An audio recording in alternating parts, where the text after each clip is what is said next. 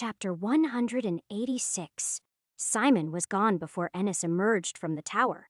But he preferred it that way. He'd done a good deed. But there was no knowing how it would all play out from this point forward. The best of intentions could still have horrible effects. And Simon didn't need all of those on his conscience. His only regret in all this was not finding out if the Viscount would have paid him or not. Simon would have bet not. But now he would never find out. Not that he needed the money, of course. It was just the principle of the thing. He had a good horse, a full purse, and overflowing saddlebags. Other than a good backpack and a book to write things down in, he was in pretty good shape. Still, the roads only got worse as he made his way to the coast, so it was good he was traveling light. Simon saw evidence of beastmen at one point. They were fresh enough that he shifted camping sites, but he never did encounter them. Civilization all but disappeared until he reached the coast. Once there, he was never out of sight of a fishing village. They dotted the coast and were never built far from the next one. Bigger cities than that took a little longer, though it took him almost a week to reach the coast, the first town of any size. Corriman took another 3 days to reach. Simon took that in stride and adjusted its position on his map. When he arrived, he took on the role of a trader waiting for his ship to come in.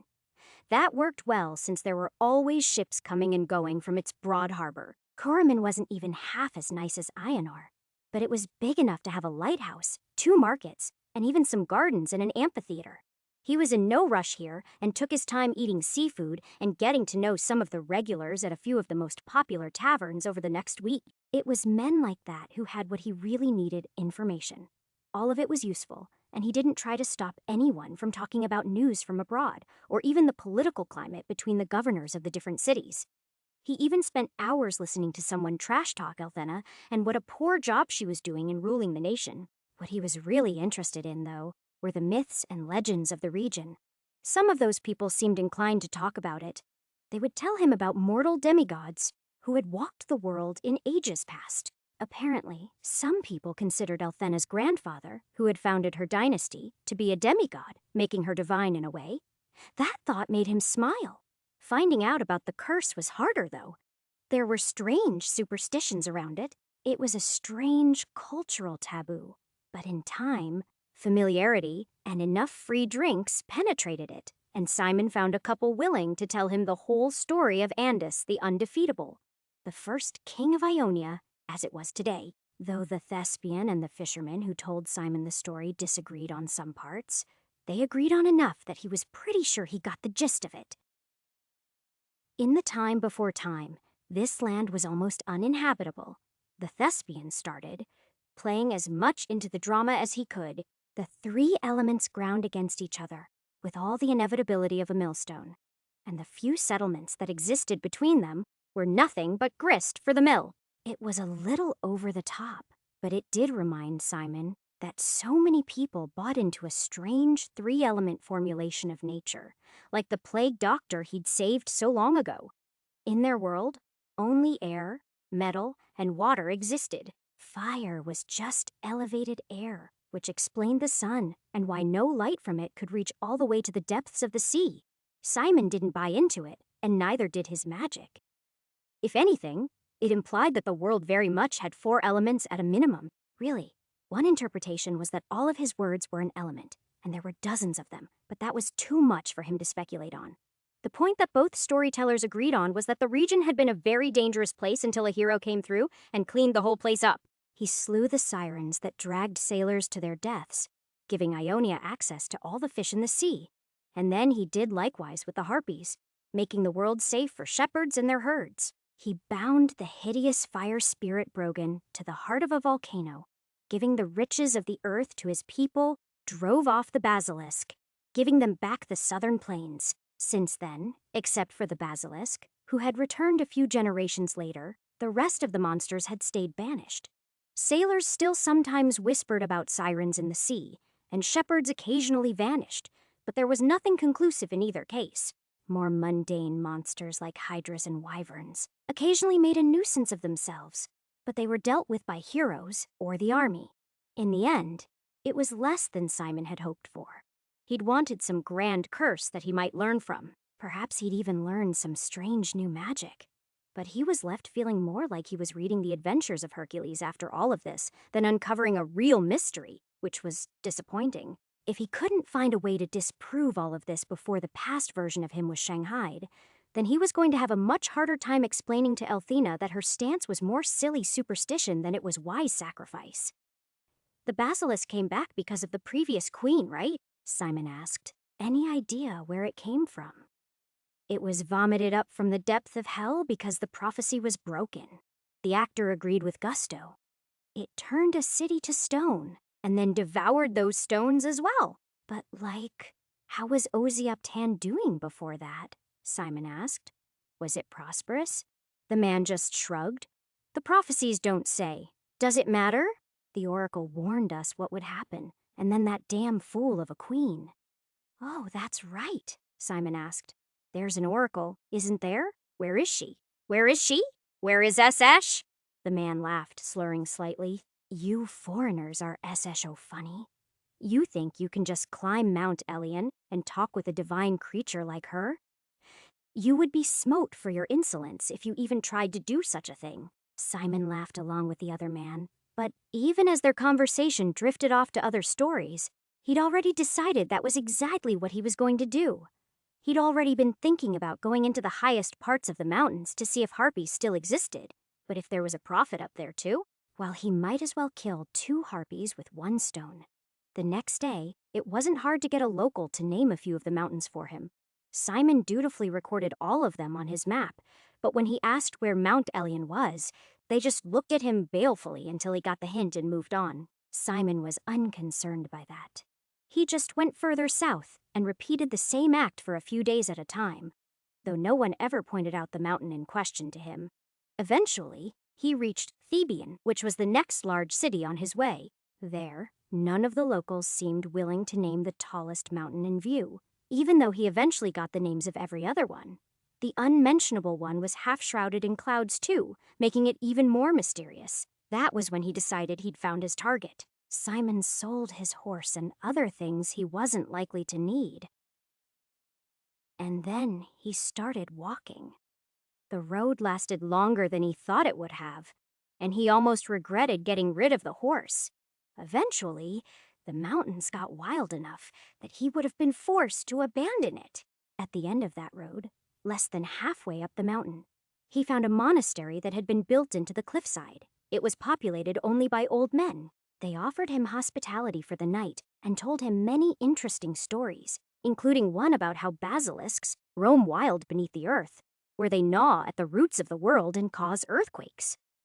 Simon doubted that was true, but he still found it interesting. He, in turn, told them the story of the Blackheart and the haunted graveyard, though he embellished it in places to make it seem more fictional. When the time finally came for them to ask him where he was traveling to and why he was so deep in the mountains, he lied, showing some of the sketches of fishermen and landscapes that he'd done since he'd bought a journal in Corman. I'm an artist and an explorer, that's all. And Ionia is not well known where I come from, so I plan to write a book on the subject. The sense of relief in a few of the men he was talking to was obvious, and Simon was very sure that if he'd admitted that he planned on visiting the oracle, they would poison him or murder him in his sleep. That didn't happen. Instead, after they tried to convince him that the Raiden Mountains were a dangerous place and that he should not trifle with them lest his body never be found, they wished him well. In the morning, he continued on his way, well rested with a full belly. It wasn't that Simon didn't believe the monks, of course. There was a reason they built their little monastery as if it were a fortress. There were clearly monsters in these hills. He was just hoping to fight them. Fortunately, in that regard, he didn't have to wait too long. The higher he rose on the mountain slopes, the more signs of beastmen he saw. He still hadn't seen a single harpy, though a couple of times when he saw vultures or condors, he thought that perhaps he had. On his 3rd night past the monastery, the goat men attacked him for the first time. He was lucky in that the wind shifted just before they attacked, and he smelled their foul musk only half a minute before they charged out of the night, screaming and braying. They had spears, but Simon very quickly realized they weren't trying to kill him with them or even fight him in hand-to-hand combat if they didn't have to. Instead, They were trying to herd him off of one of the nearby cliffs so that he would dash his own skull on the rocks before. That's a very interesting hunting tactic, Simon told himself when he figured it out, but he had no interest in obliging them. Instead, he slew 2 with his sword and then used a word of force when another 6 tried to charge him in mass, blasting them all sideways. The beastmen had an impossible sense of balance, but even they weren't prepared to be slammed past Simon and right over the edge by enemies that weren't there. He enjoyed that fight, which was good because it was repeated every couple of nights after that. He never found anything resembling a village where the beasts were coming from, but he did occasionally find bloody altars decorated with the corpses of men and, more occasionally, goblins. Once, as he rose above the tree line, he even found an altar with the remains of what had to be a harpy on it. That made him smile, and he spent his few remaining hours of daylight trying to sketch it so that he would have a better idea of what it looked like. When he was done, they looked like a real horror show in his mind, but he didn't think they'd be so tough. Even an 8-foot-tall wingspan and vicious hooked claws didn't mean much when you had hollow bones and couldn't have weighed more than 30 or 40 pounds. Well, that's one mystery solved, he said as he set off on the ridgeline, looking for a defensible place to camp. Endangered? Yes. Extinct? Probably not. As the sun set, Simon still couldn't see the peak of the mountain he was climbing. That was frustrating, but not entirely unexpected. It didn't matter. He had to be more than halfway, and soon enough, he would answer a completely different question. Chapter 187. Rock climbing was not something that Simon had spent a lot of time doing in any life, but as he got closer to the peak, he spent more and more time doing that instead of hiking. He lacked ropes and pitons, along with the skill to use them, though. So even climbing often required several attempts to find a way that was easy enough that he could do it without feeling like he was taking his life in his hands. This high up, the nights were frigid, but at least there were no more attacks. It would seem even the rugged goatmen had no interest in fighting over the barren, craggy slopes. The day before Simon finally found the temple carved high into the peak of Mount Elion, he had convinced himself that he was on a wild goose chase. He'd almost succeeded in convincing himself to turn around, but he'd been on this mountain for a week now, and pure stubbornness won out. There's no way that I'm leaving without seeing the top of this thing, he told himself often enough that it became a mantra of sorts. In time, the only thing he was grateful for was that even in the endless cloud cover that kept him from viewing the top of the mountain, there was little in the way of snow or ice. The nights were cold, but the days were still warm enough that such things didn't last long. Still, it felt like a fruitless quest, and then finally, after 6 full days, he saw it. The temple was a small thing, but it was larger and more ostentatious than it had any right to be this high up. He had no idea how the stone masons would have worked at such altitudes, or how they would have been fed. I don't even know how someone living there could be fed now, he grumbled as he admired the sheer, smooth walls, along with the decorative elements like the pillars and the dome. It was an impressive work of art. He just hoped this would become more than a sightseeing trip. Even though Simon had been able to see it for a moment, the clouds soon obscured it again, leaving him a difficult hike along a scree-choked ridgeline to get there. Still, by evening, he was scaling the last of the cliffs, and he finally arrived in the mosaic-decorated courtyard. A woman in fine white robes was there to greet him, and even as he gasped for breath, she smiled and said, "Welcome, Simon. The Oracle is expecting you. It is rare to have any guest that does not take the hidden way. You are the first in an age." For a moment, Simon almost asked how she knew his name, but the second statement answered the first. If an oracle really lives here, then knowing your name is practically a cheap party trick, he decided. So instead, he just breathed heavily while he took it all in.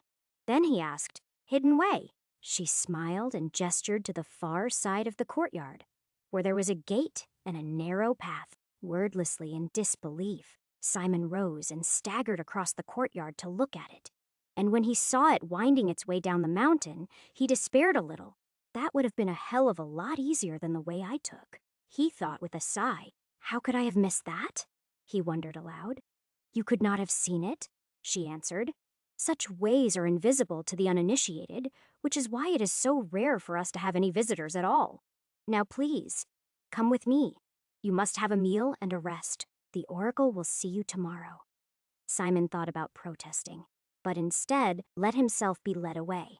He was, truthfully, completely exhausted. I probably smell like one of those goat men, too, he thought, smirking to himself. I'll bet a bucket of water and some soap would do wonders. As if the woman escorting him could read his mind, she said. After you have eaten, I will show you to the bath so you might refresh yourself. Simon boggled at that, but said nothing. He didn't have a chance. He was still trying to decide how a place this high up into the middle of nowhere could have baths when they walked into the temple, and he saw the view from the far side. It took his breath away. The temple, as he'd imagined it from a distance, was a large 2- or 3-story building carved into the mountainside and crowned by a dome. It had enough room for an altar, and perhaps some rooms for the priests and acolytes to stay. He'd been completely wrong. What he had seen was merely a gatehouse to a much larger complex. No, complex didn't do it justice. What he'd found here, far from anywhere, was a town and, in a way, its own little world. It was far from crowded, but here and there, people moved among the narrow streets, and he could see other gray-robed women in the halls of the temple complex as well. The temple was built into a volcanic caldera. At the bottom of it was a small steaming lake, which explained the constant cloud cover he'd been dealing with as he got higher. More interesting, though, were the structures and fields that ringed that lake. Around the temple entrance he just walked through was a tiny city clustered together. Most of the rest of the ring, though, was reserved for endless terraced fields. It was only the people working in the fields that gave the whole place a proper sense of scale. Every one of those barely visible dots is a person, which meant they're at least half a mile away, he thought, as he leaned on the stone rail. Awestruck by the view, the priestess said nothing. Instead, she waited patiently for him to take it in before she cleared her throat and said, "Right this way. Our guest quarters are through here." Simon spent the rest of their short walk turning those images over in his mind. How is this not a myth they tell in Iona? Why wasn't this in the Broken Tower's forbidden library? Simon was quite sure he would have read about a tiny little paradise high up in the mountains if he'd read about it anywhere.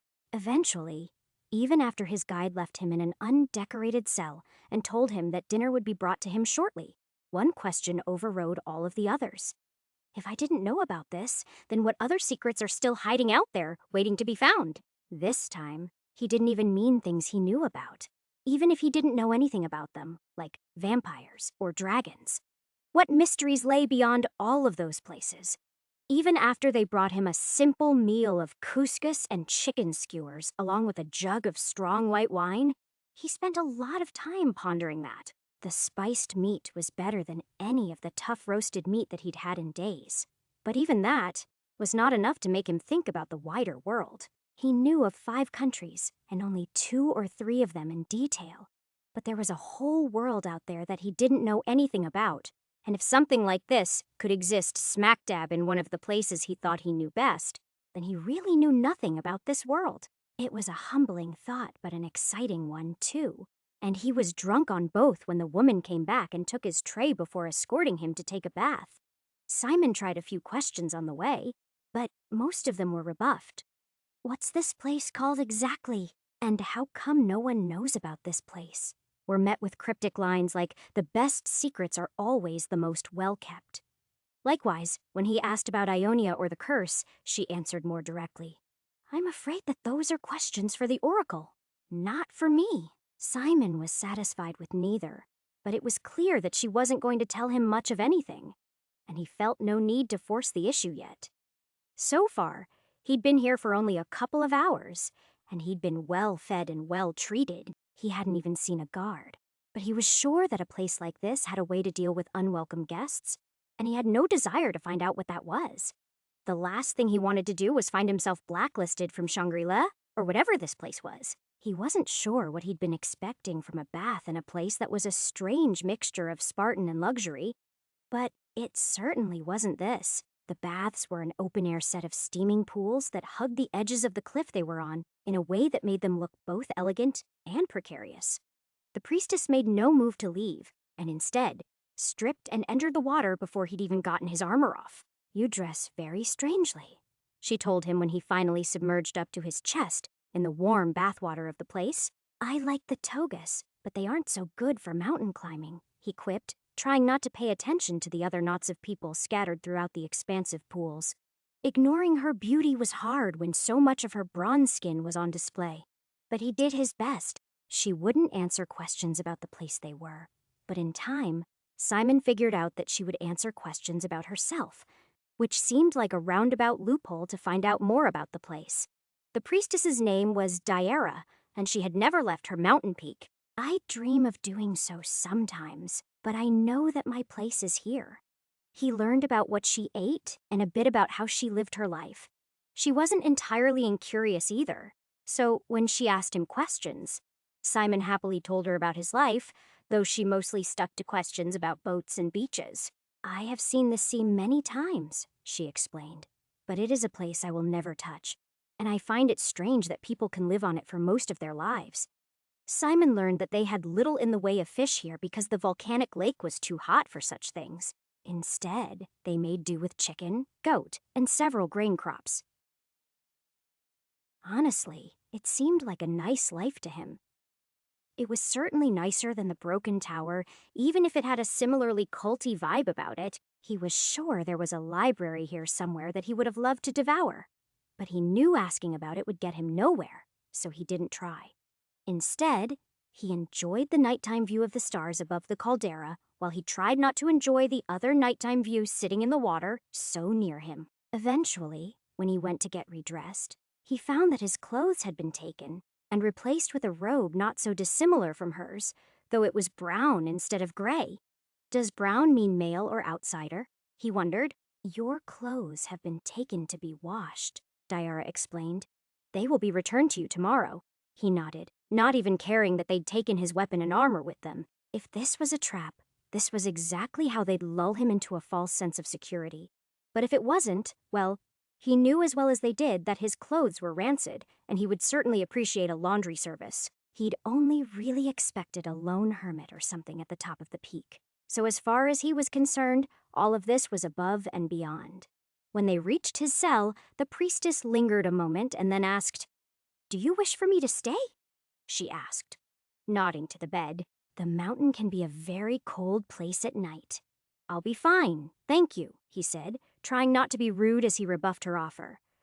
Temple prostitution wasn't his thing, no matter how good the dark-haired beauty looked naked. The only woman he had an interest in sharing his bed with right now was Elthina, and that moment was still years away if it ever came at all.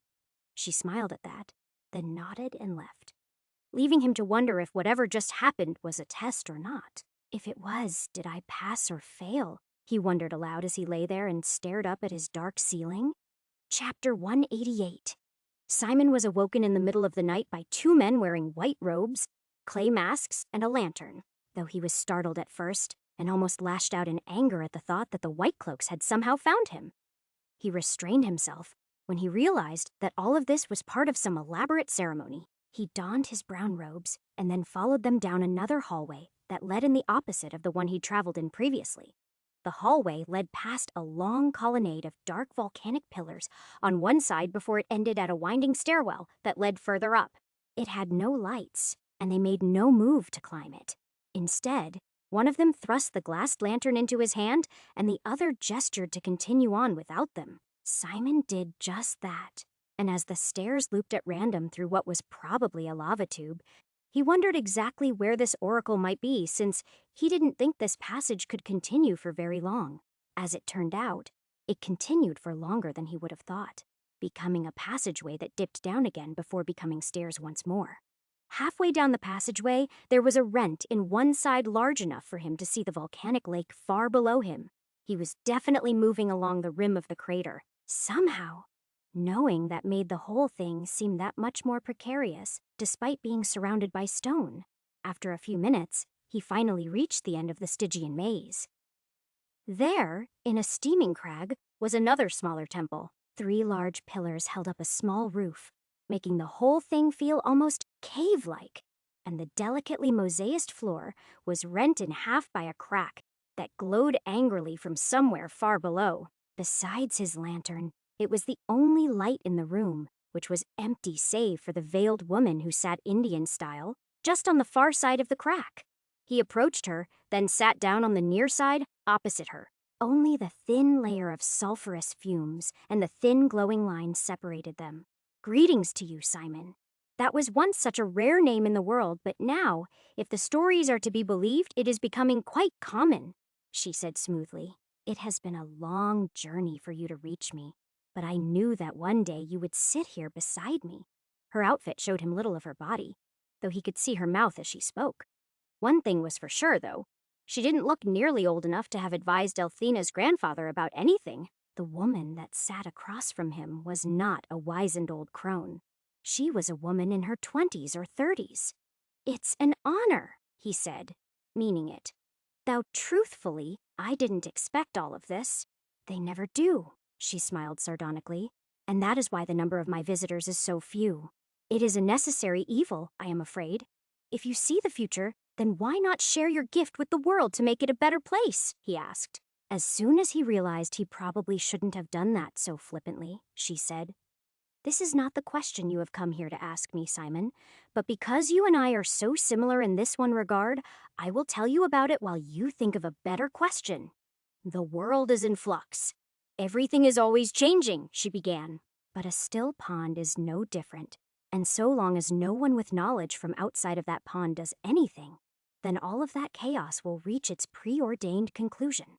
It is the natural order of things. Simon had no problem following any of that, so he stayed silent as she continued. Each time you or I touch that pond, though, we leave a ripple, don't we? If I tell a queen the answer on how to break a curse, or give a king advice on how to wage war, then that will ripple out until the whole world is changed, and I must wait for the waters to still before I can again be sure of what is true. It is a slow process. To change things every day would render the picture muddy and incomplete. It is better to make one certain change than a dozen guesses, don't you find? Simon found himself flabbergasted by the oracle's words. This was a conversation that he never thought it would even be possible to have with anyone except for Helades. But this strange woman was laying things bare in a way that was practically impossible. I think we both know that my mere existence makes those waters ripple, he answered. Uncertainly. This is true, she agreed. Sometimes you make large waves and other times you make small ones. But you are always an element of uncertainty that changes things. I would be the same way if I were to descend from this mountain and try to save the world as you suggested, and that would do no one any good. It is far better if I do nothing at all and wait for the world to come to me when they feel like it is necessary. Simon wanted to say a million things there, but he ruthlessly suppressed all of them. The last thing he needed was to accidentally ask another stupid question. Are you saying I should do nothing at all? What do you think I should do then? How would you handle this? Are you a goddess? All of those were questions that might waste this opportunity, and he had no wish to do that. Truthfully, he hadn't expected to find a true oracle, and if he did, he'd planned to ask them about Iona's supposed curse, but that seemed like almost a waste now. He needed to think bigger. What can I do to save the most people? He asked finally. How can I make the world a better place? That is as noble a goal as it is impossible, she answered with another smile. The gods tried, but where are they now? If another leader sat in front of me, I might tell them the only way was magic.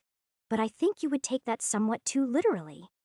Let us try another answer instead. Most are too fragile for an approach like this, but you've been through much and might appreciate a new perspective. The oracle reached across the line that divided them and took his head in both of her hands. Then she whispered, Breathe deeply and know that no matter how frightening it gets, I will catch you when you fall. Simon wondered what any of that meant, but as she pulled his face down into the hot volcanic gases, he did as she instructed. The result was overwhelming. No, overwhelming was the wrong word. 1 second, Simon felt like he was breathing poison, and the next, he was melting. His mind was gone. It slipped free of the mysterious woman's fingertips, and it plummeted down through the crack into the glowing hellscapes beyond. 1 second, he was alive in the real world, but now he was on fire, descending lower and lower. First, those fires were merely literal flames and fountains of magma, but somewhere past that, he slipped into literal hell. There, he fell past legions of souls being tormented, and consumed in an infinite variety of depravity that was somehow appropriate to the terrible lives the victims have lived. The whole universe is powered by pain, a familiar-looking demon assured him as Simon fell by. Sooner or later, we all burn. We have to. Or all the stars would go out. He's right, Helade said, appearing beside him. That's why I have to keep shoveling garbage like you into the pit. The pit! As soon as Simon's dissolved mind heard those words, things started to restructure. I can't be in hell.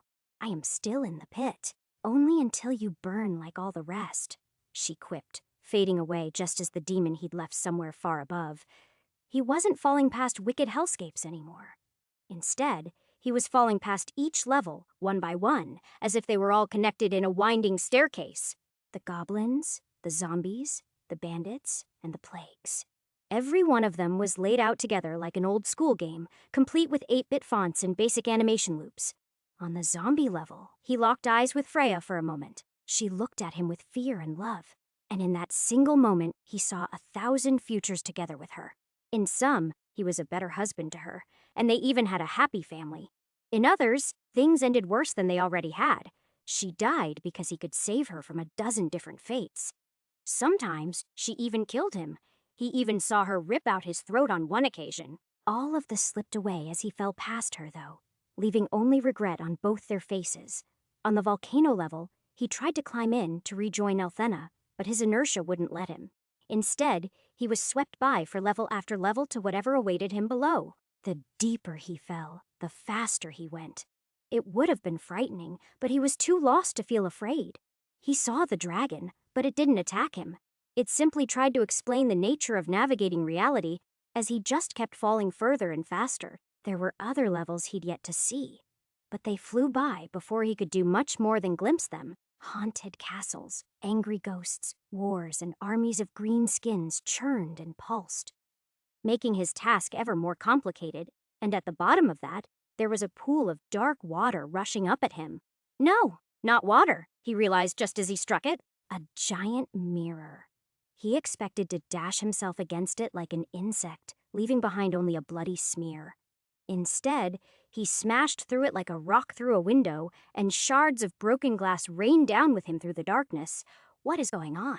Simon yelled out into the dark, trying and failing to remember how he'd gotten into such a surreal moment. Somewhere far below him, the globe of the world was starting to resolve below him. It was a massive place, with islands and continents he'd never glimpsed before. From here, he could only really make out the distinctive peninsula and cluster of islands that were Ionia. But as he fell, he was able to make out more and more familiar details. Simon ignored them in favor of the unfamiliar ones at the edge of his map until the mirror shards distracted him. No one answered, but all the different pieces of mirrors suddenly lit up in that familiar glowing blue writing. Each of them tried to answer his question, but every answer was different, and he didn't know which one was correct. This is the bottom of the pit. You have beaten the game. Congratulations. I'm sorry, Simon. Your princess is in another castle. You have run out of lives, and your game is over. Please press any key to continue. This is nothing but a bad dream. Simply wake up to end it. I'm sorry. I do not understand the question. It was that last one that was most familiar to Simon.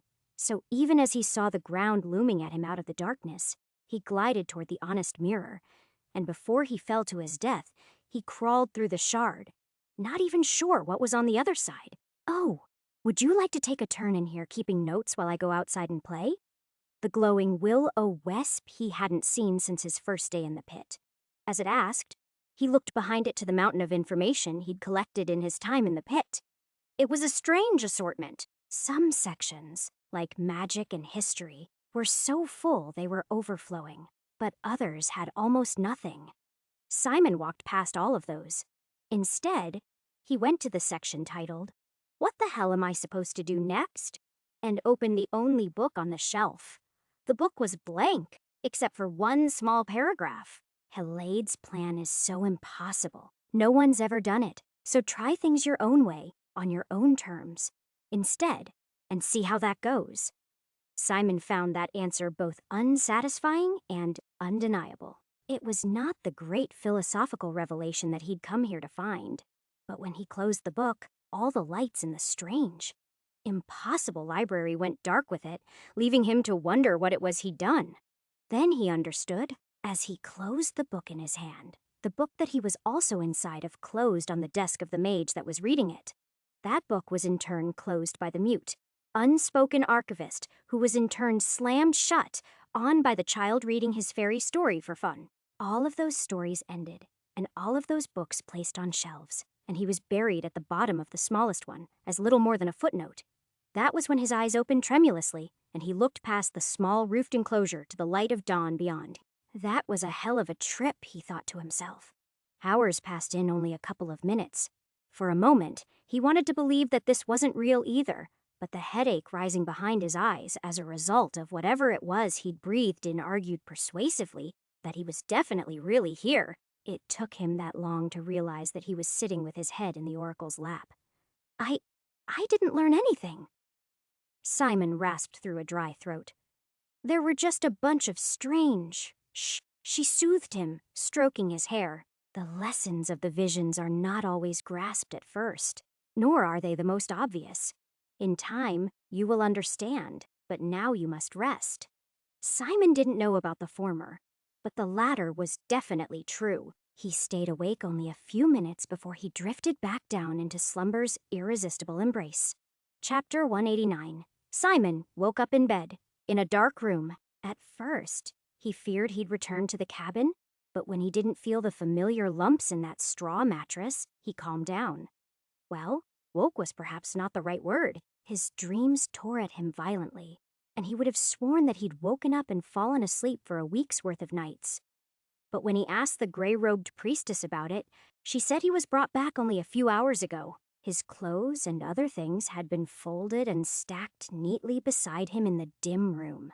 Part of him felt like what had happened last night was just a dream, but he knew that it wasn't. Even without the headache, he would have known that. Food was brought to him evenings and mornings by Diara, and when he asked her how long he was supposed to stay there, she just smiled patiently before explaining.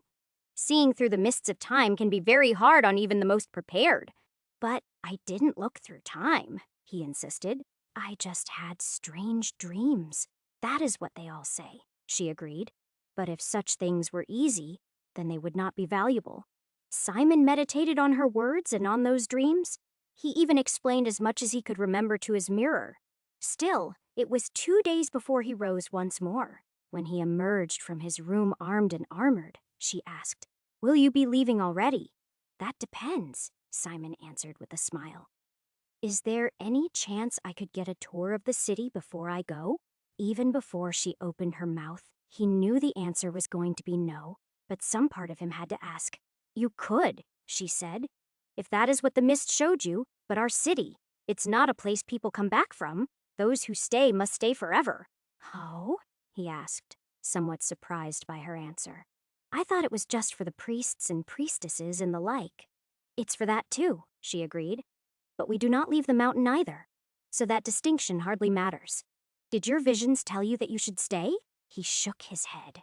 "Maybe they told me I should take one more bath with you," he told himself, but he didn't say any of that out loud. Instead, he thanked her for her time and hospitality. And then, with one last look at the stunning Caldera city, he started traveling down the mountain. Just as he'd suspected when he'd first seen the narrow trail, it was a dozen times easier to traverse than the trail he'd blazed. It had taken him over a week to climb up the mountain. But he was only forced to sleep a single night under an overhang on the way down, and the weather slowly got warmer approached the ground. The trail was never wide, and sometimes it was damaged by beastmen activity or landslides. It was never perfect, but it was 1,000 times better than sheer cliff faces and gravel-strewn slopes. Most of the way, his view was obscured by the same clouds that had plagued him on the way up the mountain. There were occasions where he got glimpses of the wider landscape, though, and they were enough to make him understand Diara's fascination with the sea. Even in those foggy glimpses, it appeared endless from here, and save for the occasional island, it probably was. I could get enough money together to buy a ship and outfit properly, he told himself. There's a whole world out there just waiting to be explored. While his fume-powered visions had given him some hint of what lay out there, those could in no way be trusted. Still, he longed to test them, if only to understand everything else he saw that much better. The way down ended not so far from where he started, near the monastery that he'd spent the night at, making him feel stupid. He'd read their interest in his destination as protectiveness of it, but in reality, if he'd simply confessed where he was going, they probably would have sent him here. Well, they would have tested me and sent me here if they'd found me worthy, Simon decided. If they'd found me unworthy, they still probably would have killed me. After a couple days of reflection, Simon felt like he had a wider view of what it was he was doing. He felt like he could see the outlines of all of this in broad strokes, even if he had trouble putting it into words. Even without that, though, this would have been worth it. If only for the beauty of the trip, and he made several sketches that he wanted to try to turn into proper paintings one day when he had the time and the skill. Once he reached Thebian again, though, he had some hard choices to make. He had years to waste yet, and he no longer knew what he should do with them. He'd planned to solve a curse for Althena as a sort of wedding present, but he had found no real evidence that it existed. Indeed, now that he'd seen the oracle, he wouldn't be surprised to know that the whole thing had been made up by her grandfather after he'd come down that mountain, or been rewritten by someone after the fact. None of that helped him. I suppose I could just make up a new prophecy and try to spread it around, he told himself while walking through the market the day he arrived as he tried to put all of this together. Some theatrics here. Maybe an ancient carved tablet there. I could probably make it happen. Still, it seemed like an awful lot of hassle just to get back together with a woman, and he wasn't sure making up a new religion for the region just to make things work with her was the right idea. So, undecided, he continued further down the coast. This time, he was on foot, though he was tempted to get another mule just for old time's sake. Bandits accosted him once, a week north of Ionar, but they scattered when he took the hand of their leader in a duel. The man screamed bloody murder, even as Simon helped him tie off the stump with a leather thong. Losing a hand is an appropriate punishment for theft, he said, unperturbed when the man asked him why he didn't kill him outright. But murder would not be. The man seemed confused by that, but he was even more confused by what Simon said next. The sad part is I could reattach your hand, but you just keep using it to make the world even worse than it already is. It is no crime to steal when you are hungry, the man shot back, basically agreeing with Simon. He used a word of lesser healing to stop the bleeding and ease the pain for that honesty at least. If you must steal, then steal from those who have stolen from others, or else from the sea, not your fellow man, he said, rising and continuing on to leave the maimed bandit to his fate. He took his time walking down the coast to consider what it was he wanted to do. He'd already done medicine and research. Art might be fun, but then again, fighting the Viscount had been a wonderful time. On some level, the idea of leading an armed insurrection appealed to him the most. Being a rebel was fun. Hell, even running Crovar until he'd been assassinated had been enjoyable. He was pretty sure that he could have made that whole area better with a few more years of work. In the end, Simon took up the hammer again in the little village of Alvin's Narrows, which was close enough to Ionar that he could see the volcano and ships leaving the port. This wasn't by choice so much as happenstance. He was walking through the half-abandoned place when he saw a dozen men crowded around a blacksmith shop that had seen better days. He decided to take a look and quickly found the problem. A medium-sized merchant ship had damaged their rudder just enough that they were unlikely to make it past the rocks into Ionar's harbor. But the village blacksmith had died years before, so they were trying and failing to do it themselves. Simon watched the sailors take turns trying to hammer the brass fitting into shape, making it worse and worse until it finally cracked. Eventually, he volunteered to do it himself. "You?" One man laughed. "Look at those soft hands. Are you an artist? A scholar?"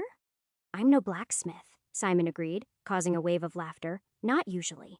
But I spent years at the forge in my youth, which is probably more than all you lot put together, isn't it?" "What's your price, then?" the merchant asked testily. "The red wine I carry from the north is in no hurry, but some of my other goods are perishable. and I aim to be on my way. For me, nothing, Simon answered with a shrug. But for the people of this little town, how about you throw a proper feast? Food, drink, the works. You know, as gratitude for their assistance to you in their time of need. A feast? He asked, growing red in the face, but that could cost a fortune with what I am carrying. Simon shrugged, setting the two halves of the broken rudder strap back down. That's fine. Good luck on the remainder of your voyage. But I'll pay you in gold, the portly man said. We can work this out. I already have gold, Simon answered, jingling his own purse, and a strong sword arm to go with it. I was just going to do this out of the goodness in my heart, but I can see you have no goodness in yours. Simon only got a dozen steps away before the man caved, and a cheer went up among the sailors. Simon let them go to their tasks while he got the ramshackle forge back in some kind of order. Then, after he fetched some driftwood, he got to work. The villagers came up to him, wondering what he was doing, but Simon just smiled. Just getting you guys a good dinner out of the deal. There is nothing wrong with that, right?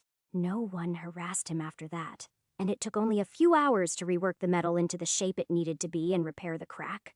He didn't deliver the work until the evening, when the pig was roasting and the wine was flowing. Though he even rowed out to the ship with the quartermaster, reattached it, and restrung the steering ropes while everyone else celebrated. Afterward, he joined them but didn't get drunk. After he'd flashed his own wealth to make a point that would have been more than stupid. Instead, he socialized with the locals and the sailors and learned a little more about what was going on in the area.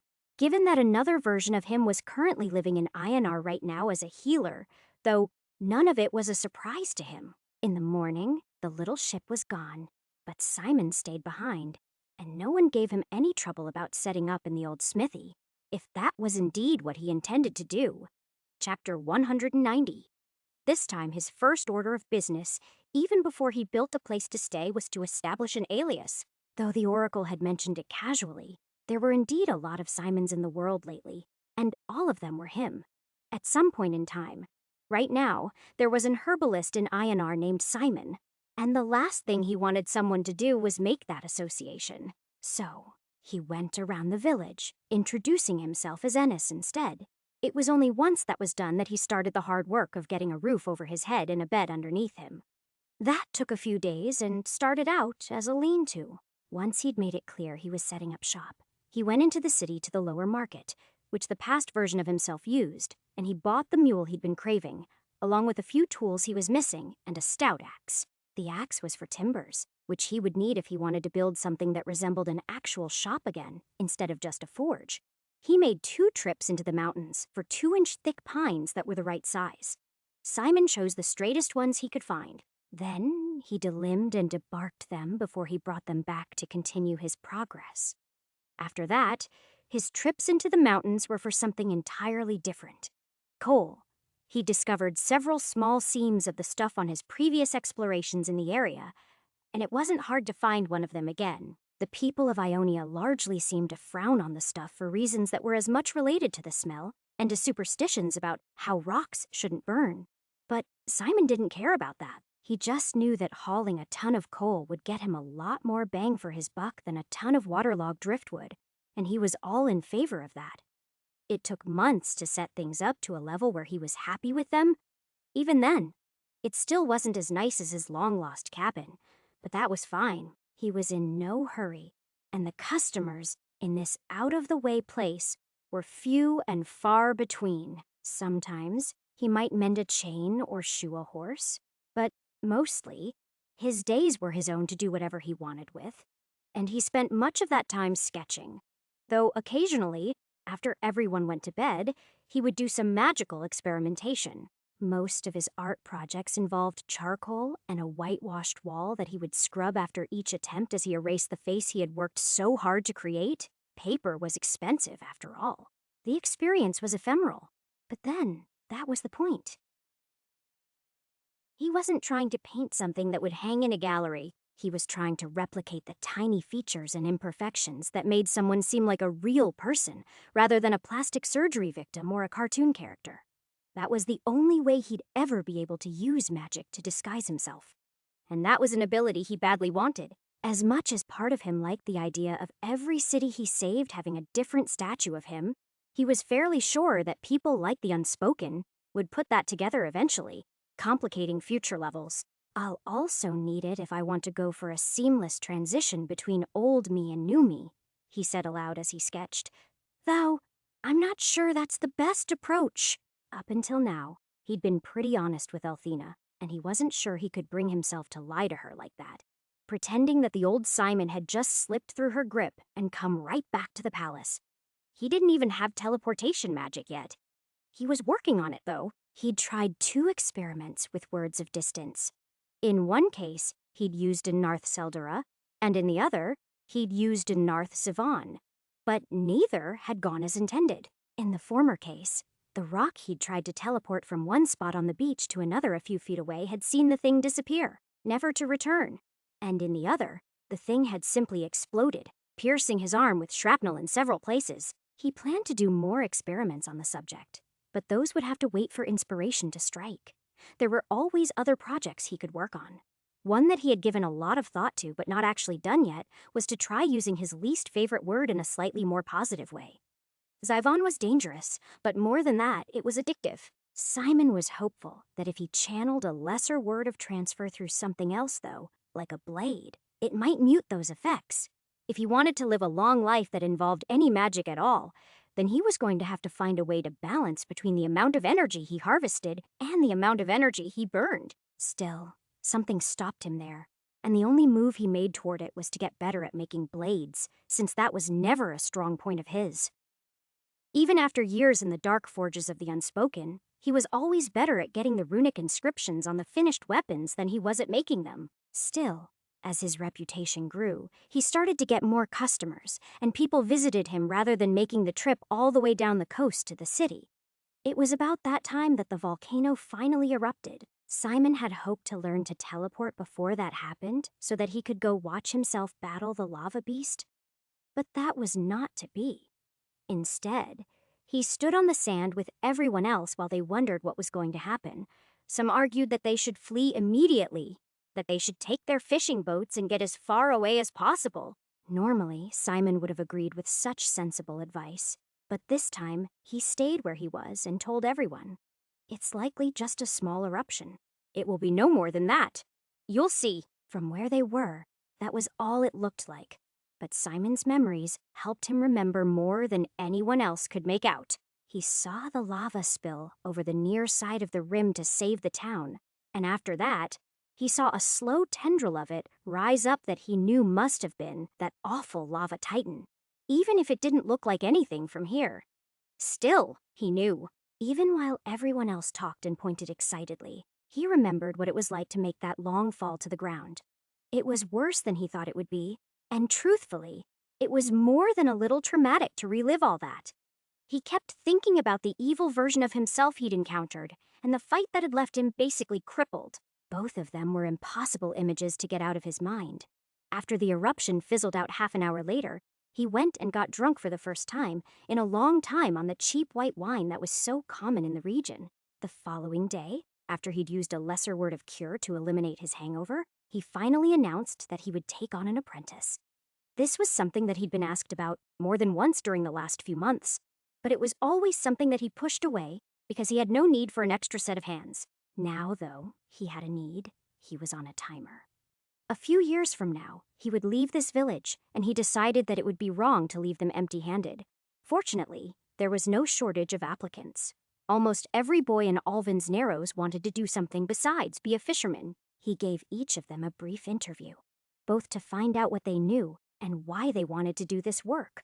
Most answered with some version of, I want to learn a skill so that I can leave this tiny nowhere place and go somewhere important like Ayanar. All of those boys ruled themselves out immediately without knowing it.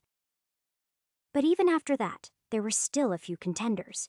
Simon eventually went with a boy named Nico, who was a good choice both because of his powerful build and because he wanted to learn a skill so that he could provide for his widowed mother. Both of those were excellent reasons to take the time to teach him how hot the fires needed to be and the skills he'd need to be successful.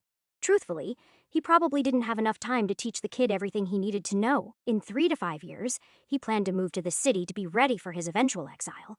But that would still be enough to give the kid the basics. He also added swordplay to the kid's curriculum, just because it was always a good skill to have. This close to Ionar, there was never likely to be any trouble. But even so, the strong needed to protect the weak, and he had no doubt that a few years swinging a hammer would turn Nico into the strongest young man for miles around. Most of the time, he helped Simon with other smaller things, like going into the upper hills of the Raiden Mountains to fetch more coal. Other times, when Simon didn't have a job for the boy to watch or help with, he would send him off to fish for their supper while he sketched or planned. The most welcome part of this life so far was that he'd entirely gotten over his aversion to seafood. It had been so long since he'd had it that he'd actually missed it. And once he got his hands on salt and citrus fruits, he was able to make some amazing things in his tiny, barely functional kitchen. It was at dinner time that Nico would ask him the most questions. Those started off with questions about blacksmithing, but usually ended up with some story about one of Simon's adventures, or some physical principle that was largely unknown to even the educated of this world. He taught the boy bits about herbalism, and eventually he even taught him to read, though Nico showed zero interest in it. "Why should I read a book when I can just ask you?" He laughed. "You know everything, and I don't even know how you do it." "There's lots of things I have yet to learn, and some things I have already forgotten," Simon admitted. "No one can know everything. I don't know how to mend a net or fish with one. I don't know how to build with stone, or even how to paint." "Your drawings are very good," the boy insisted. "You could paint if you wanted to. I think you just like drawing in the soot too much." That at least made Simon smile. He'd grown to love the ease of his medium. Though he would have preferred to use paper, the way he could blend charcoal together really had become a form of painting to him. That was what allowed him to get past the lines he'd been hung up on for so long and into the shapes and values of images. He hadn't yet tried to remake his face in disguise, but he planned to when he left the city, though he hoped to find a leaper or a cripple to practice on first. It would be a fair trade. He'd find someone to fix, and in the process, he would be sure he wasn't about to turn himself into a hideous freak. Everyone would win. Chapter 191. While the volcanic eruption made it pretty easy to know where he was in the timeline, Simon was surprised how quickly things got back to normal. People still talked about it in the days and weeks after it had happened. And there was a resurgence of interest after that when there were whispers that a brave hero had died fighting a terrible stone giant. After that, though, things calmed down surprisingly quickly. Life, it would seem, went on, as long as the world was in no immediate danger of ending.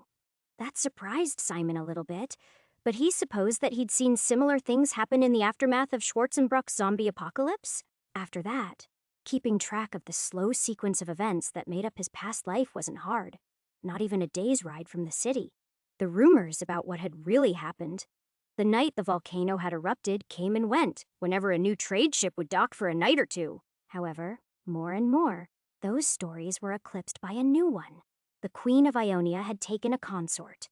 If rumors were to be believed, he was an ugly foreigner, but most doubted that could possibly be the case for someone as radiant and dignified as the Queen. Sometime after that, Simon started making monthly trips to the city just to try to catch a glimpse of himself. He even used stealth and a little magic to climb the palace walls a few times and just watched his own recovery. It was an interesting sensation, and he wondered what would happen if he took out the past version of himself. That would be a paradox for sure, his brain told him. He believed it mostly too, but with magic in play, he honestly had no idea. I'm not him, right? I mean, he was me, but he died, and I'm me now. So if he ceased to exist, nothing about me would change, but the future of this level certainly would. He obviously had no intention of killing himself, but as a thought experiment, it crept into his mind again and again when he observed himself in the garden or the library as past Simon made his slow recovery. It was only when he saw himself with Althena that those positive memories pushed aside his darker thoughts. Still, all of that came to an end when the war started. Simon knew that little would come of it beyond the spread of disease, but during that time, the normally lax atmosphere around the palace transformed, and sneaking in without killing one or two people became effectively impossible. Past me would probably notice if future me started dropping bodies. He told himself one day as he walked back to Alvin's Narrows with his mule, which was heavily loaded with the various supplies he'd purchased on this trip. But would that cause a paradox? How much can I change the circumstances of past me before future me ceases to exist, if it even really works like that? What do you think? Daisy too. The mule, of course, had no answers. Really, he should probably do an experiment to figure this out. But he had no idea how to do something like that without causing catastrophic consequences if he was wrong. Do I bring someone else through a portal with me, solve a level, and then kill them in the past to see how that ripples out through the future? As the plague started to sweep across the region, he thought about this more and more, as well as the idea that some other version of himself might be watching him, even as he watched himself now. Really, though, all of those thoughts were just to keep himself from worrying about his impending reunion with Althena. It was something that he'd yearned for decades now, and day by day, it was getting closer. Of course, that also meant that his time in his sleepy little village was coming to an end, which was sad in its own way. Simon had worked hard to make sure that no one died as the plague swept through it. It had a wise woman, of course, who was good with herbs, but under her treatments, a few older people had almost passed away.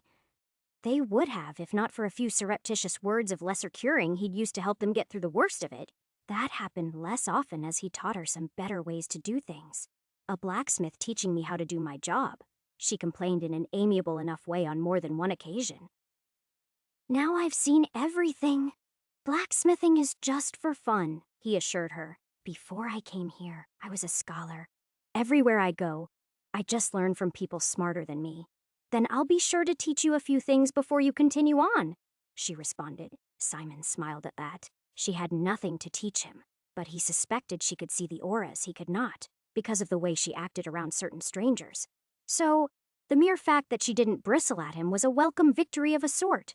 The only person that Simon would miss in all of this was Nico. He was growing up to be a fine young man, and the fact that he'd practically run the blacksmith shop while Simon had tended to the sick had been a good sign for the things ahead.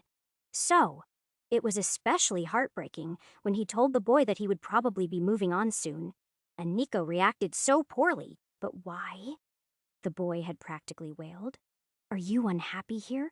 Did I do something wrong? It is not about that, Simon said. I love it here, but soon it will be time for me to move on. I'll go with you, Master Ennis, Nico volunteered immediately. They both knew that was impossible, of course. He had his mother to think of, but even as Simon worked through those messy emotions, he realized that he'd come to look on the boy as a son, more than an apprentice after the years Simon had spent training him. It hurt him more than he would have thought to discover that. Even as he tried to cut the only bond he'd had like this since his time with Gregor so long ago. I'll be in Ionar for a while at least before I leave the region, Simon promised his apprentice. So it's not like I'll just disappear. I'll still visit now and then, and just think you'll finally have all of this to yourself, just like we talked about. I'd rather work for you even if I make less money, the boy sighed. The conversation wasn't finished that night or even that week, but eventually, the boy grudgingly accepted the reality of the situation. Things weren't the same between them after that. But despite the increased distance, Nico still hugged Simon when he finally went to leave the following week. Thank you, he whispered, for everything. Simon smiled at that, but kept the tears in his eyes until he was well down the beach. He left the boy pretty much everything. The only things he'd taken when him were a few blades, his armor, and a backpack full of his most important possessions. He'd never actually gotten around to making a magic blade, like the vampiric sword he'd designed. But he probably wouldn't need one anyway. Everything else, including most of his ready cash, he'd left to the boy. He wouldn't need more than money for a room with a view of the harbor for a few weeks, after all.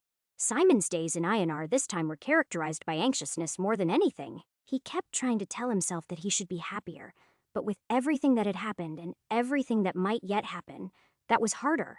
His mind just kept going in circles about two twin mysteries, time and relationships. How can I live my strange life without screwing everything up for me and the ones I love? He asked himself. He didn't have an answer. Instead, all he could do to distract himself was sketch pictures of ships coming into the harbor while he waited for one specific ship to indicate that Althena was about to send him off and out of her life forever. The place he picked to keep a lookout for that, at least, was beautiful. Ayanar was a shining work of art as much as it was a place. And from where he was staying in the upper city, he could see the lower city, the beautiful harbor, and the steady parade of trade that was the place's lifeblood as it came and went. In that time, he experimented with small magical alterations to his features. He gave himself the touch of gray that his doppelganger had, and he toyed with a few of the more visible scars he could remember with the words of lesser flesh shaping. It worked better than he expected. Honestly, they looked pretty similar, at least as far as his memory went, but in the end, he decided to remove them. I'm not going to lie to her, he told himself. Not about this or about anything else. That's not how we fix this. Nearly a month after he arrived in town, he saw a familiar ship docked near the breakwater. He hadn't seen Thebla in a long time, but he recognized her instantly, even from this distance, so high above the harbor. There was just something about a ship you'd spent time on that made it stand out from all the other boats docked around it. From that point on, Simon was up before dawn every morning, watching and waiting to see if this was the night that he was sent away. For 4 days and nights, his vigil went unrewarded, but on the 5th, he noted a man wrapped in a carpet being bundled off to the lower city on the back of his own donkey. It was an interesting scene, and when he looked up, he saw a teary-eyed queen standing on her balcony on the 3rd floor, watching as he was led away. "Daisy, how could you do me like this?" he whispered to himself, using the gallows humor to shield himself from the darker emotions that seeing Elthina like that inspired. As soon as the sailors were out of the gate and heading down the main avenue, Simon took advantage of the dim light to vault the wall in an area that he already knew wasn't well guarded. From there, he stole quickly and quietly along the deserted pre-dawn hallways as he made his way to the Queen's chambers. Once, he almost ran into a servant on a blind corner, but the maid apologized and bowed. "I'm so sorry, Mr. Simon, sir," she apologized, but he waved her off.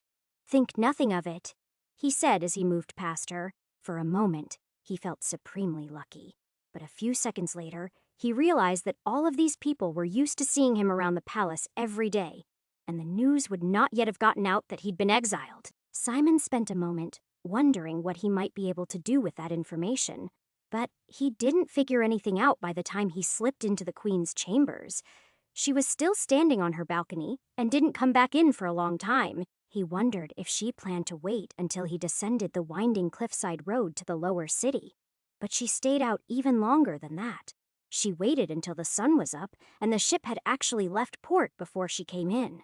It was a gesture he found more than a little touching. In that time, servants came in twice, bringing her breakfast the first time and a message the second time.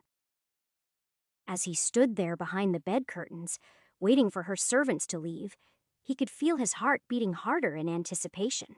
He'd imagined this moment 1,000 times, and even though it was going just as well as he could have hoped, he was still incredibly nervous. "Guess who?" he asked in a gentle tone, trying not to startle her too badly. He needn't have worried. The woman barely reacted at all. "Of course, it's you, Simon. Who else would it be? I thought you would do something like this," she sighed, not bothering to turn around and look at him. "Sit down, Simon. Let's talk." Chapter 192. I told the sailors not to untie you lest you.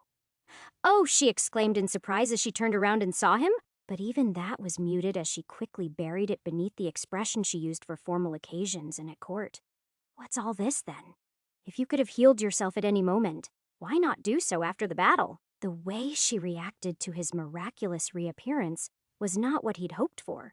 Even anger would have been better than the weariness she greeted him with. He was disappointed that she wasn't surprised by his reappearance, but he was a little pleased at the astonishment he saw flicker across her face as she took in his current appearance. That, at least, was something. "It's not as simple as all that," he explained, resisting the urge to move to her. Her body language was very clearly telling him to stay the hell away. A lot has happened since I last saw you, an awful lot. It's been less than 8 hours since you shared my bed," she remarked, smiling sadly as she approached him, and sat on the corner of the bed farthest from him. "How much could have happened in one night?" "Well, you turned my whole world upside down last night," Simon reminded her. "When you bundled me off on that ship, I was distraught. I'm sorry about that, she said. I won't defend or explain my actions, though. You know exactly why. I do. I'm not asking you to. I'm just explaining things, he interrupted. We've always been honest with each other, haven't we? We have, she agreed, relaxing slightly. What has been 8 hours for you was nearly 50 years for me, he said, forcing the words out of his mouth, even though part of him suspected that saying them was a terrible mistake. I've lived whole lifetimes, and I've spent all that time missing you. Simon didn't explain every last detail. He didn't tell her how a vampire had killed him, or that he'd bitten off his tongue in an insane pact with a crazy cult to unlock more secrets of the universe. Instead, he told her the broad strokes. He told her how he died and started over, spent some time studying in some strange places. When he reached his discussion of the Oracle, that piqued her interest. I've never been, she confessed, but I always wanted to. Please, tell me everything you saw. It was a tangent from what he wanted to talk about, but it was also the first time she looked at him with wonder instead of dread. So he decided it was a worthwhile one. He told her about his whole trip, starting at the base of the mountain. He told her about his battles with the beastmen and the strange harpy skeleton he found. He even mentioned how he almost gave up because of the endless clouds before he finally found the tiny utopia that he described in intimate detail. And between his description of his time with the Oracle and her prophecies and the Queen's questions, the two of them were still sitting there when one of the Queen's handmaids arrived and asked where she wanted to have her midday meal. The woman expressed surprise that Simon was there as well. I was told he wouldn't be, she started to say, but the Queen waved her off. It is fine, Elthina answered. You may bring lunch here for both of us. The maid nodded and left. But even that small interruption disrupted the rapport that they'd been rebuilding. What you say is fantastical, of course, but I'm still inclined to believe you, she said, suddenly cold again. But you have to realize this changes nothing, don't you? It changes everything, he insisted. But she only shook her head sadly at that. The prophecy. She started to answer, but Simon cut her off before she could even get the word out. Damn the prophecy, he raged, making her pull away a bit. Your nation has a damn oracle. Why not simply go to her and ask her what you should do? She'll tell you there's no such thing. It's not as simple as you make it out to be, Elthina sighed. Look, I know it is a long way, but I told you about the hidden way, Simon countered. If I went with you, we could be there and back in less than a week. I'm sure of it. That's not what I mean, she shook her head. It would be selfish of me to use the oracle like this. Why? Simon asked, exasperated. He wanted to tell her that she was being incredibly selfish already, but he bit his tongue on that and waited for what he hoped was a better answer. Because no person, not even the Queen, can visit the oracle more than once, she said in a disappointed tone. What if someday there is a great calamity, and I need to seek out her wisdom, but I've already used that boon up on my own romantic prospects? What a terrible ruler I would be then. Calamity? He asked. You've already dealt with a war and a plague on your own? What terrible fate do you think could befall you, Ionia, that you couldn't handle? Well, what if the basilisk? I already killed that monster, he said, only barely managing not to yell. Well, it hasn't happened yet, but it is going to.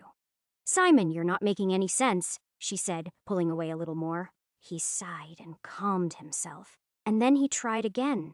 In a few years, some nameless hero will kill that beast. That will be me. I've already done it in a previous life, but it will take place in our future. His second attempt met with more confusion than fear, but before he could try to explain things any more clearly, he was interrupted by servants bringing them lunch. That ended their talk for the next half hour as they ate. Simon wasn't hungry, but he picked at his food until the servants finally came and took it away. I will see her, Elthina said finally when they were alone again. But you are not coming with me? Nor will you stay here in my absence? Why? Simon asked. Why? She shot back. Because you are not the same man you were, Simon. Didn't you see the looks those maids gave you? They can see you're transformed as well as I. There will be talk of witchcraft throughout the castle before the day is out. My visor will be beside himself. I can fix that, Simon volunteered. I could? Please don't, she sighed. Just leave for a time. After I make my trip and return, I will talk about these things further. But for now, I need space to grieve for us. Grieving for him while he was standing right in front of her struck him as exceptionally cruel, but he said nothing. He simply hardened his expression, pulled the cloak over his head, and then bowed deeply before he departed. "By your leave, my queen," he said sarcastically, making her frown at him before he turned to leave. "When you have made your decision, I will be tending my forge in Alvin's Narrows." Then, just like that, he was gone again, and the further he got from the palace, the angrier he got. He'd expected this to be difficult, but he hadn't expected to be completely stonewalled like this, and it infuriated him. Fuck the prophecy, he grumbled to himself as he made his way back to his room at the inn to collect his things. Once he'd calmed down, Simon considered following her up the mountain to make sure she stayed safe. But eventually, he decided against it. Not only was she likely to be livid if she found out, but she had an entire army with her. So, he went back to his little smithy, which pleased Nico to no end. "I'm not staying forever," he assured the boy, "just until the queen sends for me." His former apprentice didn't believe him, of course, which was exactly why Simon had said it. He didn't expect anyone to believe him. Here in Alvin's Narrows, he was an outsider, but a very familiar one, and there was some comfort in that. He spent the next few weeks working on various projects. He helped Nico with a few more complicated jobs, but mostly just worked more on his runeblade ideas and his art. Simon's experiments with changing his appearance had been promising, and he decided he could probably change himself into a very convincing stranger, or even replace someone who already existed with a little familiarity and careful observation. In fact, he realized I could probably replace one of the men of her court, even her trusted vizier, and stay as long as I wanted. That was something he'd never do, of course. It was creepy as hell, but the idea that such an impossible thing was even an option intrigued him. "I've been a scholar and an artisan already," he mused to himself. "Why not a deep cover spy?" The truth was that he wasn't interested in making other plans. He'd put a lot of work into getting back to this moment with Althena, and he wasn't leaving until they'd worked things out. It was just shy of a month before she returned. When she appeared in the village herself, near the head of a parade of soldiers, Simon was not expecting that. Trumpets and bells were the first sign that anything was amiss, and even before she got close, everyone, including Simon, who was filthy and stained with soot, was kneeling. "You really do know the queen," Nico hissed excitedly. Simon smiled to himself, but said nothing. He could tell, as soon as he looked at her, that this wasn't the good news he'd been hoping for. It wasn't just that she looked a little frailer and a little more pregnant after the trip either. It was that whatever she'd been told had obviously increased the distance between them, not reduced it. At first, the queen did not speak to him. Instead, she spoke with the town father and the wise woman. It was only when she'd complimented everyone for their hard work and prayed publicly to the gods on their behalf that she summoned Simon. He'd cleaned up a little in that time, so he was somewhat presentable when he met her on the beach beneath an awning where she was holding court. When he arrived, she dismissed her guards and spoke with him alone, though she did so from her chair as an obvious reminder of who was in charge. "The Oracle's mountain was every bit as beautiful as you said it was," she said. "Thank you for convincing me to go." "And what did she say?" Simon asked. "That all prophecies were, in their way, self-fulfilling," she sighed. "I'm not sure what that means," Simon answered. "I'm not sure I do either," she agreed. "But what matters is this. We are done. A romance is not like a hearth fire to be relit whenever you feel cold. Flames are not interchangeable, and neither are Simon's." He nodded, unwilling to trust his voice at the answer he knew was coming. "But," she said just as he started to look down at his feet, "it would be wrong to deny you access to your own child. I learned that from the Oracle, too." "I see," Simon answered cautiously. "What does that mean?" "It means that you are not to return to the palace until the son I will bear you is 8 years old," she said. "Somewhere around that time, I will choose a tutor to help my child grow into the king that Ionia needs. If you wish to be a father to him, that will be your chance, even if he will never know it." Simon's mind flashed to his experiences with Nico as she said that, and he nodded. "You will need a new face and a new name to go with it," she continued. My vision seemed to imply that this wouldn't be a problem for you. I've been going by Ennis here, actually. Long story, Simon answered without hesitation, as he chose to put a slightly more Ionian spin on his previous nom de guerre. Very well, then, she nodded. I will expect you then. Do not disappoint me. Chapter 193. 8 years. He sighed as he lay in his old bed, which Nico had so graciously lent to him after he'd come back. I waited for 5 years only to be told to wait for another 8. Who does that? Part of him wanted to say fuck it and just leave, but he knew he couldn't abandon his own child like that. Son. He corrected himself. Elthena seemed to be pretty certain she was going to have a son. She must have seen that in her vision. It was a sleepless night for him and a heartbreaking one, too. He considered getting drunk again, but decided that was an unhealthy coping mechanism. So, instead, he tried to figure out what it was he was supposed to do with another decade. He didn't figure it out, though, not that night or in the day that followed. It wasn't for almost a week, when he was helping one of the older fishermen recaulk the seams in his boat, that he decided what the right answer was. If he was going to end up being a teacher, then he was going to teach people. It wasn't like he had a skill for that, but Simon was sure that he was in no way naturally talented at it either. He spent a few weeks trying to teach a couple of the other boys and girls of the Narrows how to write their names and learn the most basic letters, but they showed no more interest in the subject than Nico had. I told you, his former apprentice laughed. That stuff's a waste of time. You learned eventually, Simon countered. Yeah, but only because you made me, Nico laughed. And what do I do with it? The math tricks you taught me can be helpful, but the letters, what is it I am supposed to read? That was a good point. Other than Simon's own journal, he didn't really have anything for these kids to read. He didn't have any adventure books or horror stories to share with them. So, it was like teaching them to use a computer without offering them the video games that would keep them playing and learning.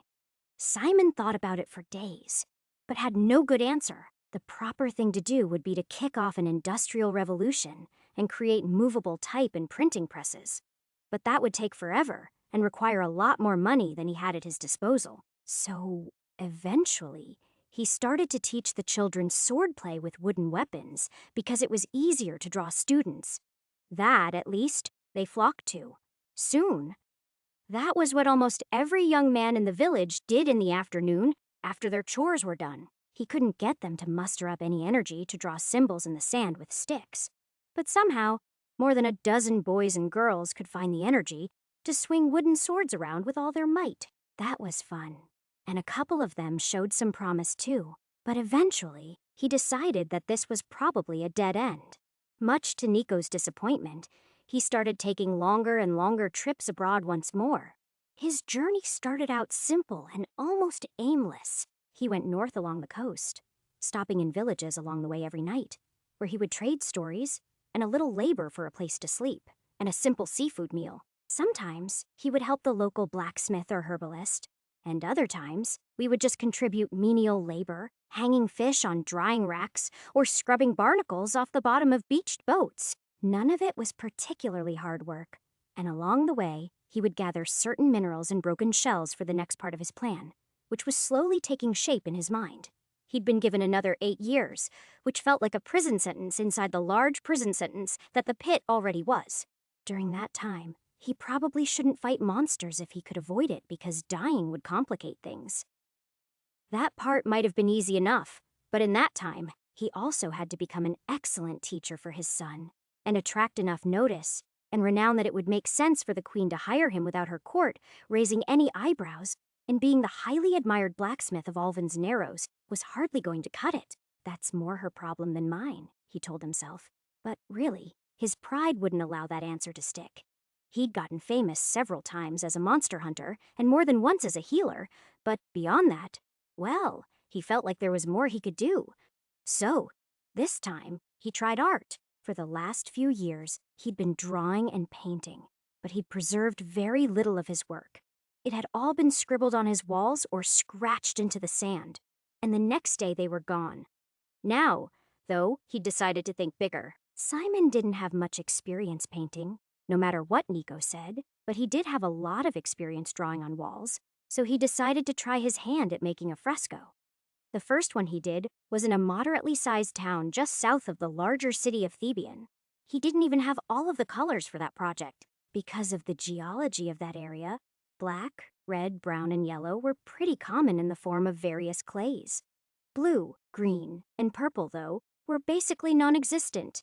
There were blue dyes for clothing, and he'd seen some green pottery glazes in some cities that probably had something to do with copper. But that was pretty much it. His first project was simple enough anyway. After spending a morning slicing and dicing some of the large fish that a man had caught the night before, Simon casually mentioned how much better the fish market would look with a little decoration. The red tiled plaza and the colorful awnings were picturesque, but the plain white stuccoed building that the fish were sold from, along with the plain wooden stalls in front of it, looked almost out of place. Mercado was taken with the idea almost immediately, but then Simon suspected he would be. He was a proud man with a large enough operation that several men worked for him, but it was well below where he saw himself in life. As far as he was concerned, he should be running his town. Or maybe Thebian or Ionia itself, and proud men were generally pretty easy to lead around by the nose. That night, Simon used some of his precious paper to sketch an image of the big man proudly holding an impossibly large grouper, and just like that, Mercado was sold on the idea. The man was only willing to pay a pittance, of course, but Simon didn't need more than that. His ingredients involved grinding bones and shells, along with trips to the mountains for coal and clay. His mediums were limited. He could use eggs to make tempura like paints, or he could use clays to bind together something closer to pastel sticks with a binder and a little pressure. Still, all that took was time, and that was the one currency that Simon was rich in. He spent weeks in preparation, gathering everything and laying out the images, but once he got started, it was done in less than 48 hours. Well, not everything was done.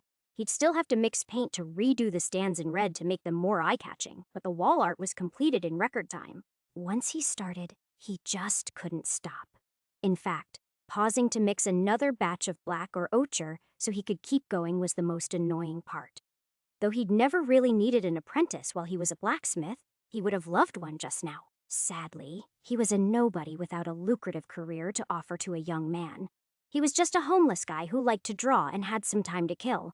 So, he'd have to do it himself. Though Simon was not completely happy with the final result, his employer was thrilled and paid him more than the agreed-upon amount. He offered to let Simon paint his boat next. But Simon knew just enough about paints to know that nothing he created would last long in the sea. He was trying to create art that people would notice. And in that, at least, he succeeded. Before the week was out, Simon had offers from 3 other merchants seeking similar treatment.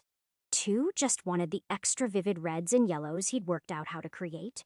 But in the end, it was the 3rd one he went with. The local co-opper had heard the news that the Queen's virtue and chastity had stopped Mount Carcosia from erupting.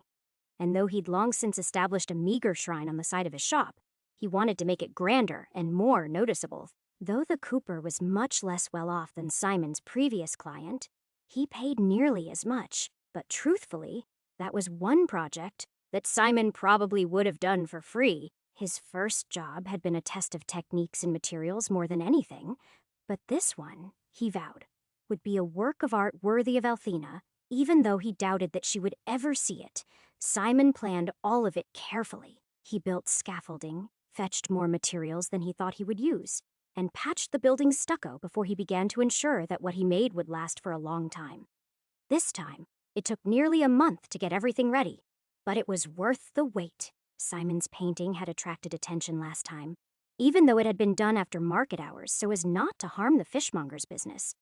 This time, though, he painted throughout the day, and often many of the passers-by would stop to watch. He'd never thought of painting as entertainment, but at least while he did this project, it brought new meaning to watching paint dry. He did the background of the work in deep reds, oranges, and browns, which were among the best colors he had access to. In the foreground, though, he painted Althena only in black and white, creating as stark a contrast as possible. For her pose, he chose a beatific expression of prayer, and though he didn't know for a fact that he was probably ripping off some classic pose involving the Virgin Mary, he suspected that was the case. On Earth, he hadn't been remotely religious, but he recalled that his mother had, and there were more than a few of those sorts of icons scattered throughout the house. The background was vivid, though because of how inspired he was by the fiery mountain, it took only 2 days, which was nothing given its size. It did a good job of depicting Einar as only he had seen it that night. The queen, though, he agonized on for over a week, and he still wasn't completely happy about it. Everyone thought he'd done an amazing job, but then they'd never seen the queen before. He had, though, more than most, so there was no excuse for his imperfection. In the end, there wasn't a single feature he could point to that was the problem, though. Her eyes were just as kind as the real woman's, and even though her mouth was almost 8 feet wide in his fresco, it was every bit as full and kissable as Althena's actually was. There was nothing wrong with it, but to him, it just lacked that spark. No one agreed with him. Not the cooper, who was ecstatic about the whole thing, nor the townspeople who began to pray there much more often as a result, nor even the rich nobility who traveled from Thebian, and even further away, to see what rumors were calling a masterpiece. Chapter 194. Simon had no shortage of other offers after that, but what he was really frustrated by were his material. The nobles that wanted him to paint murals to their greatness offered him significant sums, but even with money, he wasn't really sure where he could get better materials to work with. On Earth, he could have just ordered paint in any color online, or gone down to the local hardware store. But here, things were harder. So, while he took a couple of straightforward jobs to finance his research in that regard, the next few months were spent mostly on trying to expand beyond those limitations in Thebian. It was there that he discovered from another local artist of significant repute that some colors, like deep, vibrant blue, could only be created by crushing literal precious gems, which seemed insane to Simon. I do not have time to invent chemistry from scratch, he told himself. Sometimes, though, it felt like he should. It was a special sort of torment to know that a tool like bright blue paint or broad-spectrum antibiotics existed, but to have absolutely no way to use it himself. It took millions of humans, thousands of years to invent all of that stuff. He lectured himself while he painted his current patron at the height of 2 stories tall on a watchtower overlooking the Grand Market. So don't beat yourself up too much. You're doing pretty good. For one guy. While Simon couldn't deny that, he was hardly thrilled by it. Good enough had once been his mantra, but now it was like a stone in his shoe. Even projects that he personally didn't care about at all, like a mural of the man who was hoping to win a seat on the city council in the coming election, had to be just right. Of course, he wasn't all work. He had his distractions. In a city as large as Thebian, there were a dozen ways to party on any given night. Even beyond drinking, drugs, and whores, which he stayed away from, there had been a couple noblewomen interested in some private portraiture that threatened to become something more after only a few minutes of being alone with them. Simon drew them, of course, often in much less than he'd originally intended to, but he didn't sleep with them. As beautiful as 1 or 2 of the women had been, and as single as he very much was, he simply wasn't interested in random flings with women. He didn't know. If I do that, I might spend the rest of my lives just wandering around the world and spending the night with anyone that catches my eye, he thought sullenly. What a waste that would be. The cynical part of his brain pointed out that he'd actually already done precisely that with Freya, but he batted that thought away immediately. That's different, he told himself. We were in a life or death situation, then things got weird. Beating himself up about getting together with her too easily was a lot better than the things he used to think about when she came to mind. So he let that go easy enough. Still, thoughts of Freya made him wonder if he might be holding himself too far away from the wider world. He was still considering whether he should take the chance to get to know more women when the news suddenly spread through town. The queen has given birth to an heir. The town crier read out the following morning. She and her boysium are doing well. Gods be praised. Everyone cheered at that news, but Simon was just pleased that she'd named the boy after him in her own way, with a local name that was slightly similar to his. That softened his feelings toward her more than he would have thought possible, despite the fact that the city immediately declared 3 days of public feasts at the news.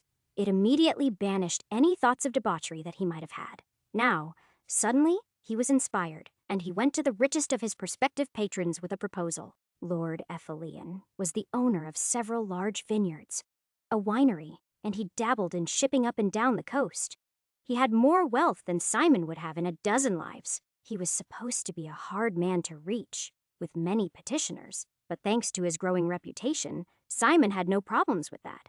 He had even less of a problem getting the man to approve the large mural that he wanted to do to celebrate the Queen and her son. He merely looked at Simon's sketch and asked, "When can you start?"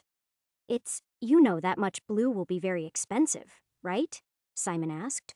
This project would cost as much as all of his previous endeavors combined, thanks to the price of lapis lazuli.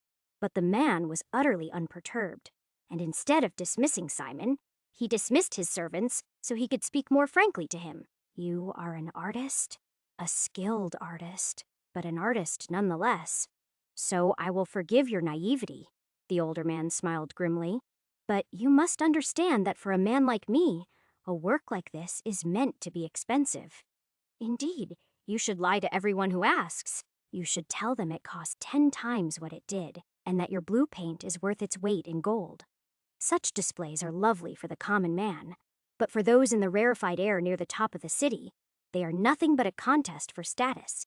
And in such contests, cost matters almost as much as beauty." Simon understood all of that on some level, but to have it spelled out so clearly was refreshing. It was a nice reminder that at least in this life, he wasn't important. In any of his others, where he wielded a sword instead of a brush, he might have crushed such an egotistical merchant beneath his sandals. However, here and now he was nothing but a status symbol, and one that was slowly increasing in value at that. Simon spent a season on his mural to his son. It was painted across the second story of a wide municipal building that looked out over the harbor and the lower market. It was placed so blatantly that everyone in the city could see it. But really, he'd lobbied to have it put there so that the Queen herself would have no choice but to see it the next time she came through the city. Most of that time was spent waiting for the rare blue stones so that he could grind them to powder and mix them with a binder and water. But other than building the scaffolding and sketching out the outline for the painting to come, once he had everything he needed, along with a handful of assistants eager to learn his craft, he was done in less than a week. This time he started with his queen and the infant that she carried. She was done in nearly pure white again, as was befitting of purity and power. Then, once he was done with all of the chiaroscuro details needed to make her look like the woman rather than the ideal of one, he drew his son. There Simon could only do his best. He'd never seen the boy, nor would he for years. What really mattered was the bright blue swaddling he was displayed in, and the darker blue background that he painted behind both of them. Simon had drawn the whole thing in such a way that it was the infant who was the source of light in the painting. It was he that was illuminating his mother and pushing away the darkness of the night. He even painted faint stars at the edges of the giant 40-foot mural that very subtly spelled out glory to Queen Elthina and Prince Seum. The effect was muted and very effective, and received nothing but acclaim. Simon's patron held a lavish party in his honor when it was done, where Simon was expected to thank the man for bearing the crippling expense of the thing. Lord Ethelian, of course, reciprocated and praised him for making something truly priceless in its beauty at the cost of mere coins. Afterwards, he even tried to marry off Simon to the daughter of an important client. But Simon left town after that, traveling further north. While his destination was Corriman, he left little works of art up and down the coast. All the way there, sometimes he beautified the shrines of a god or a goddess, and other times he decorated the shop of a merchant much too poor to afford his services. But he always left the place he stayed prettier than he found it. Even with such an indolent and haphazard journey, only a year had passed by the time he'd reached the northernmost city in Ionia. He thought that he might tour the islands next. Some of them were supposed to be quite beautiful. However, even after he discussed the prospect with the ship captain, that never happened. Instead, he fell in with the Alexans. They were a noble family of some importance, not just in the city, but in the country as a whole. According to rumors, they were perhaps the third or fourth most prominent noble family in the entire country. Simon wasn't surprised to receive an invitation to their estate. but he was surprised by their request. He'd planned on doing more art and taking some time to investigate the strange art of ceramics, but they made him a different offer. "Our middle son is absolutely fascinated by your work," she explained. "When he saw your mural in Thebian, he absolutely insisted we hire you as a tutor. So, we've been looking for you ever since," Simon explained. His long winding trail up the coast, and the woman merely laughed politely. Her husband was more direct. "What is the point of making art that will never be seen?" Simon thought about pointing out that it would be seen every day by the people that lived there, but the context was quite clear, and he didn't need to argue the point. Instead, he simply said, "One cannot improve without practice, so I practice where I can." Lord Alexin nodded at that. "I would prefer that the boy take up architecture or sculpting. They are much more reputable than painting, but if it is to be painting, then let it be with a master." Simon smiled at that, but said nothing.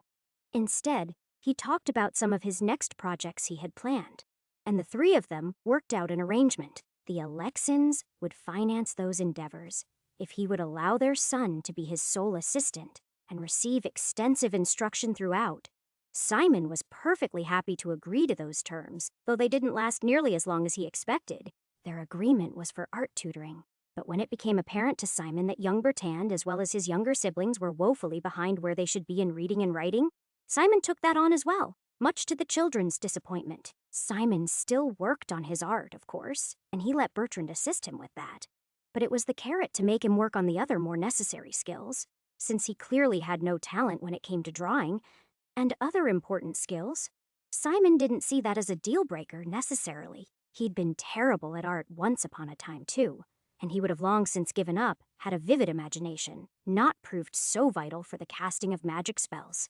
Still, Bertrand didn't have half a dozen lifetimes to improve. So, Simon kept him busy from morning to night sketching commoners that admired his murals while Simon worked on the larger works of art. "Just be glad that your parents can afford so much paper," Simon laughed. When the boy complained about so much practice, "I did most of my practice on a whitewashed wall with sticks of charcoal. You'll learn much faster than me." Chapter 195. The years slipped by in the service to the Alexins, faster than he would have thought, as Simon lost himself in the pursuits of art, teaching art, and just plain teaching. It was a mixture of experiences, and all of it happened in the beautiful city of Corriman in what felt like the blink of an eye. At the start, Simon had spent most of his time with Bertrand, but once the older boy found his rhythm in his practice assignments, Simon spent more and more time teaching the younger children to write, though that started out more tedious than he would have thought. In time, he found it even more enjoyable than art. Over the next few years, he watched them transition from precocious brats to thoughtful adolescents who asked interesting questions about the world around them. Unfortunately, Simon didn't know enough about physics to explain why the sky was blue and things like that. He could explain simple things like the evaporation cycle of the ocean and why the rain fell. But for other things and more complex questions, he eventually fell on the idea of answering their questions with questions. This didn't necessarily produce answers in most cases. It was better than lies, though, and what few books and scrolls he had to teach them with were full of those. Almost everything was explained away by the gods, and while there were at least little grains of truth sprinkled in some of those myths, by and large, it was just nonsense. Well, at least he thought it was nonsense. He still wasn't exactly a master of magic yet, and he had no explanation whatsoever for the oracle he'd met so recently. But on the whole, he still tended to think that things worked because of cause and effect, and the causes of most things were almost certainly not divine intervention. If there were gods floating around this world, wouldn't I have seen them by now? He wondered one day, after a particularly heated debate about which god made the volcanoes erupt with young Theo and his sister Sophia. That was a stupid question, of course, since he'd literally met a goddess on more than one occasion. In fact, if he got to level 40, he'd be able to meet her again. That's different, though. He argued in his head. Helades is not a goddess that anyone in this world worships, and I've never seen any evidence that the gods they do worship really exist. It was a conundrum, but not a particularly important one. People on Earth could make microchips and launch rockets, but they still worshipped gods who didn't exist. Things didn't have to make sense to be passed through the ages. Hell, art didn't make sense. But he'd spent almost a decade now slowly improving at it step by step. Honestly, until a recent breakthrough, Simon had been starting to sour on it. Not painting and drawing, of course. He still loved that, but having Bertrand tagging along had really been dragging him down. As the years had gone on, Simon had become more and more sure that the young man lacked the talent to really pursue this field. No, talent is the wrong word, he corrected himself. Drive is more like it. Bertrand was a child of wealth. He wanted for nothing, yet each day he only completed the bare minimum of the assignments that Simon gave him. It hadn't been like that at first, of course. In those first few months, Simon would come down from his scaffolds to find the boy had sketched a dozen strangers. None of those sketches had been any good, but they had shown small, consistent improvements, and that was all that mattered. Somewhere between here and there, though, Bertrand had grown disillusioned. "I'll never be as good as you," he complained bitterly in private when Simon talked to him about it. Bertrand's younger siblings were still too young for this sort of angst. Instead, they were lost exploring all the new doors that their newfound literacy had opened for him in their father's libraries. Bertrand, though, already nearly 20, was starting to grow jaded. "You're much better than I was at your age," Simon answered truthfully. "Skill, real skill, takes a lifetime. And even then, oh, enough of that," Bertrand cried out in frustration. "I'll never be ready to showcase my talents in public at this rate. My hands just won't cooperate with what I see in my mind." "That's the real problem. How do I fix that?" Simon nodded sagely. He was getting better and better at that little gesture, thanks to both practice and the small changes he was slowly making to his appearance as time went on. He'd given himself a deeper tan, like the Ionians, and his hair was almost entirely gray now. He even had a few unnaturally added wrinkles to go with it. The result made him look much wiser than he was, so he tried to act that way whenever possible around his students. "Perhaps the problem is not in the artist, but in the medium," Simon said cryptically. He refused to elaborate further, but that night, he went to Bertrand's father and explained the issue briefly. "I do not think your son will be a painter," Simon said simply. "If that is the case, then the fault certainly lies with his teacher, does it not?" the man asked. Simon had known that Lord Alexin would go there immediately. He was a cutthroat man to the very core. "I did not say that he would not be an artist," Simon countered. "In that regard, he's coming along well. I just think a slight change of plan might be in order." "What do you propose?" the older man asked. "A field trip," Simon said with a nod. "A very expensive field trip. If all goes according to plan, young Bertrand will not be coming home for a while."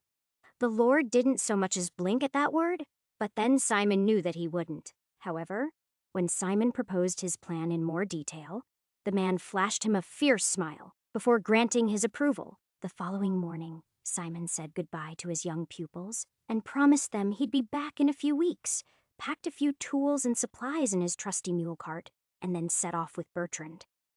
"Where are we going?" the young noble asked. "Shopping," Simon answered cryptically, offering no details, as the two of them made their way to Corriman's upper market. The city itself was built to emulate Ionar in the south. That was plain to him. The only problem was that its cliffs weren't nearly so grand, and its beach was much too inviting. So, instead of there being hundreds of feet between the upper and lower markets, there were only a couple dozen. Still, Simon appreciated the attempt.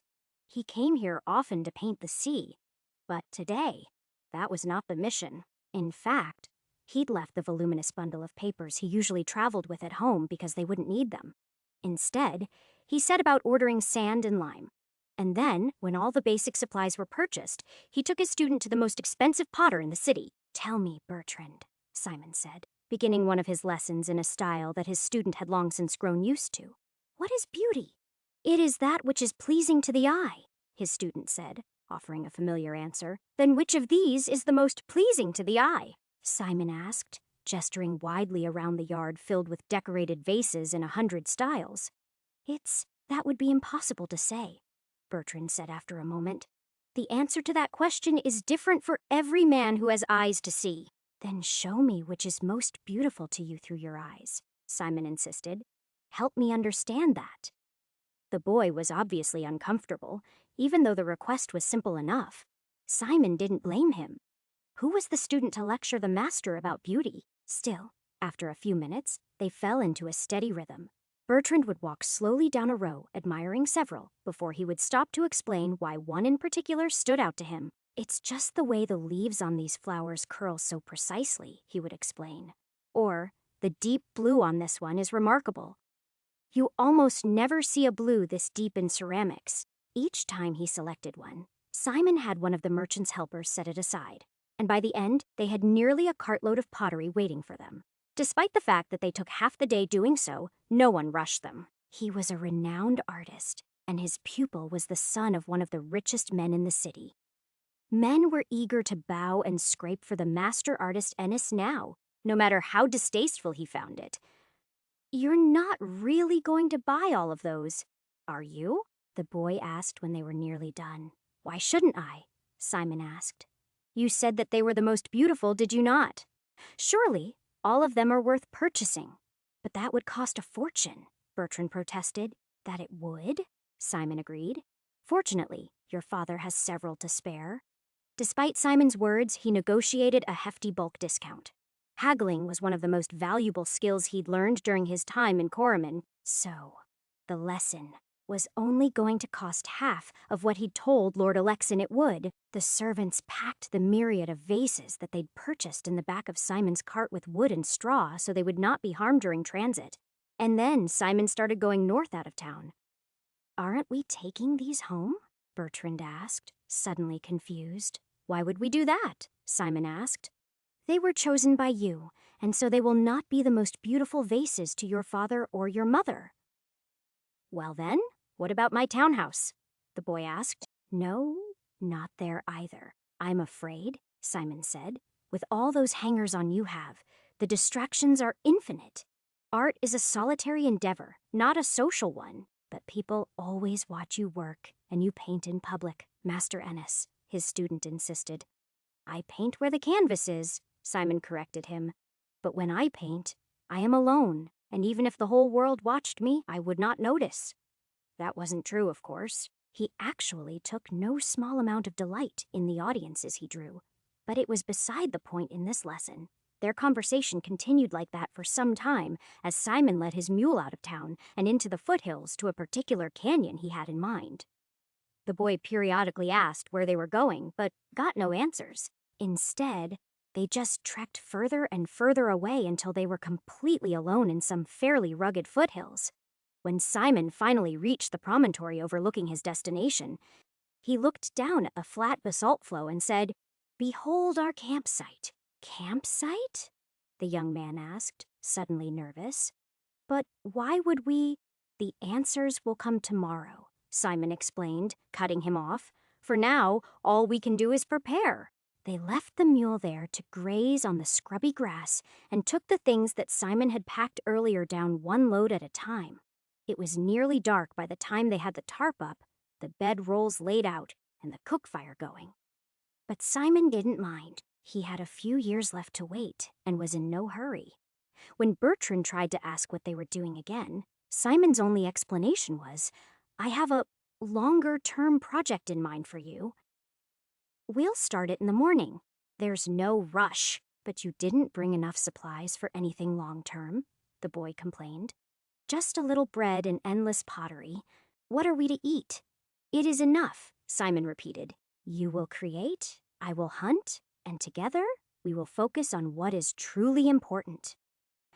Chapter 196.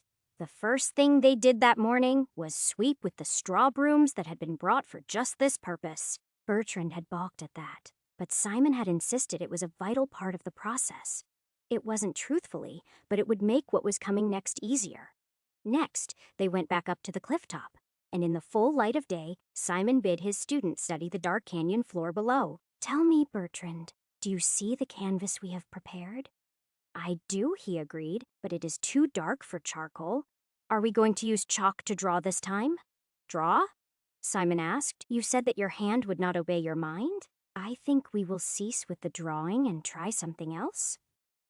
Oh, the young man expressed surprise. What did you have in? Bertrand's words trailed off as Simon moved to the wagon, picked up the closest vase, and then, without a word of explanation, threw it over the cliff, where it shattered into a million pieces on the ground below. The boy only looked on in shock as Simon reached for the next one. Well, what are you waiting for? Simon asked. Help me get these down there so we can get started. Get started? What? Master, stop! Bertrand cried out as Simon threw the second vase down to join the first. What are you? Why are you destroying such beautiful? Simon stopped the boy's speech by thrusting the third one into his hands. You said that your art was getting nowhere because your hands would not produce the beauty you could imagine. So we are going to try something else, Simon said closely, forcing Bertrand to meet his eye. I have found you the most beautiful ceramics in all of Northern Ionia. You could ask for no finer materials. And together, you and I will try our hands at mosaics instead. Mosaics? The young man asked. Yes, mosaics, Simon nodded. Now, get the rest of our tiles together while I take the cement and the grout down. Simon left him standing there holding that vase. The boy didn't say a word, but then he didn't need to. The look on his face made it clear that he thought Simon had gone completely mad, and Simon was inclined to let him.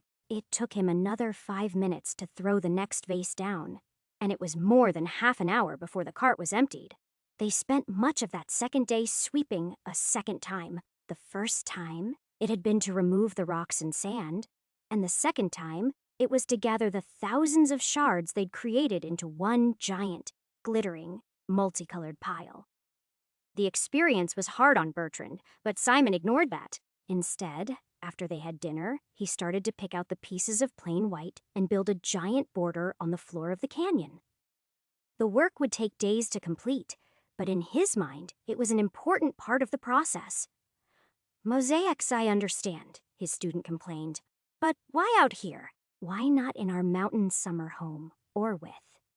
In the city, you will be distracted by your friends, and in the country, you will be distracted by the serving girls, Simon answered simply. Here, there is only me, and I will keep all distractions far away from you until you make progress. What is it I'm supposed to make anyway? The boy asked, still looking for direction, instead of making his own. I've never even thought about. Your subject matter can be whatever you like, so long as it fills the canvas I am making for you, Simon explained. But neither of us will leave here until you have something worth showing to your father.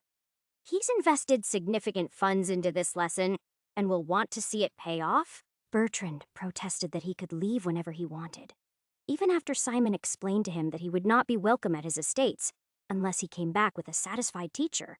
So eventually, Simon's most powerful rebuttal was to lay down by their fire and go to sleep. In the days that followed, the boy sullenly sorted the large pile of shards by color, cutting his fingers a handful of times in the process. He made no further progress, though, content to complain instead of seeking inspiration. Simon found it tiresome, but ignored it. It seemed like a vital part of the process. Instead, he used his chalk to decorate the walls of the canyon, leaving the illustrations up until the infrequent rains washed them away. Sometimes, he drew people he'd known, like Gregor or Freya, but more often, he drew monsters he'd fought before. Sometimes, it was goblins, and other times, it was wyverns or spiders. But all of them were terrifying when drawn as close to life size as he could manage on the vast dark walls of the canyon. Simon didn't do it to inspire his student, though it turned out that's what he did. Eventually, he was just doing it to pass the time between hunting trips. Still, on one occasion, after almost 2 weeks of waiting, he found Bertrand busily moving pieces around the vast 20-foot-wide canvas that Simon had framed for him. Simon didn't ask what the boy was up to. Not for a long time. Instead, he waited for him to volunteer that information. It was apparent that he had no plans to do that, though. He obviously wanted Simon to guess, but Simon refused to, so the two shared an amiable sort of silence.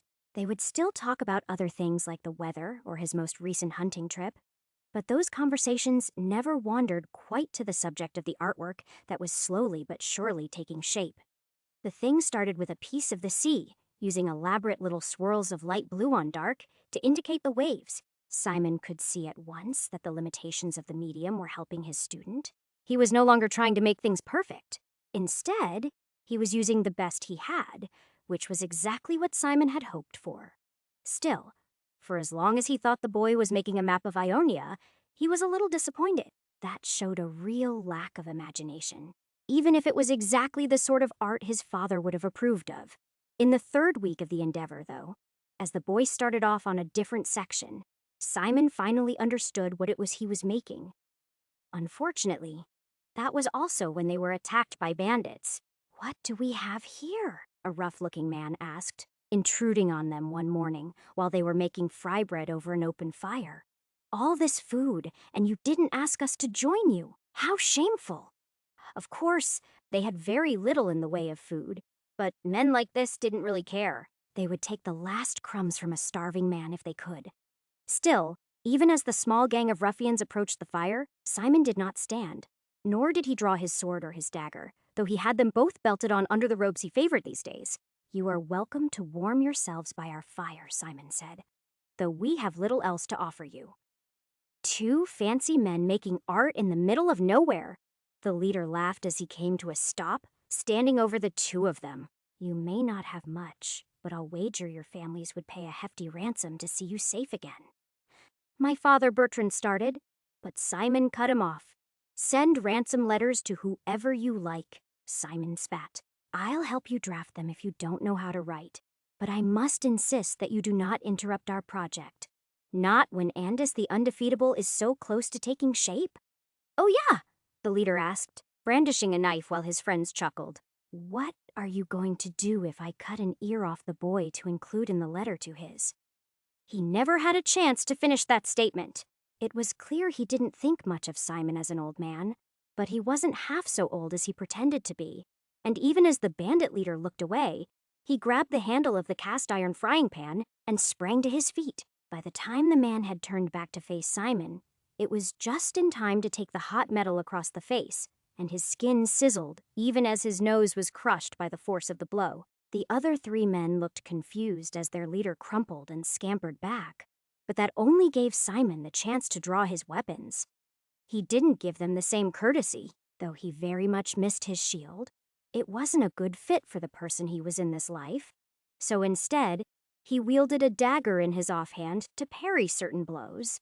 This time, he took the second man in the chest with it and the third man across the throat with his saber before the fourth man had even drawn his blade. There were screams and chaos as everyone tried to fight him then. But as far as he was concerned, the fight was already done. One man was dead, one was dying. And though he took a few shallow cuts that proper armor would have prevented, he was soon surrounded by bodies while his student sat there gawking. "Master Ennis, you're bleeding," Bertrand gasped when it was all done. "A little," Simon agreed, "but not so bad as any of them." The truth was that at least one of the stabs was quite deep, and Simon had a hard time disguising his pain while he went to fetch the donkey and use words of lesser healing to mend the worst of it. He made sure not to burden his charge with that, though.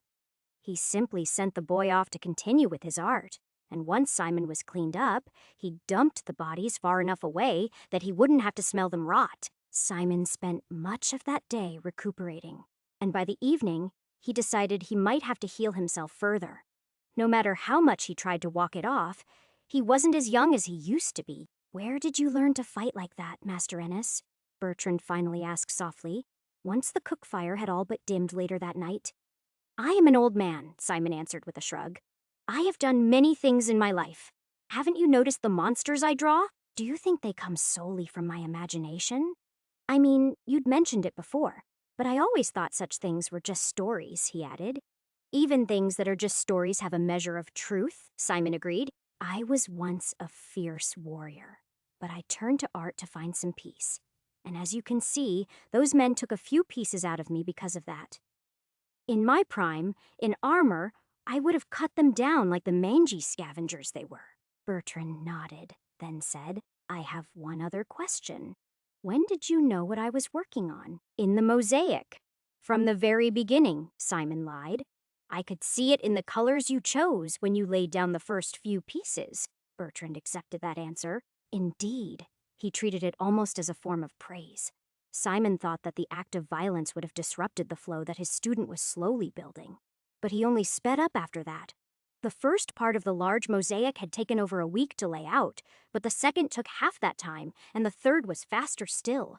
As the man that had founded the nation finally appeared in the center, as Bertrand slowly moved to fill in the last of the space with a flock of harpies descending from the jagged mountains, Simon was reasonably certain that the boy had chosen to make the legendary hero look just a bit like him, and he was touched by the gesture. Chapter 197. Of course, even after a month, the work was only halfway done. They still spent days and days cementing the thing in place. Once Bertrand was happy with the placement of all the pieces. It was only when the entire project was finished, and they'd spent half a day sealing and polishing it with a cake of beeswax, that they sat on the canyon rim and admired it from above with a celebratory bottle of wine. Simon was pleased, even if it wasn't perfect. The giant mosaic below was a much better effort than all of the paintings that Bertrand had made up until now. Ansei stopped obsessing over the quality of his lines and his strokes and was forced to use nothing but imperfections. He finally got out of his own way, Simon thought to himself. He said, none of that to the boy, though. He was already smiling from ear to ear. Now, all that needed to be done was show his father. The two of them returned from the canyon skinner and dirtier from the wear. Simon said nothing about the fight. And Lord Alexin was pleased enough at the mosaic once he'd set eyes on it that he said, it's a shame you put it all the way out here, where I cannot rub the faces of my rivals in the work of my son. That was as high a praise as Bertrand was ever likely to receive from the man, but even so he beamed. Sometimes art must be done for its own sake, Simon said. In this case, the audience was only a single person. He let that comment hang there, unwilling to specify whether the audience was the father, the teacher, or the artist himself. That was the main lesson he'd got from being a teacher so far. The longer he asked questions of children to get them to think about things, the more he realized there were often many answers to the same question. The three of them rode back to the house together after that. And on the way, Bertrand's father offered him a commission to retile the guest house at their summer estate in similar heroic themes. The price for the task was a little low, but that was the way the man was with his tests, and Simon vowed to help the boy cut some costs with a couple of the suppliers he knew to make the project that much more lucrative for him. In private, Lord Alexin confessed, I did not know if your mad plan would work, but now, after thinking on it, I believe that simply tearing that boy away from his friends and the girls might have done as much good as all the broken pottery and high-minded ideals in the world. Hence the guest house, Simon said, acting perfectly aware of the man's ulterior motive. Even though he hadn't given the isolation part of the project a lot of thought since those first few days when his pupil had been nothing but complaints. Hence the guest house? The Lord agreed. Bertrand never mentioned the way that Simon slew the bandits to anyone. But once he completed his task and redid the floors with brand new works of art for his father to brag about, he begged Simon to add sword lessons to his curriculum. Simon saw no problem with that. He'd done plenty of art at this point, and was spending more and more time teaching Bertrand's younger siblings, so he had plenty of time. He was running down the clock now. He'd already established himself as a man with a reputation up and down the coasts of Ionia, and over the next couple of years, he took it somewhat easier. He still worked on art, of course, but they were small private studies rather than giant public works as he'd done so far. He'd gone as far as he could with honing his skills on the sides of buildings. If he wanted to make further progress, he was going to need a more refined medium. Unfortunately, he had no idea how to make oil or even acrylic paints. There were clues in the name, he supposed, but it was hardly a common art form in Ionia. He'd seen a few paintings in the houses of the wealthy in Abresse, but the only stretched canvases he'd seen were in Bryn and their mountainous neighbor to the east. It's so weird that a few hundred miles makes such a difference. He thought to himself, on Earth, I could have gotten all this from one trip to the mall. That was as true of foods as it was of art supplies, of course, though he wasn't sure if that was true anymore. He had no idea how much time had passed on Earth now since all of this had started. It might have been centuries. At this point, they were in some weird post-human future where they could replicate anything with machines, or the entire place was a post-apocalyptic wasteland. There was no way to know for sure. It doesn't matter, he sighed to himself contentedly. Either way, I'm still out here trying to invent paint. Sometimes he thought about what he could have done with his life if he'd been like this from the start, but it was always an irrelevant question. He never could have been this person from the start. It had taken an awfully long time to hike this far on the road of life, and he felt like he was still nowhere near the peak of the mountain. In Simon's last few years before he turned south again, he only engaged in one complex project, and that was the vampiric knife he'd been designing and daydreaming about for some time. It wasn't like it was even hard at this point. He had a small private forge he used to make his tools on the Alexan estate already, and even rare materials were easy enough for him to afford. Something about the transfer magic just kept him away, and for years, he always found something more important to do. It was only when he felt the beginnings of arthritis, after particularly intense sparring sessions, that he realized he probably needed something more if he wanted to provide the same sort of instruction to his own son that he'd provided to the Alexan family for the last few years. Before he started, though, Simon did some experimentation on small farm animals and noted that lesser life transfer was nearly as powerful, but less euphoric, than nothing but a pure word of transfer. He was unable to determine if it was more or less powerful, though, because both the written and spoken versions of the lesser word killed chickens and goats, and he was unwilling to test it on ne'er-do-wells or even his beloved donkey, Daisy the Third. Eventually, he was ready, so, using the same techniques he'd learned in the forbidden forges of the unspoken, he finally got to work. First, he forged 3 identical daggers, knowing full well that half of all the blades were rejected for quality issues in the second stage. He carefully tempered and sharpened all of them over the course of several weeks before he did anything remotely magical. Once that was done, he carefully drew the inverse of the symbols on the blade in inert clay. The pattern he'd chosen was complex, but not ridiculously slow. It has a trigger point on the tip so that it would activate whenever it stabbed into something living. To that circuit, he added the words of lesser life transfer. Then, when it was masked appropriately, he soaked the thing in acid overnight. The next day, he found that his efforts were in vain and that he would have to start again. Though most of the marks were fine, one of the sections of clay had come loose, marring the lesser word that was now etched on one side of the blade. After the failure, he hammered that blade into unrecognizable uselessness, and then he started again. The second result was much better than the first, and Simon spent a few days carefully gilding and polishing it before he started to carve the handle and fit it to a pommel and crossguard. He might have lavished a month on clever designs. The idea certainly appealed to him, but not as much as the idea of keeping a low profile, at least in some regards. In the end, his only effort at artistry was to carve a skull into the pommel as a small memento mori. After that, he tested the thing. For this, at least he went into the mountains until he found evidence of a beastman tribe. Then, he hunted them until he found a group of 2 of the creatures alone. The first one he slew quickly, only grazing it with his new dagger once for a noticeable jolt of life force. The monster's friend wasn't so lucky. Once Simon was faced with only a single foe, he took his time, and he used his sword only to parry the creature's weapon. He wasn't trying to torture the beast or anything, but he wanted to know just how potent the life drain effect was. This sure would be easier if I could see damage numbers above his head every time I struck him. He sighed as he inflicted a death of 1,000 cuts on the monster. In the end, it took 6 stabs with the knife to drop it to the ground where it lay, bleeding weakly. After that, Simon plunged the knife into the thing's back and felt the energy flow through that bloody link for several seconds before the creature finally stilled. In the end, there were too many variables for him to know for sure. He wasn't sure how long Beastman lived and how much of the fatal damage was done by the blade rather than the magic in it. But Simon felt like each stab had gotten several minor words worth of power back from the creature. But not quite a full word. That means what? 2 or 3 weeks worth of life, per S-tab, he thought on the way back. Maybe 4 months altogether? Simon thought that was very interesting. For 2 or 3 hunting trips like this a year, he might never age again. It seemed ridiculous, but he could find no fault in the logic. Well, only one, at least. At the moment, he hadn't noticed the terrible euphoria building one stab at a time.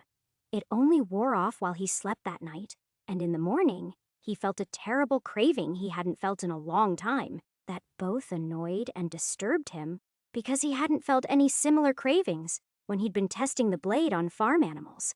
That complicated things, and he vowed to leave the blade in its sheath until he determined if it was the dose or the type of victim that caused him to feel like this.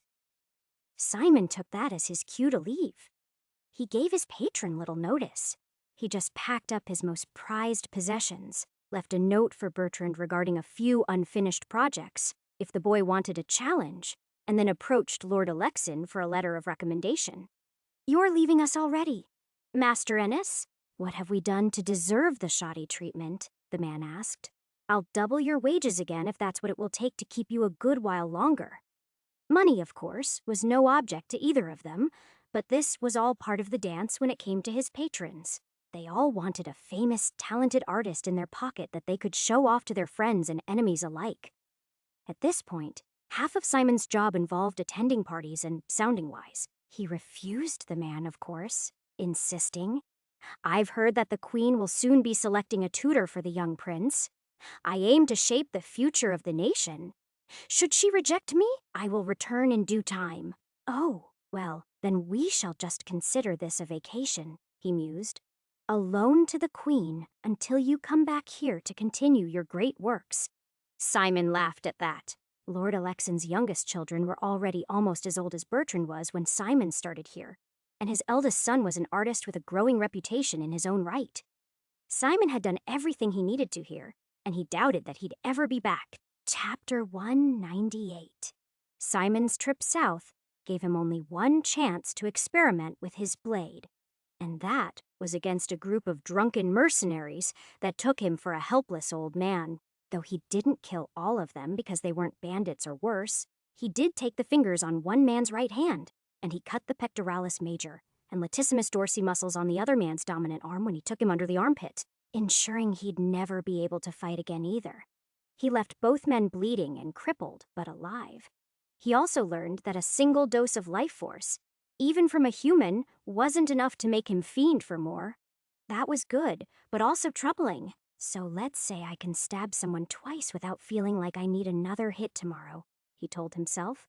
"That's just enough for one word of power or enough to counteract a month of natural aging.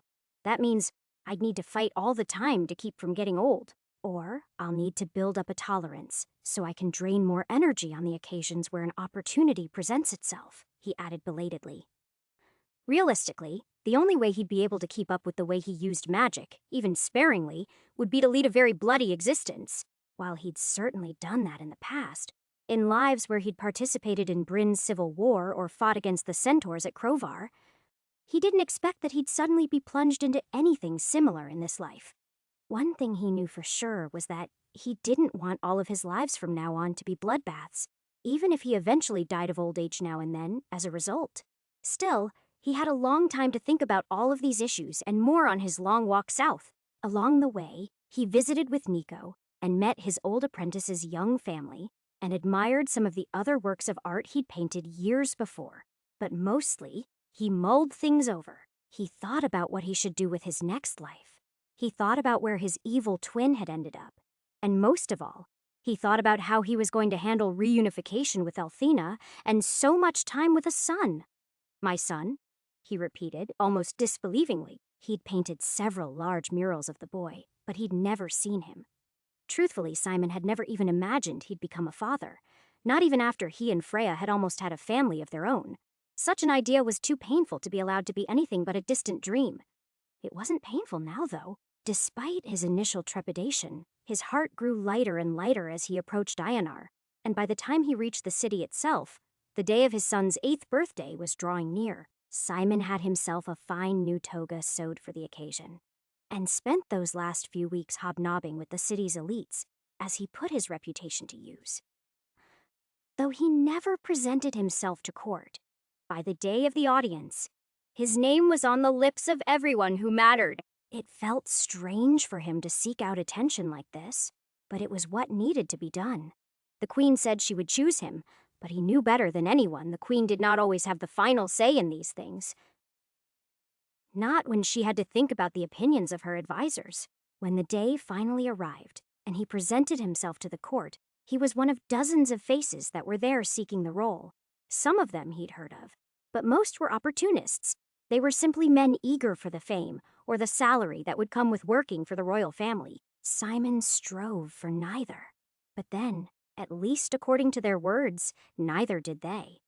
Simon had expected other applicants. That did not bother him, though he was slightly disappointed that Sam wasn't there in person for him to see. All the other men had flowery words about public service, and young minds in the brief speech each of them was presented to make. Simon largely eschewed that. Instead of lavishing himself with elaborate praise, he let his accomplishments speak for himself. I am Ennis of Corriman. I need no introduction. I have tutored Lord Alexan's children and created many public works of art. You may see them and judge them for yourself if you wish to know me better. Thank you, Master Ennis, the queen said when he was done. I have seen the mural that you did in Thebian of Sam and I. It was quite lovely. He, of course, bowed at that but said nothing else. Instead, he simply studied the aging beauty on the throne. The queen had gray hairs of her own now, and more than a few smile lines around her mouth, but that didn't make him love her any less. Not after all these years. After that, he endured another pack of introductions, each of which was longer than the last, before they were finally permitted the next portion of the very public ceremony. Slowly but surely, the field was winnowed, as each of the would-be teachers were themselves tested by nobles with standing in the city. The results ranged from impressive to humorous, depending on who it was that asked a question and how hard it was to achieve the answer. The assembled men of learning were made to do complex math problems and explain how they did them as if they were speaking to a young child. If they failed to get the correct answer, or they got the correct answer but explained it in such a way that a child could not grasp it, they were escorted out of the grand hall. Simon was never the best at math, so he felt fortunate that the good people of Ionia had never invented anything more difficult than simple geometry and basic algebra, so everything was within his abilities, more or less. The explanation portion, though, was where he really excelled. It turned out that spending years teaching children made you good at pretending to teach to imaginary children, and Simon's response, for how one would calculate the perimeter of a circle, received a smattering of applause when he was finished. The oratory portion and the art portions gave him even less trouble. He read a poem about the queen's grandfather and the great curse, which was apropos. Though he did not let on to his cynicism there, that section only took out a few men who were poor public speakers. But combined with the math, there were only half a dozen remaining applicants left for a very public art project.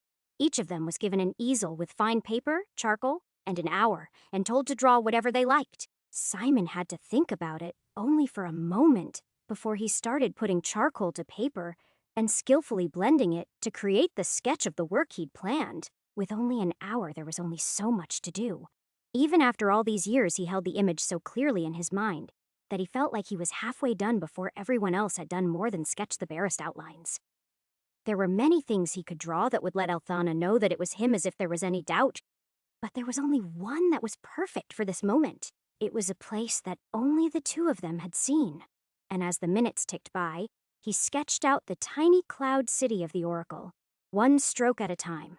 The wispy clouds along the rim were easiest, and after that came the still lake in the center and the city proper. When their hour was declared up, he wasn't quite done with all the terraced fields that lined the rim, but he was close. The end result wasn't even close. As far as he was concerned, to a man, every other applicant had drawn either Sam in a way that made him look less like a boy and more like a young demigod, or Queen Elthana, as she might have looked when she was a little younger and prettier. He knew that she would hate all of those. Still, she pretended to appreciate them and gave all the other men praise as she walked around the hall judging the results. "What is this place, then?" she asked when she reached him. "It is, at least according to the sages, the place where the Oracle dwells," he admitted. "No one but the kings and queens of the realm might go there, of course. But this is how I see it when I read the myths and legends." She said nothing to his response and walked on. But he saw her eyes tear up briefly and knew his art had found its mark. When it was all said and done, she allowed 3 contenders to stay, including him. Then she allowed the court to debate the issue for a time. Simon felt certain he was the frontrunner, and that all he had to do was bide his time and politely answer further questions. Still, when one of the local lords loudly complained, "A boy who will one day be king should not be educated by an artist. It will give him too many feminine sensibilities." "Who would you suggest that he be trained by then?" Simon asked amiably. "He already has one mother," the man proclaimed, causing a few laughs. "I say he does not need a second one. Let him be trained by some retired general, or perhaps a nobleman that has served in the army." "Our prince will doubtlessly need to know how to fight," Simon agreed. "The world is a dangerous place." "How is your skill with a blade, sir?" "Impeccable," the lord proclaimed, striking a pose as the rest of the court started to wonder exactly where this was leading. "Excellent," Simon said. "Duel me then, and we shall ensure that the future is in good hands." There was a long silence then, before the man finally croaked. "Excuse me?" I said. "You require that Prince Sam's skill with a sword to be a priority? Therefore let me, or any of the other candidates for his teacher duel you, as a final test." This made the queen lean forward in interest, but she said nothing. Instead, the man said, "Well, surely there are other people who are better equipped to—" "Do not change your mind now." "Good sir," Simon insisted. "Not in front of all these fine lords and ladies, lest they confuse your pragmatism for cowardice. Surely you are not afraid of one old artist?" That was the push the noble needed, and with a look at the queen, he strode forward and said, "Please, your majesty, let me put this charlatan in his place." "I'll allow it, but to the blood or the surrender only." "There is nothing here worth dying for," she said mildly, gesturing for one of her guards to lend me his sword. "We shall consider this the final test then. If good Master Ennis prevails, he can be my son's tutor." "The other learned men will, of course, be allowed to challenge him in turn afterward if he's so confident." Simon repressed the sarcastic thank you he almost gave her for that second part. Instead, the floor cleared, offering the 2 fighters wide berth as Simon and his opponent moved to the center of the floor and loosened up. For his part, Simon pretended to be stiff and inexperienced with the type of blade he'd been given, but that was just to make the show that was going to happen next that much better. He could tell from the first few moves that his noble opponent had made that the man had studied dueling in his youth, but had done little with it in the remainder of his very important life. He'd certainly never fought in a war or killed a man. When the duel started, the noble came out quick and hard, hoping to end this quickly. Simon stayed just out of reach, parrying only now and then as he led the man around the room by his nose for half a minute to get the measure of him. Still, he waited for him to get frustrated and shout. Strange behavior for one who insisted on this battle. That was when Simon struck. He didn't even move too fast. He just lashed out with a series of blows to force his opponent on the defensive. Then, when the man's pommel was where Simon wanted it to be, he struck it instead, disarming him immediately as his blade soared through the air. Simon had meant to catch it and end up with both blades, but his angle was off, and the thing went wide. Drama aside, his blade was still pressed against his opponent's neck when it was done, and the applause that followed was raining down on him, not on the humiliated noble who had been talking such a big game. Simon immediately offered both other prospective teachers the opportunity to fight him. "You can come at me together if that would make you feel more comfortable," he offered, though they both hastily declined. After that, there was nothing left for him to do but accept the queen's offer, meet his son, and settle into his new life, or at least what was left of it. Chapter 199. Later that evening, Simon was finally allowed to meet his son. Before that, though, he was given a tour of the palace he already knew reasonably well and shown the apartments he'd be living in until such time as Sayum was grown. Or the queen grew dissatisfied with his performance.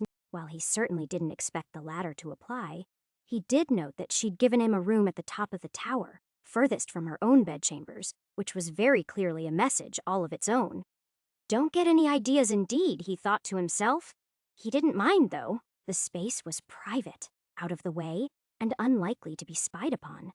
It was even fairly defensible should he ever require that, and there was ample room for him to work on several of his art and magic-related experiments. It was only later that evening when Simon had unpacked his possessions and sent servants to the library and the bazaar to retrieve the things he thought he'd need for the upcoming lessons. Simon was actually introduced to Siam. He was stunned for a moment. He could see plenty of the queen in his dark-eyed features, but he could see something of himself too, and it had more of an effect than he'd expected. Simon had tutored Gregor, Nico, and the Alexan children, but something about Siam being his own flesh and blood, even if the child didn't know it, changed that dynamic immediately. He'd had a short speech prepared about discovering the wonders of the world together, but he only got a few words out before it was clear the boy wasn't listening, which ruined the moment. At first, Simon thought that his son had just grown up into a precocious brat. But as it turned out, he'd simply been coddled within an inch of his life. The boy clung to his mother's skirts whenever possible, which wasn't so unusual for a boy of 8. But even when he was apart from her, he was surrounded constantly by half a dozen servants to tend to his every need. He could not sneeze without being offered 3 handkerchiefs. When it came to eating, he wasn't even seated by Siam. The boy was seated at a small table with 3 other servants, and he was put at the queen's left hand at the high table. "Well, what do you think?" she asked. "I think that you do not want that answer," Simon mused, drinking some of his wine. She didn't challenge him directly on it. And the polite conversation continued, interrupted only occasionally by their verbal fencing. It was only after the dinner was winding down, after Simon was stuffed, within an inch of his life, by fine dishes of rice and lamb, that she asked to speak with him about his planned curriculum in private, that he finally told her the truth. "I think that boy is being smothered within an inch of his life," Simon exclaimed as soon as the door was closed. Elthina, for her part, only made a few excuses about how precious Ionia's air was before she grudgingly agreed. "What do you propose then?" she asked. "Besides that, you cut the apron strings." "Give the boy some friends," Simon said, exasperated. "Why is he sitting with servants 3 and 4 times his age? Why is he not with other children?" "Well, as you well know, I have no other children, Simon," she answered playfully. "Your choice, not mine," Simon shot back before adding. "I have no doubt your court is overflowing with other children whose parents would love to get into your good graces. Surely they will do." "We planned that, of course, but," she hesitated. "When he's older, you know? Older? Impressionable?" Simon sighed. "Elthina, I love you, but you are going to ruin You will ruin Sam. When he is still young and impressionable is exactly the moment you want him to be exposed to other children. That is where he will learn virtues, like curiosity, independence, and masculinity." "That's too harsh," she insisted. "My son is very curious and intelligent. He often asks questions that men twice his age have not yet considered." "Oh," Simon asked. "And when he asks these fine questions, what answers is he given?" "I have the finest scholars of my court. They tell him whatever he wants to know," she answered softly. This made Simon pound the windowsill he was standing beside in frustration. "Then all you have taught him is that he can rely on men smarter than him to explain things to him." Simon sighed.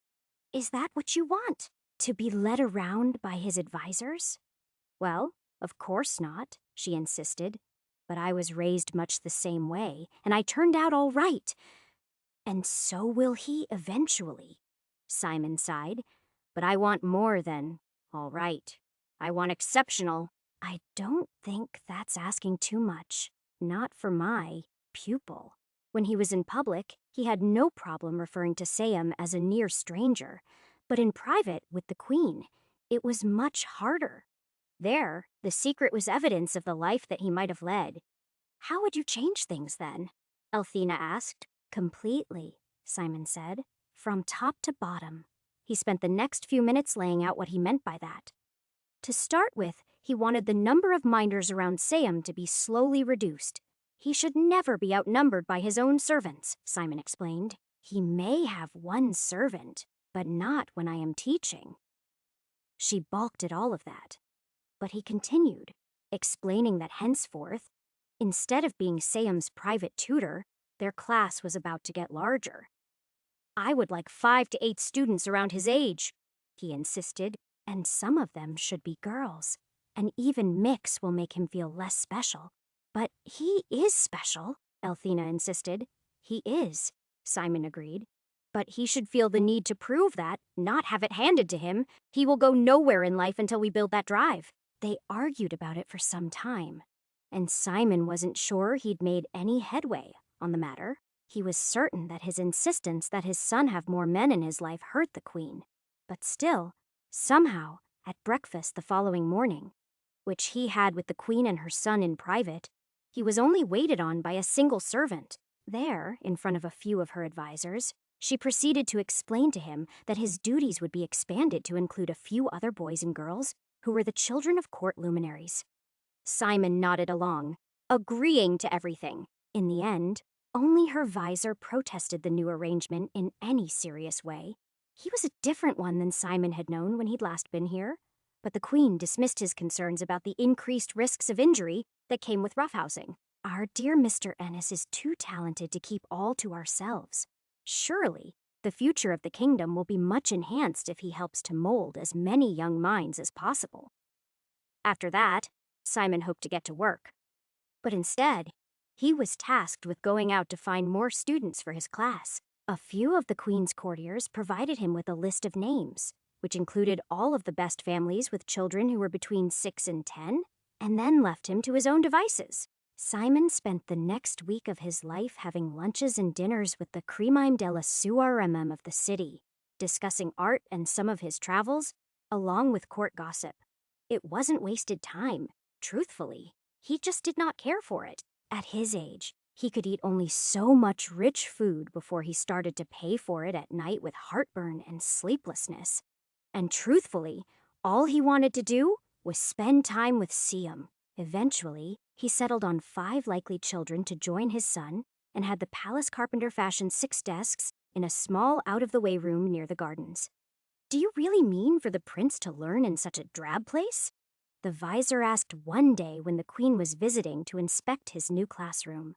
"Not at all," Simon said.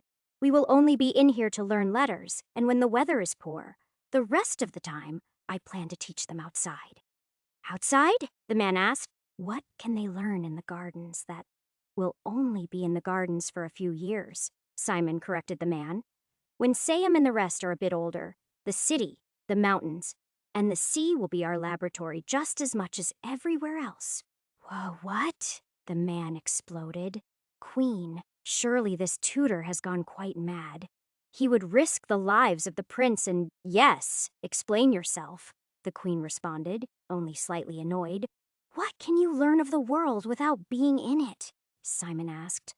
"How can you learn to swim without stepping foot in the water?" "I assure you, all of them will be fine. There is no safer place in the world than there is with me." The conversation was dropped when workmen arrived to install the large piece of slate that he planned to use as a chalkboard, but it was far from resolved. In private, the queen expressed her disapproval very clearly, despite further explanations. "You will have the chance to see the results for yourself from the garden sessions alone," Simon promised her. Those started shortly after that. At first, they were little more than playtime, with Simon functioning as a doting grandparent or elderly babysitter.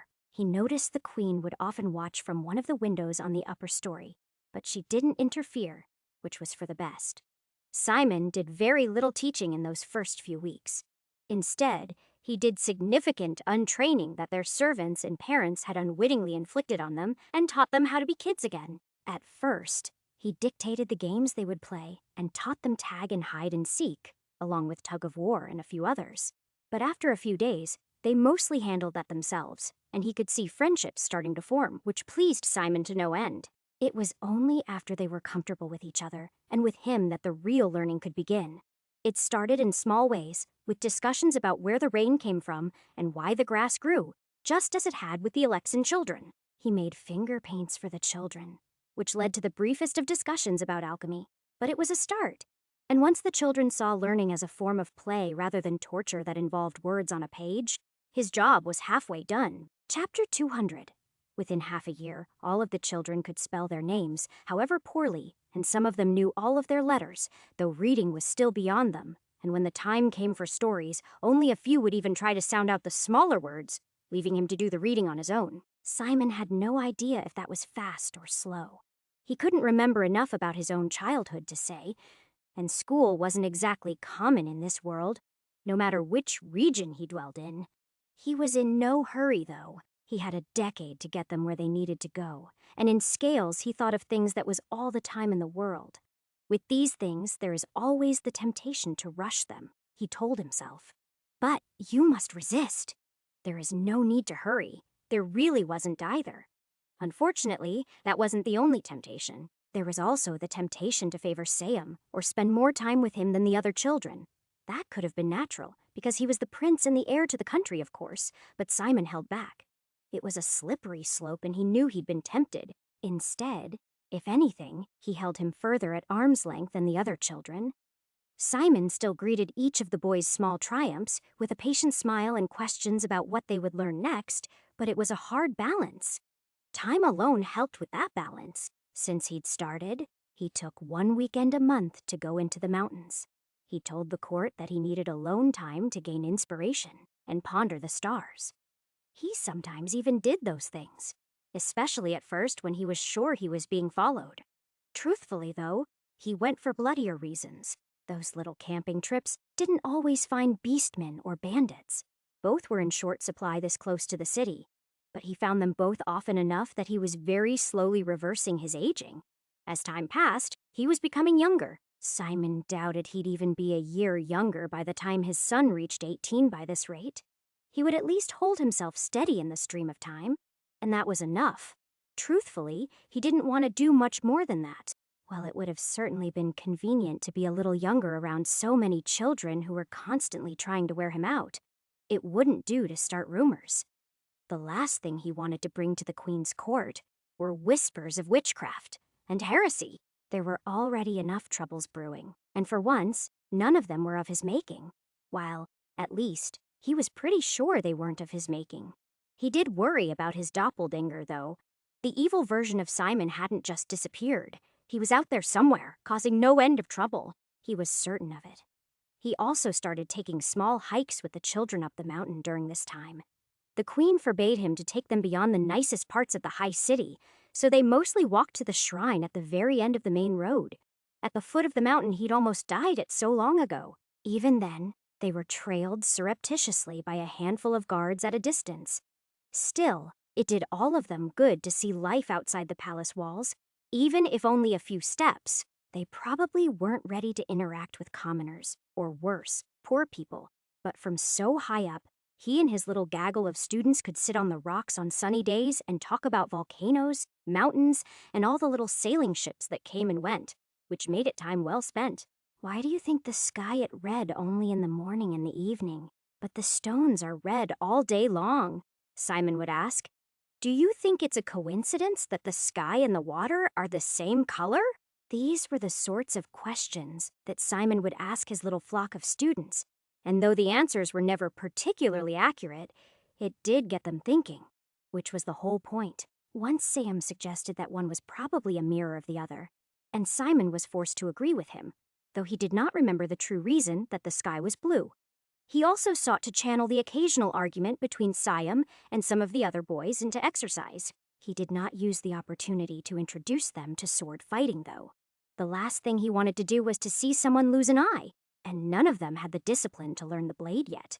Even in wooden form, Simon had been in the palace, acting as an instructor, for almost a year when the news reached him that Bryn was at war with their neighbors to the north beyond the Black Bridge. It was a place he'd never been, though he'd once almost gone as far as the Bombed Pass with Kell and his mercenary company before all that had gone to shit. According to the books he'd read on the subject, past those mountains and the desert beyond them were the lands of the Marani. They were largely nomadic, and the trade road that connected the kingdom was dominated by high-valued luxury goods like silk and spices. He certainly hadn't seen that coming. From this distance, information was inconsistent, so it was hard to say much about it beyond the fact that it would impact land-based trade. Ionar didn't engage in too much of that, though. and the fighting didn't spread too much by sea because neither of the combatants were large naval powers, so sea trade was largely unaffected. Simon wondered how the fighting would be affected by an Ionar that was still thriving rather than one that had been destroyed by a certain eruption. However, without viewing the same events from a different timeline, it was impossible to say for sure. Both kingdoms sent envoys, pleading that Ionar ally with them for their mutual benefit, but the queen told both sides no politely but firmly. Simon made no attempt to advise her in these matters. He knew that she wouldn't listen, and that even the attempt would upset her. She was the queen, not him. Still, she let him attend both audiences, which was enough for him. From the back benches, he could study the mysterious northerners and the more familiar envoys of the kingdom of Bryn. Their king did not attend, but from the way they spoke, at least it sounded like the brat he'd scared half to death in one of his past lives had turned out to be an okay ruler, giving Simon that much more hope that Sayum would be okay. The horse lords of the north were a proud people, and they offered the queen extravagant gifts to change her mind. In the end, both sides settled for neutrality, but only grudgingly. Queen Althena made it quite clear that if either side crossed into her mountainous territory, they would regret it. Simon doubted that. Given that Ionar had a smaller army than either of the other sides, fortunately, their territory was very defensible, and the other nations were in the dark about their true capabilities. Still, after that, Simon suggested that they expand the nation's small army, and she agreed, leaving much of the details in the hands of her general and vizier. Though she occasionally asked Simon's opinion on things after that, he largely left those matters to her and her people and returned his focus to the children where it belonged. In the second year, the war dragged on, with no side gaining or losing much ground, while Simon focused on teaching his charges the basics of math. He did this first with colored beads and later with exercises on the chalkboard. No one took to this quickly. Instead, they much preferred playtime and story time. Simon couldn't blame them for that. Of course, they were children after all. Instead, he set about devising new stories that incorporated simple word problems and riddles he could use to engage their minds that much better. He also hired a carpenter to make wooden blocks, and then he painted them in colorful ways to allow for more learning games. This world might not have Legos for another few centuries, but he was determined to fill that gap any way he could. Over time, those blocks largely served a different purpose altogether, though he'd long since drawn them a fairly accurate world map of the region to study when news of a major battle would come in. Simon would take it down from the hall and then use the red and blue bricks to map out the forces as best he understood them, to explain the events to the children as the ebb and flow of battle moved around the edges of their little mountainous kingdom. "Don't you think they're a bit young to be worrying about such things?" the queen asked after she caught him explaining it to them once. "Certainly," he agreed. "But these are your future leaders, and the longer it drags on, the more likely it is to be their problem. This will not be the first time the Mirani have tried to claim southern lands, nor will it be the last." Queen Althena sighed, not bothering to refute his point. "Their last attempt was in my grandfather's time, so I do not expect that Sayum will have to worry about it." "I hope that is the case," Simon agreed, but he had his doubts. He'd read accounts of that previous war, and it didn't drag on as long as the last one had.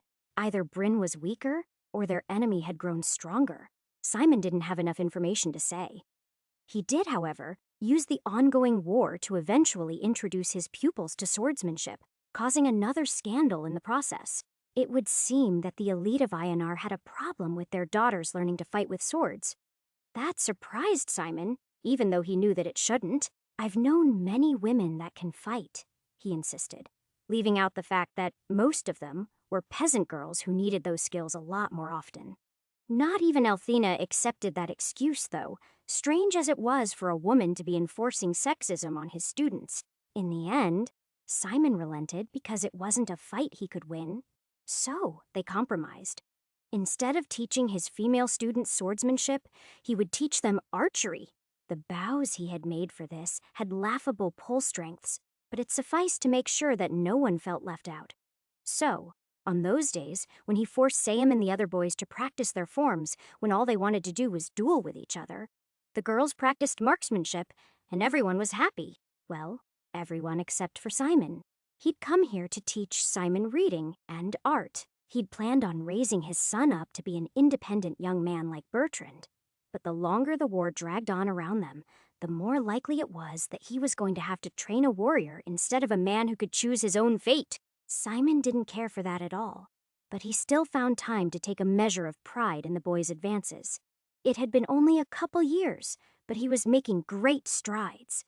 He was no longer the timid, distractible young boy Simon had found when he'd first arrived. Instead, he was fast becoming a decisive young man, and though Simon was concerned that the whole heir to the kingdom thing was going to his head, he did not often try to invoke that authority during his studies anymore, which was as a small victory.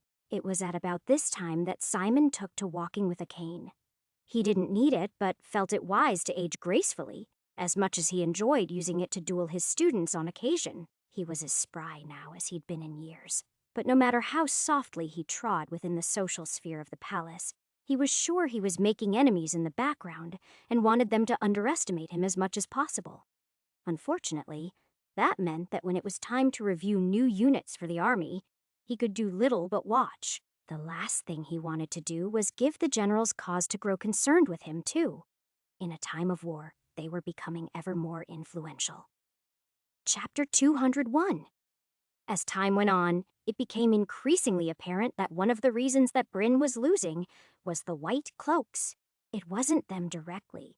While Simon had no inside knowledge in this regard, he was sure that they were fighting alongside their countrymen against the external threat, given the dark rumors that were becoming increasingly common. If one side was using evil magics and the other was not, then it was like waging a war with arrows against forces that had gunpowder. The odds were against it. Simon knew that better than anyone. Even as an old man who could barely fight 3 guards at once anymore, without a good chance of success, he could fight 10 if he used magic subtly. And he could probably kill hundreds if he went all out and used words of power indiscriminately. It was a troublesome development, and when that news reached the court, it was one of the few times she placed his counsel above those of her generals and even Visor. "What should I do?" she asked. To refuse to take sides in a normal war is the right answer. But in something like this, Simon believed that she should throw in with Bryn directly. But he also knew that as open to that as she would bristle if he tried to tell her what to do. Instead, he offered her advice that would lead to that eventual conclusion. Send more spies, he advised. Dispatch more patrols along the main roads and in the passes. If they truly wield mages in their army, then 1 or 2 men sneaking into Ionia could cause as much damage as 100 soldiers. She listened to his advice and did as he suggested, even though her other advisors chafed at it. Some of them had started to advise openly that they should throw in with one side or another before the extended stalemate took that choice out of their hands. That's probably what would have happened without me here, Simon thought, realizing that he'd already changed the future in a fairly substantial way. Or maybe Ionia would never have been a player to begin with because of the eruption. With everything that had happened and all the different versions he'd seen, it was getting hard to determine which event caused or stopped which other event. Even looking at the notes his mirror held at night after everyone else had gone to sleep didn't clear that up. One thing that was totally clear, though, was how much magic was starting to shape things. Until now, he'd gone back and forth as to whether or not the mage killers were doing more good than evil with their secretive, murderous ways. On the one hand, almost all of the warlocks he'd met or read about seemed to be pretty awful people. Power corrupted, and absolute power corrupted absolutely. And denying that seemed like a net good if you ignored how they achieved it. In light of some of the things he was hearing about the war, though, that was less certain. He knew for a fact that the White Cloaks were not a worldwide, monolithic organization. They had power in Ionar and the lands to the south, but to the east, west, and north. They had only occasional dealings with those powers, and hedge mages tended to flourish more there. That didn't mean that Ionar tolerated magic, of course. They still burned witches now and then, or banished hermits. Both of those seemed unlikely to be true mages, though.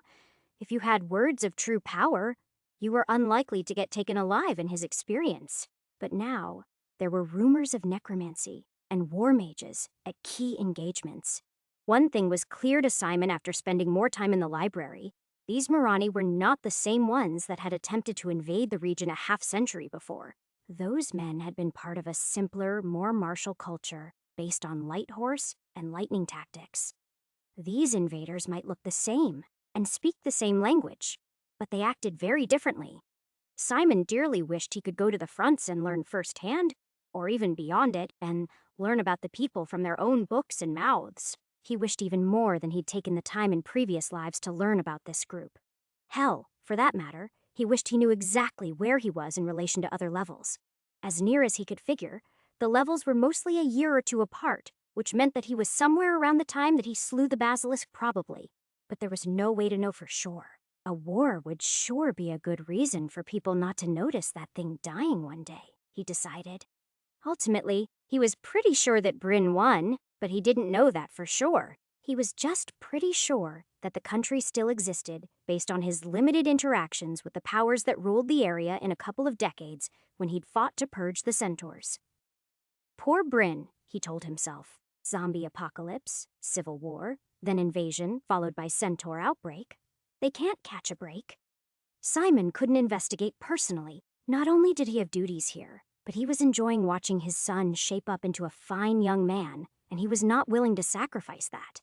Still, the idea that Bryn couldn't catch a break did not leave him, not during lessons, art, or even his time spent tinkering on various experiments. Between lessons with the children, he began to spend more and more time in the Queen's library, researching it, and slowly but surely, he came to an inescapable conclusion. Those large lowland plains between Ionar's mountains in the west and Charia in the east were sort of a crossroads of history. Everything that happened only seemed to matter when it was there. Ionar's disasters and curses rarely reached beyond its borders, but what happened in Bryn, or even Monton to the south, spread far and wide, thanks to the easier routes and more extensive trade network. He had no idea if that trend continued to the north. In the Marani lands, he'd never found a book in any library that had covered the Northlands or anything but the most important trade cities across the sea as anything more than a passing reference. I'll need to fix that one of these days, Simon told himself, pondering the expeditions he could make to explore the world and better flesh it out. He promised himself he'd get ready for that by taking advantage of the city he was in to learn a bit more about sailing. But he never quite found the time for it. He was just too busy teaching. The only times that he found himself even touching on ships with them was when he taught the children about the stars and how to navigate by them. What he wanted to do was take them on a camping trip so that they could navigate by them. Unfortunately, the Queen forbade it. These are not commoners, Simon. She sighed after the third time he brought it up in as many weeks. Skills that are valuable for peasants, like foraging and navigation, will never be used in the palace. She didn't ever say it was too dangerous, but he knew that is what she really meant. It was a common refrain in their disagreements about his curriculum. Simon thought that such an impulse was overprotective and totally unreasonable, of course. At least he did until the war expanded to impact Ionar directly. The news of an entire unit far to the north being crushed was as unexpected as it was impactful. Of course, the ambassadors of both nations denied having a hand in it. But the writing on the wall was clear. Bryn had been pushed far enough east that there was no way they could have reached out to cause such a devastating blow. This was worrying. Thanks to their naval power and the oceans to the west and the mountains to the east, the easiest and perhaps only way to attack Ionia was by sweeping down along the coast from the north in force. There were various fortresses erected to prevent exactly that, of course, but magic made planning and forecasting that much more complicated. Ionia wasn't at war yet, but it soon would be, he feared. Simon continued his updates about the war as an academic topic. But he did his best to shield his students from the realities of how close it might be to affecting them, at least at first. It was one thing for the prince to understand war and how it should be dealt with. It was another to go to bed afraid of what was going to happen any earlier than had to. All of that changed when he was ambushed one chill fall night when he was deep in the mountains to the northeast of the city during his usual monthly expedition. Simon had heard the subtle sounds that he was being tailed for an hour before it happened. Here, he'd see a few rocks clattering down the slope. And there, he'd hear a little scree giveaway under heavy footfalls when the breeze was just right. He wasn't afraid. He was out here to kill, after all. If he didn't, He wouldn't be able to keep celebrating his 50th birthday every year for the foreseeable future. He'd assumed that it was a timid group of beastmen, not sure of their ability to take him down. It wasn't until dark that they actually struck. And when they did, it was not the brute force charge he'd expected to face. Instead, it was a flurry of crossbow bolts. No, he corrected himself as one bit deep into his liver while he lay in his bedroll pretending to be asleep. Poison crossbow bolts. 7 or 8 struck the dirt around him, but only one hit him in the side. He screamed in pain as he rolled away from his tiny fire, but only to cover up the sound of him ripping the thing free. The wound was painful, but from the way the liquid fire raced through his veins, he could tell that it would be fatal in short order. Simon used a word of healing and cure to repair the problems, using more magic at once than he had in years in a single moment. Then he whispered, "Offerum, Barum, Offerum," and faded from view. The illusion wasn't quite invisibility. It was something he'd worked on a few months ago. In a well-lit room, it mostly just looked disturbing. The spell was actually lesser anti-light, and except for his eyes, his body did its best to reject light. This made him look almost like a blurry, animate shadow. But at night, he was basically the predator. That was good because he wasn't as fast as he used to be. Simon took a moment to fling his bedroll over a large stone that might have been big enough for a person, while his attackers reloaded, and then he slipped off into the night. He wasn't planning to retreat or to flee, though. Instead, he retraced his footsteps back along the goat path he'd used earlier that day, even as they loosed another volley. And then he started to outflank his attackers. He had no idea who they were, but they clearly knew who he was, or at least had some idea. Bandits didn't use poison arrows from a distance, and monsters didn't even use crossbows. This is a hit, he decided. He was certain of it. Someone wanted to kill him specifically, and they knew he was enough of a threat that attacking him from a distance was the best way to make sure he didn't make them explode. "You should have been a better shot," he whispered to himself.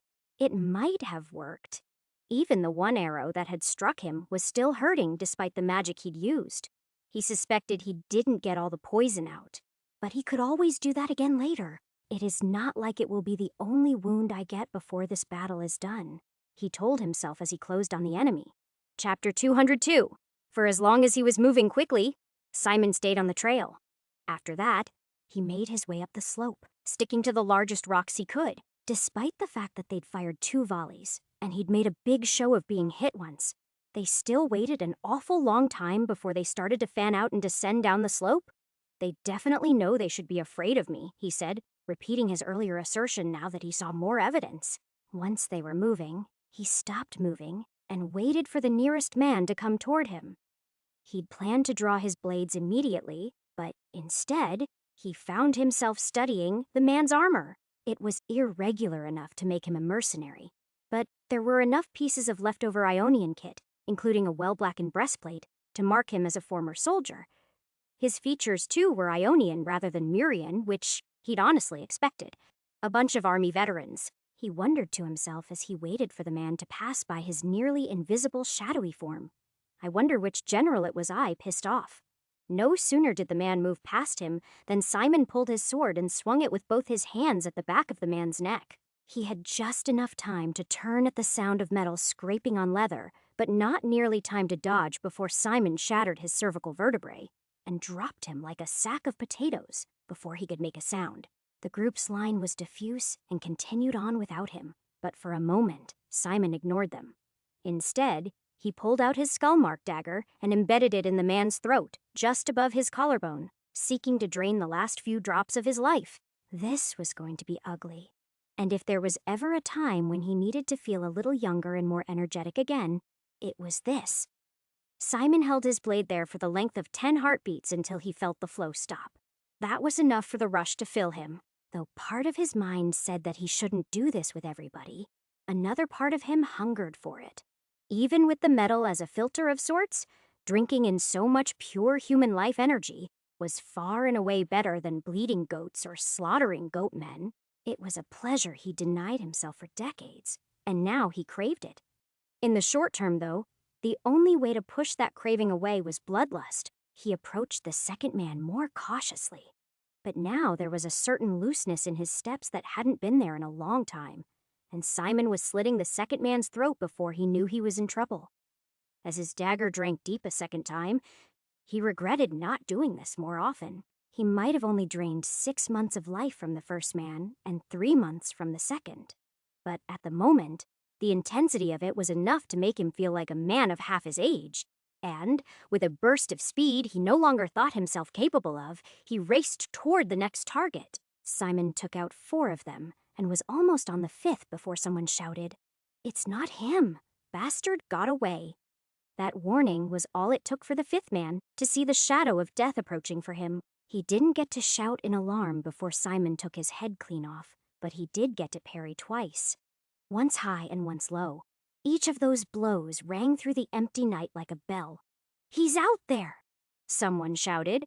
"He took out Leo!" Gods above, Leo and Philip both. They were on alert now, but Simon didn't care. He heard a few crossbow bolts ricochet somewhere behind him to both his left and his right. They had no idea where he was. They were just firing blind. Even worse for them, he decided, was that he was having a great time.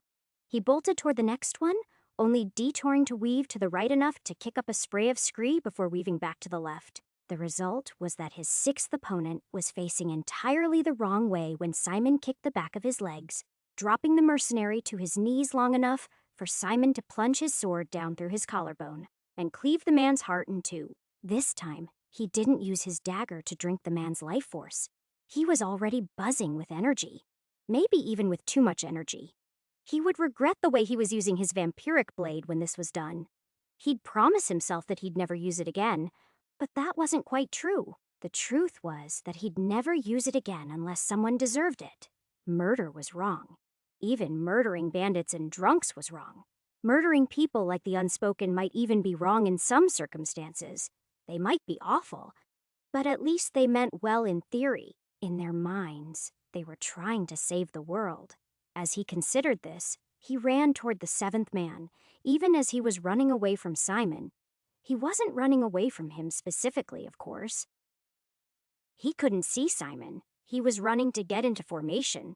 Assassins armed with poison and a plan that was trying to get him alone so they could take him out without ever having to risk their own necks. Their lives were forfeit. He hadn't been this angry since he'd nailed Vartan's father to a door with a crossbow of his own. Simon hadn't hurt anyone in years. He hadn't killed a human since the bandits had tried to interrupt his time spent teaching Bertrand to make art. He was retired now. He taught kids how to read. And someone had hired these pricks to take him out and steal the rest of the time he might have shared with his son. "Monstrous!" he spat as he shoved his sword through the man's back, sending him troubling down the slope. There were 4 left now, and part of Simon wished he could take prisoners for questioning. But given the power of magic, he knew that would be a fatal mistake. A talented warlock could make his head explode with a word. Well, that's probably a bit extreme, he decided. If they could have done that, they would have skipped the crossbows. That thought put prisoners back on the table, but he still decided that it was best not to risk it. Truthfully, he didn't know if that was because he just wanted to kill them or not. He supposed it didn't really matter, not after one of them cast a fire spell, sending a gout of flame arsing out into the darkness. The 4 of them stood in a circle now, shoulder to shoulder, practically daring him to try all 4 of them at once. It was a bad bet. Even as energized as he was at the moment, he knew he had trouble taking on 3 men on a good day as he was these days. "Tell me who put you up to this!" he yelled out as he ducked behind a boulder, in case a bolt of force lashed out at where his voice had been. "He's here!" The youngest of the 4 called. "Ennis will. Show some spine," the older man growled, silencing the junior soldier before shouting, "Nothing personal. We were hired for a job, and clearly we bit off a bit more than we could chew." Simon let the silence reign for a moment, trying to decide which spell he should kill them with, and if he should do it one at a time or separately when the man that seemed to be the leader spoke again. "I've got some information, and I'd happily trade it for our lives." There were some tense whispers then between the leader and the mage. At least Simon was pretty sure it was between those 2. It was too far away for him to say for sure. "I can't say I trust those that use magic so flagrantly," Simon called back, moving slightly after speaking again.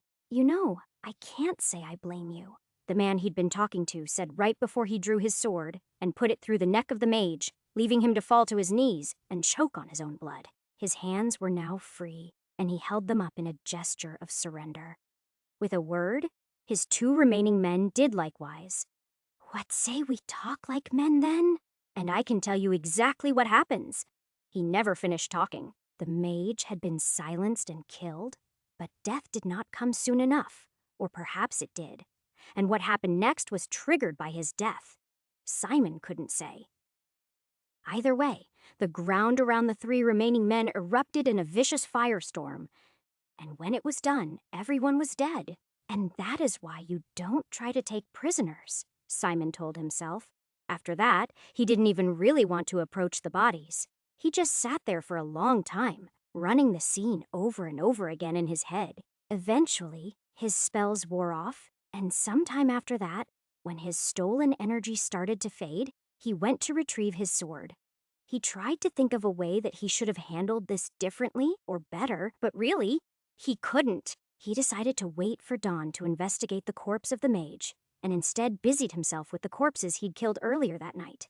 He found gold in every man's pouch, which was unusual. However, the fact that it was neither Ionian, British, nor any other kingdom he recognized almost certainly meant that it was Mirani, which told him any number of things at that moment, and all of them were terrible. Although he searched the last bodies once the sun was up, he found no smoking guns. In fact, he became more certain than ever that the magic that had tied up loose ends so neatly was triggered by the mage's death precisely because of how little evidence was left behind. He eventually found the mage's amulet, but the forces it had channeled were a charred ruin, and it offered no clues about how it worked. Simon walked back to Ionar that morning, a day earlier than planned. Even though he found no trouble at any of the little villages he went back through on his way to the palace, he stayed ever vigilant, going so far as to buy a shepherd's colorful wool poncho to look less like himself. Just because he'd survive one assassination attempt didn't mean he'd survive another. The whole way back, he worried about who else might have been killed, and he feared for the lives of both Sam and Elthina. Ultimately, though, those fears were unfounded, and he found the palace little changed from how he'd left it. Sam laughed at Simon's ridiculous outfit, but when he saw the storm clouds in his expression, he quickly stopped laughing. Simon didn't tell him anything, of course. Only that, my outing was a bit more exhausting than I was expecting, that's all. Once he was shooed from the room, he laid out to the queen what had happened to him. He told her a bit of a toned-down version, of course, because she would have to tell it to other people who didn't know what he was capable of. Still, her horror grew with every word, especially after he told her of the mage that had self-destructed and showed her the coins his thugs had been paid in. This will be war, she swore. Simon sighed at that. He needed to lay down. Now that the emergency was over, he could feel the cravings for more life force crawling under his skin like ants. He needed a week to himself just to zen this shit out of his system. He wasn't going to get it, though, not with everything that was happening. On the plus side, now I'm definitely a year or 2 younger than I was before all this bullshit, he thought, trying to find some way to tamp down all the emotions that were threatening to boil over inside of him. It probably already is war, truthfully, he replied, even though I wish it wasn't. If I had died, they would certainly have used my lack of counsel to convince you to join the winning side. But if that is impossible, then a surprise attack somewhere on the northern border is probably only a matter of time. Why would the Mirani want to fight us anyway? She answered with a shake of her head. We've done nothing to them. Ionar is just territory to be conquered, Simon explained. And in this case, the territory is particularly valuable because it allows them to outflank their opponent via a dozen different passes. Bryn holds the line because it is so narrow. But if they had to defend everywhere at once, they would surely fall. Chapter 203. The declaration of war followed quickly after that, but because of petty pissing contests in the wording of the agreement that had to be sabotage, the alliance that Ionar desperately needed took somewhat longer. Somehow, despite the attack on him and a few other scattered attacks throughout Ionar that were almost certainly the work of the Mirani, It was months before Ionar officially allied with the Kingdom of Bryn to push the invaders back in any real way. Unfortunately, that turned out to be about how long it took Simon to shake himself free of the terrible urges to use more transfer magic.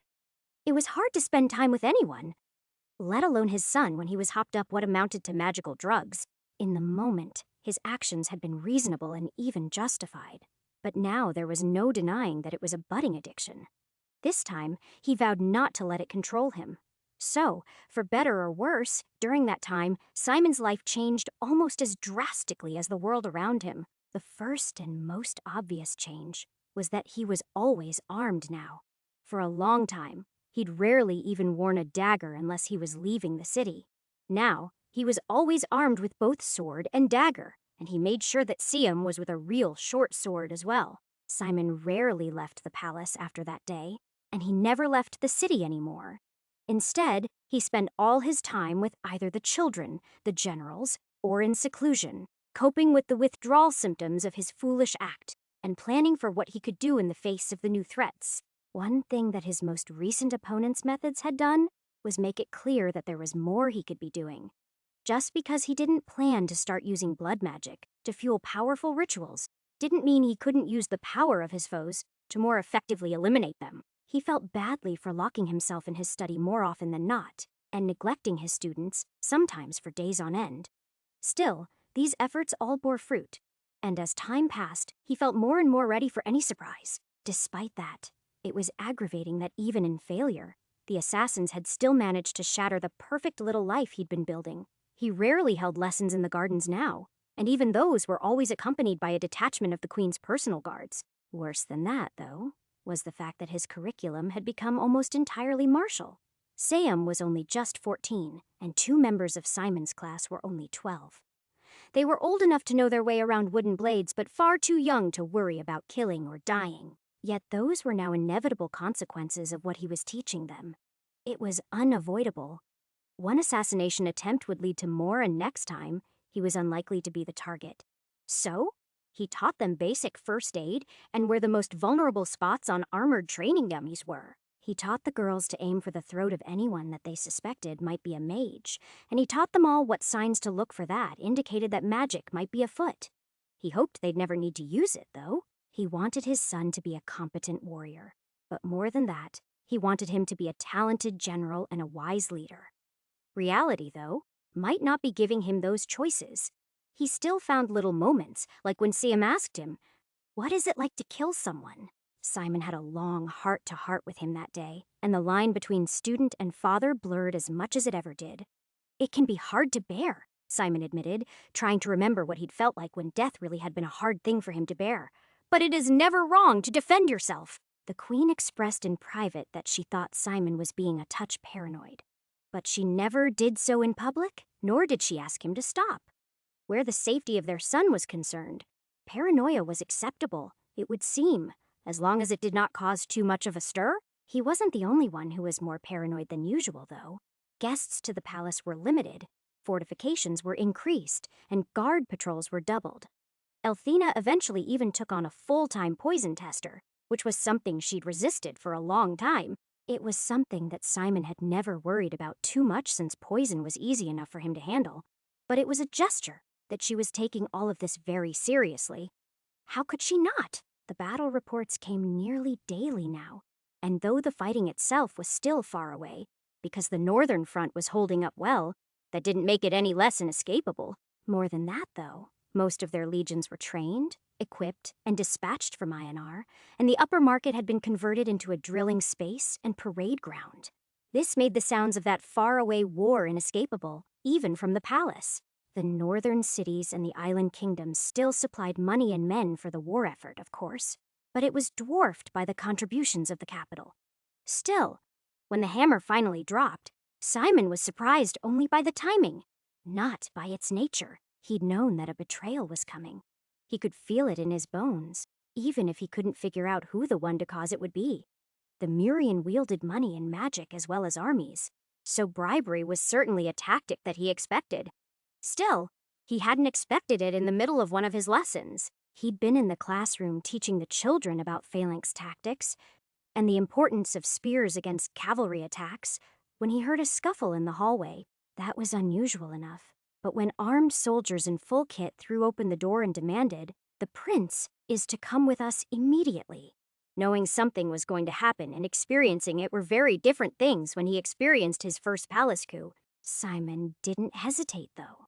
He strode toward the prince, even as the two soldiers did, while Siam looked around like a deer in the headlights. "What is the meaning of this outrage?" Simon shouted, waving his empty hands about as if he had no idea what was about to happen. "The prince is in the middle of his lessons and is not to be disturbed unless the sky is falling. Do you understand?" For what happened next, it was imperative that they think him nothing more than a harmless old man. Any violence that happened in the same room as his pupils had to be as quick and precise as possible, or young lives would be shattered and lost. Of course, the fact that both men had swords in their hands and blood was pooling in the doorway where they'd taken out the queen's guard that had been positioned there made it more than obvious what was happening. The sneer of the man in the lead certainly made no secret of the fact that they were about to run Simon through and kidnap his son. That was the way coups worked. Capture or kill the high-value targets, then take control for everyone's good. The queen was a reasonably popular ruler, so he wasn't sure this would go exactly the way that whoever was in charge wanted it to. But Simon aimed to make sure that it didn't happen at all. When the sword came for Simon's guts, he twisted just enough that it stabbed into his robes, but missed his flesh. Then he grabbed the man's overextended wrist and twisted it, disarming the first soldier even as he flung him to the floor. The second soldier had time to react to this and dropped into a ready stance. Simon didn't hesitate. He reversed the grip on the stolen sword and shoved it through the man's unprotected throat before he could raise his own blade high enough to parry the unexpected blow. Then he turned and stomped on the first man's skull before he could rise and collapsed face first onto the stone floor. Normally, Simon would have delivered a coup de grace then, just to be sure. The man was limp and probably had a skull fracture from the way his head had bounced violently off the stone floor.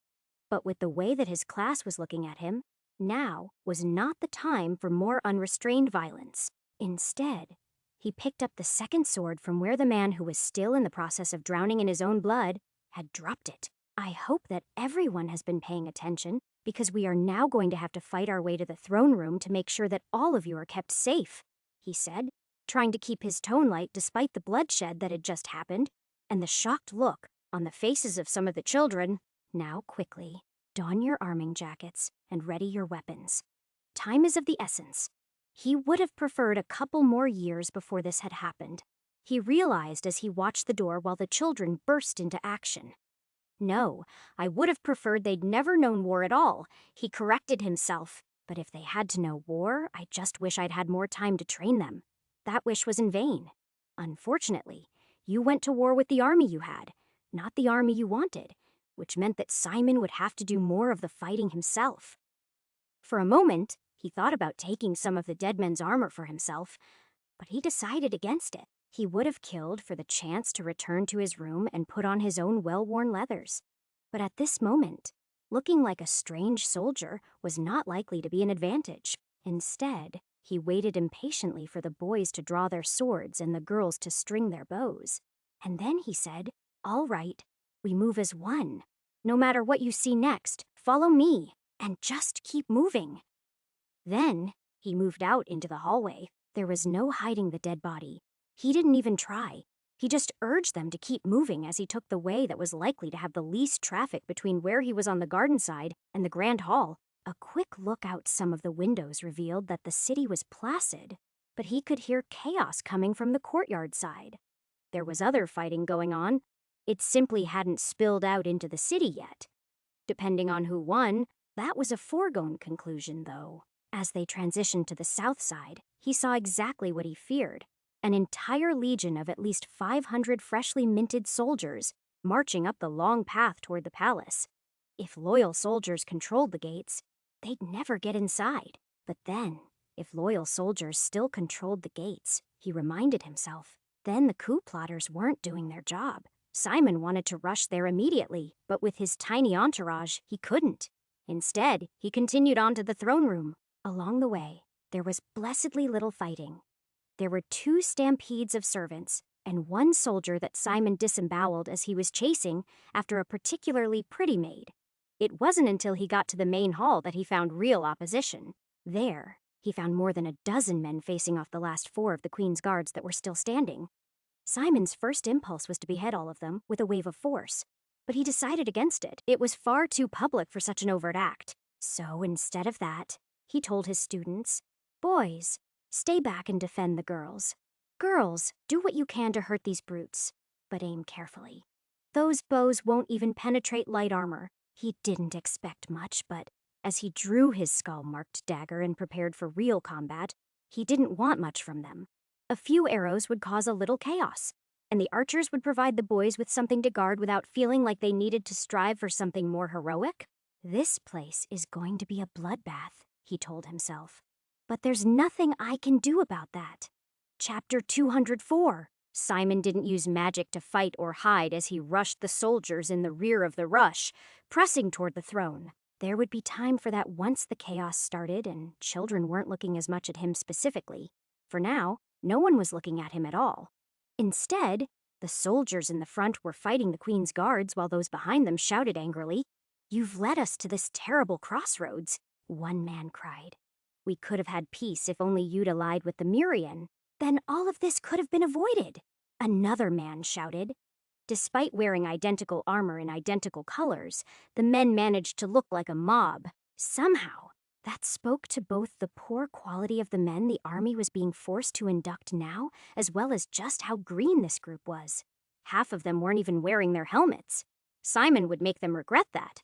"I would kill for some armor right about now," he sighed as he strode toward his enemies. A toga was not the best outfit to do battle in. No one was paying attention to him. Why should they? The throne room was filled with dead guards and the bodies of other fallen traitors. There was no one left to oppose them. All of them had thought they'd won. Why shouldn't they? The Queen was cornered, and the palace was under siege. The traitors had won by every measure. Unfortunately for them, Simon was a fan of lost causes, and Elthina was one cause he'd never give up on. He opened by burying his dagger in the neck of one of the men and holding it there, letting it drink deeply. The man screamed, causing all those around him to turn. But that was exactly what Simon had been waiting for. As soon as they turned, he lashed out in a wide slash with his long sword, taking one man in the neck, one across the face, and one in the eye, blinding him on his left side. Simon was very overextended by that move and would have fallen over if not for the man who he was still bleeding with his dagger. Instead, he used him as an anchor, and after a moment, as a shield. Several men struck out at Simon as he retreated 2 steps, but they only struck their friend in the process. As his human shield slumped to the floor, Simon gauged the room. There were 10 people in front of him, but 6 were still facing the other way, fighting their own fight. That left 4, and 2 of those were pretty substantially wounded. Simon chose where to move next, based on those wounds, and moved into the blind spot of the man who had lost an eye, using another broad slash to keep people back. He wasn't trying to take any more of these assholes out. Even with the flood of life energy that was roaring through him, he was still far too old to take out 4 armed and armored men by himself. Even with the arrows that were bouncing off their armor here and there, that was a losing battle. What he needed to do was break the deadlock around the Queen and get those 4 soldiers back into the fight to even things up. "What are you thinking, old man?" the largest soldier yelled. "I'm going to make it slow for not knowing when to stay out of things." Simon ignored the threats. His only response to the man was a feint to keep him at bay. But even as he did so, his mind was racing, watching the ebb and flow of battle. Once he figured out the best way to break this conflict open, he whispered, "Vosden," and thrust into the scale mail of the man in front of him. The man had been guarding high, expecting another blow to his unprotected face. But Simon knew that. Instead, he used a word of strength to go right through the armor that covered both his chest and back, along with the back of the soldier who had been standing behind him, fighting another foe. Simon's sword should have deflected harmlessly at such a clumsy strike. Instead, it went right through, and just like that, their lines started to collapse. Simon was forced to give ground after that, both because he was outnumbered 3 on 1, as well as the fact that he no longer had a sword. But the blow he'd struck had already been fatal. A moment ago, 11 men had dominated the throne room. Now, only 8 were standing, and half of them were wounded. Their chokehold was already evaporating. Suddenly, the battle for the throne was not a one-sided affair, and the green soldiers were being cut down like grass by her veteran bodyguards. Simon smiled grimly at that, even as he moved further back into the corner to protect the children from his assailants. Part of him was trying to figure out the right spell to unleash in this moment, but before he needed to do that, the traitors broke, reduced to only half a dozen men. They fled like the rats they were toward the courtyard, leaving only blood and death in their wake as Simon and his class approached the throne. "I had no idea you could fight like that," one of the queen's bodyguards joked. "Pretty good moves for an old man." "The children keep me young," Simon answered automatically. His mind wasn't on what people might think of him or how well he'd fought. It was on getting the prince safely to Elthna. She was moving quickly toward them too, and he met her at the foot of the stairs. She didn't sweep Siam into her arms, though. It was Simon that she hugged, which took him by surprise. Normally, she would have never done such a thing in public. But after this, he supposed that he couldn't blame her. She was a woman with an iron will, but everyone had a breaking point. "You kept him safe," she gasped. "You kept him safe, you kept him safe, and you came for me despite everything. I can't believe how dashing you still are after all these years." "I would never let the Prince of Ionar be harmed while in my care," he said very carefully as he tried to pull away. "The prince is it," she chided. "If this is to be our last day, do you think he does not deserve to know the truth?" "My queen," the bloody captain of her guards cut in, "we have to get you and the prince somewhere safe. The palace is not safe, and it may yet fall." Simon's heart sang at the very idea of what she was saying, but the idea that she might regret it later, along with the sober words of the guard, held him back. "I think the time for talk can wait until the battle is won," he shot back. She searched his eyes and then nodded and pulled away. "No," she insisted, pulling away from her guard's grip, even as she held to Simon. "I will wait no longer." "The truth about what?" Siam asked, finally figuring out that they were talking about him. The other children milled around still, and past them, the guards. Everyone was listening. But at this point, events were out of Simon's hands. There was nothing he could do as the queen released him and hunched down to look her son in the eye. "Remember that I told you your father was a brave warrior who saved the city from Brogan and the tides of lava that almost washed over the city," she explained. "I could not marry him because of the curse, but the oracle herself told me that I should keep him close to you. She didn't tell me why, but I am sure it was for this moment. Wait," the boy said, looking back and forth between the two of them in shock. "Master Ennis is my father?" She nodded, with tears in her eyes. "He is, I promise you, and a more heroic one than any of us deserve." Simon wasn't sure of that. He felt like something he'd done altered the timeline to cause this war. It might have just been the thorough way he'd cleaned up the zombies this time. A few zombies going north might have been enough to delay these hostilities for years or decades. It might not even have been me. It might have been my doppelganger who caused this. He realized, ultimately, the why didn't matter. All that mattered was that he needed to solve this. Even if they weren't his family, he would need to save these people. The love that he had for them both, though, only increased that urgency, and it was impossible not to see that love reflected when he looked at young Siam once more. He was still so young, but his dark eyes shone with intelligence. And even now, Simon knew he would grow up into a fine young man. "I'm sorry I couldn't tell you before now," Simon said, wishing he had time to allow this moment to linger. But the longer he waited, the more dire things would become. "I would have, but it was your mother's wish." "I understand," he nodded. There was an awkward moment then, as the boy obviously wasn't sure what to do, but Simon erased it by kneeling and hugging both the boy and his mother. "I love you both," he said, "and when I am done, we shall all talk about a great many things. But now I have at least one more fight to win, and need you both to do something for me." "What's that?" Elthina asked. "I am too old to fight what comes next without extraordinary means. So, no matter what you see me do, no matter what powers I unleash on our enemy, remember that I have not sold my soul to hell for dark powers," he said very soberly. I have learned all these things over a very long time, and today I will have to put them to use whether I want to or not. Magic, Sam asked. What are you going to do?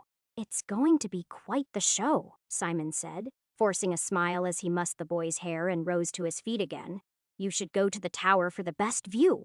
Then he turned to the captain of the Queen's Guard and said, You'll see to it then. I'll retake the gate, and I can count on you to keep them safe. The man nodded, and then started shouting orders. At that moment, everything started happening at once. Simon wanted to kiss Elfna. He wanted to tell his son 100 things, but there was no time. Simon might have a chance against 100 men with magic, but if hundreds more showed up, he'd tap out long before they ran out of bodies to throw at him. So instead, he watched them leave the room, and then he turned and picked out the best-looking sword from the carnage and focused on it for a moment. He thought back to all the illustrations and the sketches and designs he'd made over the last few years, and then when he had the pattern in mind for the rune blade of sharpness, which was supposed to work much like the one he'd taken from the dragon's hoard, he said, Seldura Vostin, and used the planning magic to embed the magical design into the metal permanently. The former was a weapon he'd wanted to make for some time, but he'd never gotten around to it.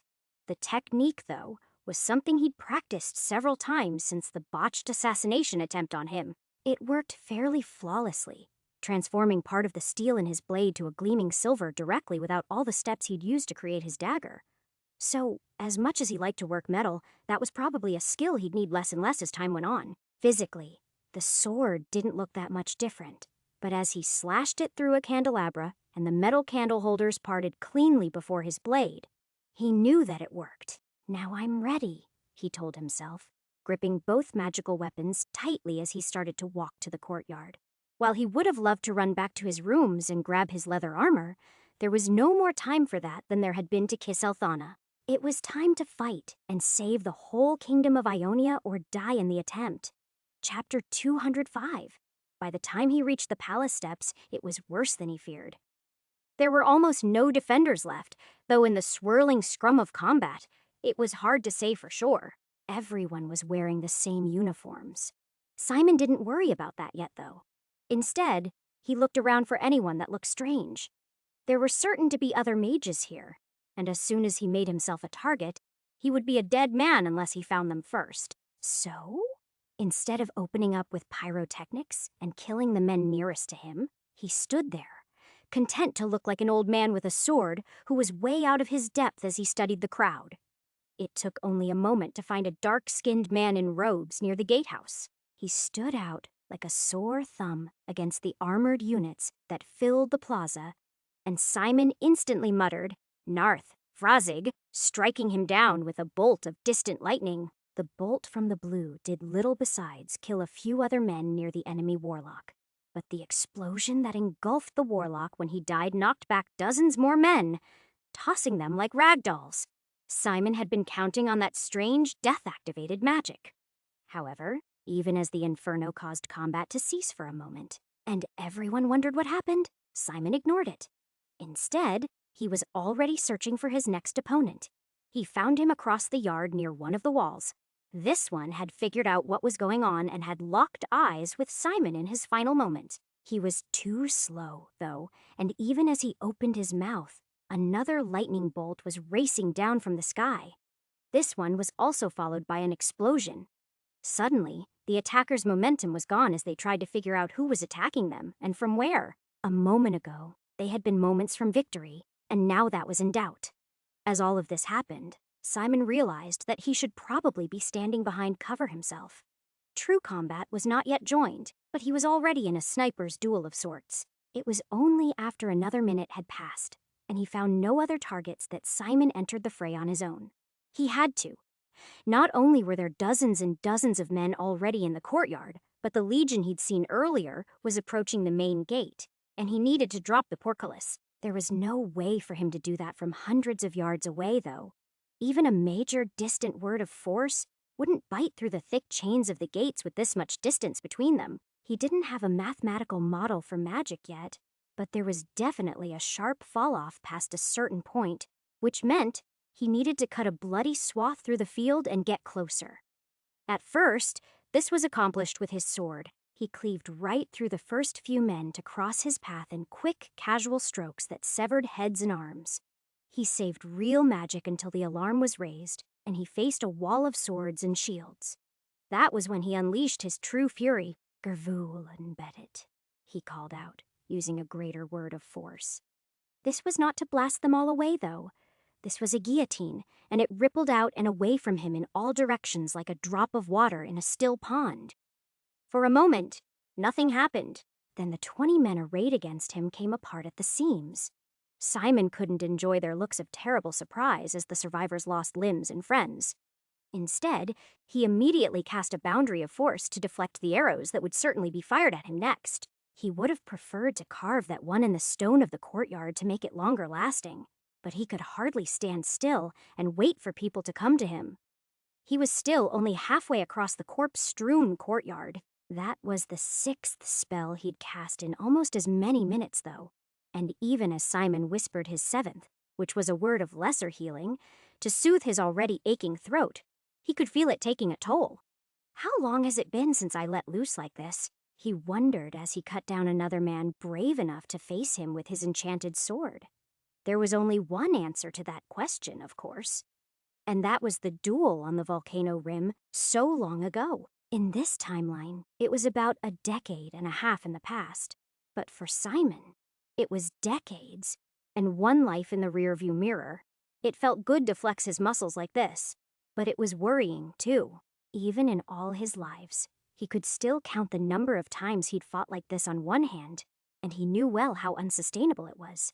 He'd probably already slain 50 people, but because more kept coming, little had changed, except that now everyone was focused on him. Still, there was nothing he could do but watch arrows, deflect harmlessly away from him as he cut down foes, and continued to advance. When he neared the gates and could see the chains, he saw another warlock advancing alongside the unit that was already entering, and he wasted a precious moment, along with another month of his life, to strike that bastard down too. This one must have known that there was some trouble because he had some sort of protective magic up, and it deflected the bolt wide, killing a swath of armored men instead. Simon blinked at that. Well, that's new, he thought, even as he switched tactics. He cast again, but this time he used a greater word of distant fire. The result was a tiny tornado of flames that descended on the man. He'd cast some kind of flame spell too, but he either didn't know the distant word or he'd chosen not to use it because the enemy warlock's flame fell well short of Simon, even as the enemy caster was consumed by fire. That one did enough damage to his throat that he coughed up blood for a moment and very nearly lost his life when a brave young soldier tried to take advantage of his moment of distraction. He didn't succeed. One could not parry a sword with an infinitely sharp edge. So, he lost his life right as the secondary explosion sent the unit marching toward Simon into chaos. He died bravely, at least, which was more than Simon could say about almost everyone else at this point. Few people dared to approach him now. He didn't blame them. When he finally reached the gatehouse, his chest was heaving from exhaustion. But he let that delay him only a moment before he said the painful words of greater force in an attempt to shear them in half and bring the portcullis down. It didn't work, though, and he only coughed up blood for his effort. I thought that would be enough, he told himself, looking at the arm-thick steel links that held up the massive portcullis. The giant chain was only cut through on one side, but somehow it still held. One side was cut clean through, and that seemed to be enough to force the other side to bend. Yet it didn't. It was too high for him to reach with his blade, too. And if he leaped up with a word of force, the enemy would definitely spot him and redouble their focus on him. Annoyed, he used a word of lesser healing on his throat as he contemplated his options. Another greater word is out, he told himself, and a regular word of force won't cut it. What does that leave me? I don't really need to cut it. I just need to weaken it a little, and Simon's words trailed off as he realized that if he needed to weaken metal, then he could just use the words of weaken metal and watch the thing warp and corrode over several seconds. Then he said the painful words, Vrazig Vosten. The spell had no visual effect, but the entropy was apparent immediately as the steel began rapidly corroding. After that, all he needed to do was hold the line and wait for it to fail under its own weight. "I've won," he thought to himself. No, we won. Even if the gate hadn't dropped yet, it would. He could already hear the chain creaking under the heavy weight, and even if someone struck him down right now, he would still seal the palace away from the advancing forces long enough to let the defenders regroup. But will that be enough? He wondered. The 3 Mirani warlocks he'd struck down already had surely been central to whatever conspiracy was happening here. But what if there were more? When Simon was spent, couldn't they just force the gates back open? Part of him thought that he should stride out there and continue to do battle for as long as he could. It thought he should purge the city of every last traitor, but the rest of him knew that he was approaching his limits and that he should lie down. He couldn't do that yet either. All he could do was stand at that threshold, fighting and waiting for the damn gate to drop. He'll be a good king, Simon told himself, as he stopped relying on his sword even a little. Instead, he switched to purely destructive magic. Even a blood-sucking dagger or a sword that could slice through steel bordered on useless when they were wielded by arms of lead. So instead, he used lightning and fire. He didn't even bother to try to use major words anymore. He was too spent for that. Instead, his world narrowed to a simple rhythm. Simon would shout a word of power, and then whisper the words of lesser healing to fix his throat. Simon had done a lot of things before. One thing he'd never done, though, was use so much magic in such a short period of time.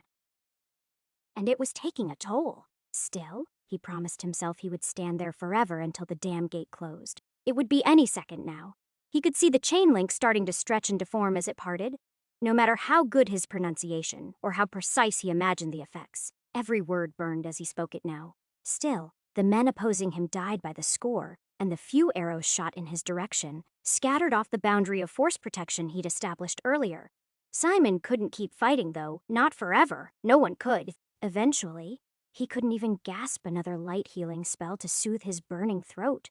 He'd burned so brightly and for so long that when the portcullis finally slammed shut inches in front of him, he had no strength left to him. First, his dagger slipped from his grasp, and then after one more slash from his sword, it fell as well, tumbling end over end until it embedded in the stone of the courtyard.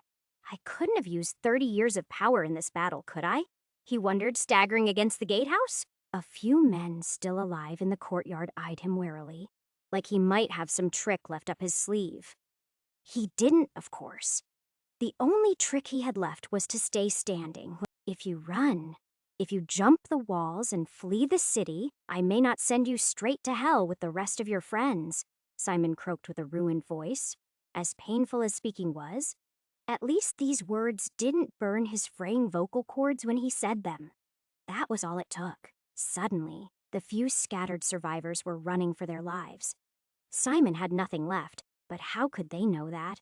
He'd slain hundreds of men, and those few who remained wanted to live. As the retreat of the men arrayed against him threatened to become a rout, he finally lost the ability to stand as well, and he slowly sank against the wall until he was just sitting there, leaning against the cool stone. As he sat there, he took in the carnage of what he'd done. But even that wasn't enough to make him regret it. If this makes me a murderer, then so be it, he decided. His only regret was that he hadn't locked in this level in a way to save the progress. That meant that everything he'd done to raise Sam was gone, and the idea of reliving all of this, just to try to raise him even better, was too heartbreaking and complicated. If only I'd killed that damn wyvern, he whispered to himself as the darkness took him. Chapter 206. After he collapsed at the end of the last battle, as disappointing as it was, Simon expected to wake up in his cabin all over again. That's not what happened.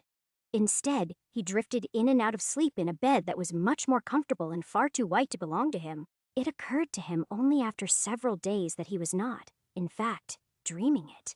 He was lying in a bed somewhere in the palace. He could barely move, and even opening his eyes was too much work at first. But in time, he could feel Althena's dry, cool hands holding his. Eventually, he could even squeeze them back, but only softly. It turned out that she'd been talking to him the whole time, but it took days to differentiate that from the background birdsong or other people speaking in the same room. He had to focus to a painful degree, to understand even part of what she was saying. He didn't need to understand her to know that they'd won, though.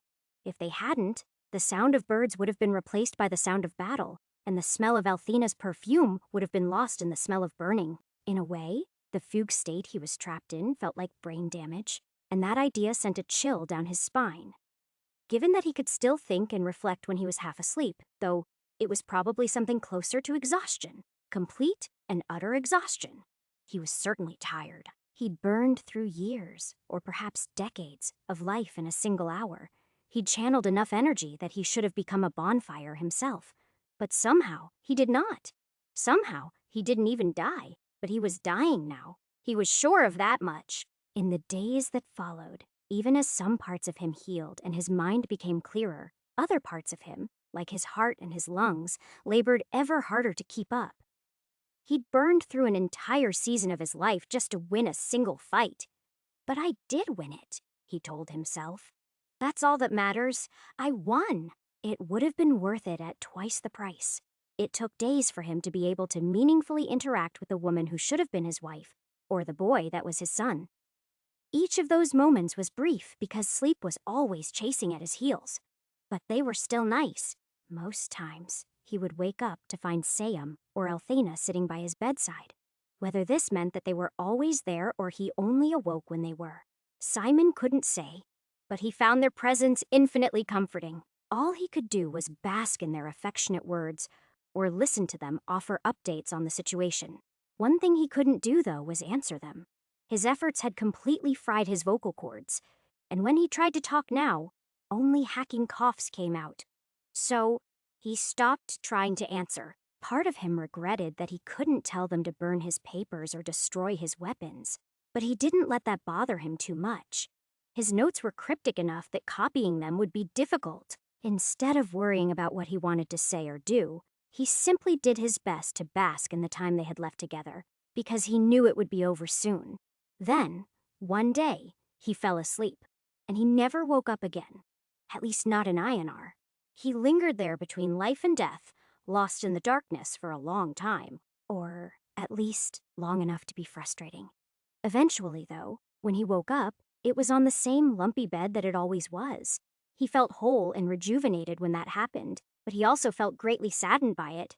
He'd finally gotten a perfect sort of life, and then he'd lost it. That's just the way of these things, he muttered, testing his voice even as he reached for the bottle of wine. He sat there in silence for a long time. This time, he didn't ask the mirror questions, nor did he try to drown his sorrows. Instead, he just reflected on his life and what he might have done differently. Will it have been worth pressing myself less hard to spend more time with them? He wondered. If he could have been victorious with less effort, then maybe. He supposed that his real mistake in all of this might have been urgency. But if he'd pushed himself less hard, he still would have been laid up for days or weeks. If our enemies would have regrouped in that time, well, he let that question linger. He had no good answer for it. And the more lives he lived, the less interested he was in second-guessing himself. Even if he made a mistake, fixing it would be difficult or impossible. And getting caught in that loop was a trap. In this case, at least, he couldn't revisit that moment because it no longer existed. All those years spent in Ionia were like they'd never happened. He'd never solved that level, which made things easier, but also that much more heartbreaking. For a moment, Simon tried to think constructively about his last moments, and any lessons he might have learned. He considered the tactics of the Mirani, and what the consequences of Ionar's fall might be. Ultimately, his mind kept drifting back to his son's face, though, and not even thinking about the consequences of the overuse of magic was enough to shake those looks of love and respect that Siam had given him while he lay dying. Simon studied his socks with an intensity usually reserved for facing down dire opponents in that moment as he struggled not to cry. Then, when he'd mastered the emotion, he got up and said, "Okay, enough of that." Note to self. Even if you have the years, if you spend them all at once, you're going to have a bad time. For a moment, he thought about the time he'd cast Greater Fire and decided he'd just done the same thing with extra steps in his last life. Then he said, "All right, mirror, you know the drill. Show me my character sheet." The mirror complied and brought up the sheet in its faint blue writing. Name, Simon Jacoby level. 30, 3 deaths, 43 experience points, 3,084 skills. Agriculture below average, archery below average, armor light below average, armor heavy poor, armor medium below average, art excellent, athletics below average, baking below average, cooking below average, craft excellent, deception below average, escape poor, fishing average, healing excellent, history excellent, investigate excellent, maces average, navigation above average, research excellent, ride average, search average, sneak average, spears below average, spell casting excellent, steel poor, swimming below average, and swords above average, words of power, Opharum disperse, minor Barum illusion, light, Teldera plan, shape, Delsum cure, order, Denarth connection, distant, hidden, Jelthic ice, death, weakness, Gervul, great, power, Hiak flesh, healing, Koresh location, protection, understanding, Marin creation, fire, life, Unbatit focused, force, motion, Uvelum anti, null, boundary, Vosden earth, growth, metal, strength, Brazig lightning, ruin, quickening, wind, Sivon transfer, plants, water. He reviewed the whole sheet with passing interest, but his mind wasn't really on it, so it took a while to notice that his experience total had finally turned positive. Well, that's not the silver lining I was expecting, he said to himself, but I'll take it. Truthfully, he still had no idea what that was for beyond an indicator of how miserable he was. He occasionally thought about asking Helades, but after the last way, she'd cut him to ribbons with the mirror. Well, he'd wait until it was more important. He'd long since learned the truth. The mirror showed him these things because he thought that they were important. What she thought was important, and the pit thought were important, though, were entirely different. Other than clearing levels, he wasn't sure exactly what either of them thought were important. He didn't need the mirror to show him what he needed to do there, at least. He had to decide when he was going to purge the black heart on level 4, which would certainly unlock several, or perhaps many levels after that. Then he had to kill a wyvern and deal with the fallout of helping Eric escape. After that, it was back to the dragon and the vampire, along with whatever else unlocked as a result. In theory, it was a short list, but there was nothing simple about it. The real problem is the black heart, he said aloud as he worked through the problem. The right thing to do is to do all of the floors in order so they can't reset and screw me over later. But if I do that, I'll probably reset all of Ionar. Am I really okay with that? Am I really okay with the Queen not knowing who I am? Am I okay with the idea that my son will never exist? A lot of the people that Simon had known no longer knew him. Almost all of them, really, but this one stung more than most. It had to be done someday. But even if he never got to relive the life he'd just finished living, the idea of erasing it in his quest to go deeper struck him as entirely too soon. He wasn't ready to say goodbye yet, and for as long as he wasn't ready to do that, going deeper into the pit was probably a fool's errand. I could go try to learn more about the dragon, he suggested to himself before taking another sip of wine. That at least would be useful. Maybe this time, instead of trying to kill it, I can try to save it and see what that does. The idea of trying to save a dragon made him chuckle, which was useful in that it finally cracked the feeling of despair that he was shrouded in. He'd probably get cooked for his trouble if he tried, but he was kind of in the mood for a throwaway life anyway. If I'm going there, though, I need to get in better shape because I'll never make it in time like this. Simon had no idea why the start of the level was so far away from the finish, but it certainly made it an oddity. Most levels had entrances and exits within 50 feet of each other. Only a few, like the Owlbear level, were spread out, and that was presumably to make sure that he found the wreckage of the caravan on his way to the covered bridge. If I had one level to go back and do again, it would probably be that one, he decided as he put on his boots and forced himself from bed. Saving them wasn't enough. Something bad happened to those kids down the road, and fixing that would do a world of good. He didn't feel that way about a lot of levels, of course. Usually, it was just the places where he'd left loved ones behind that stuck with him, but in a few, He felt like he could have done more. His most recent life made even that outlook more complicated. After all of his good deeds had allowed a war to happen that he was pretty sure hadn't happened before. If it had, it would certainly have been smaller in scope before his meddling.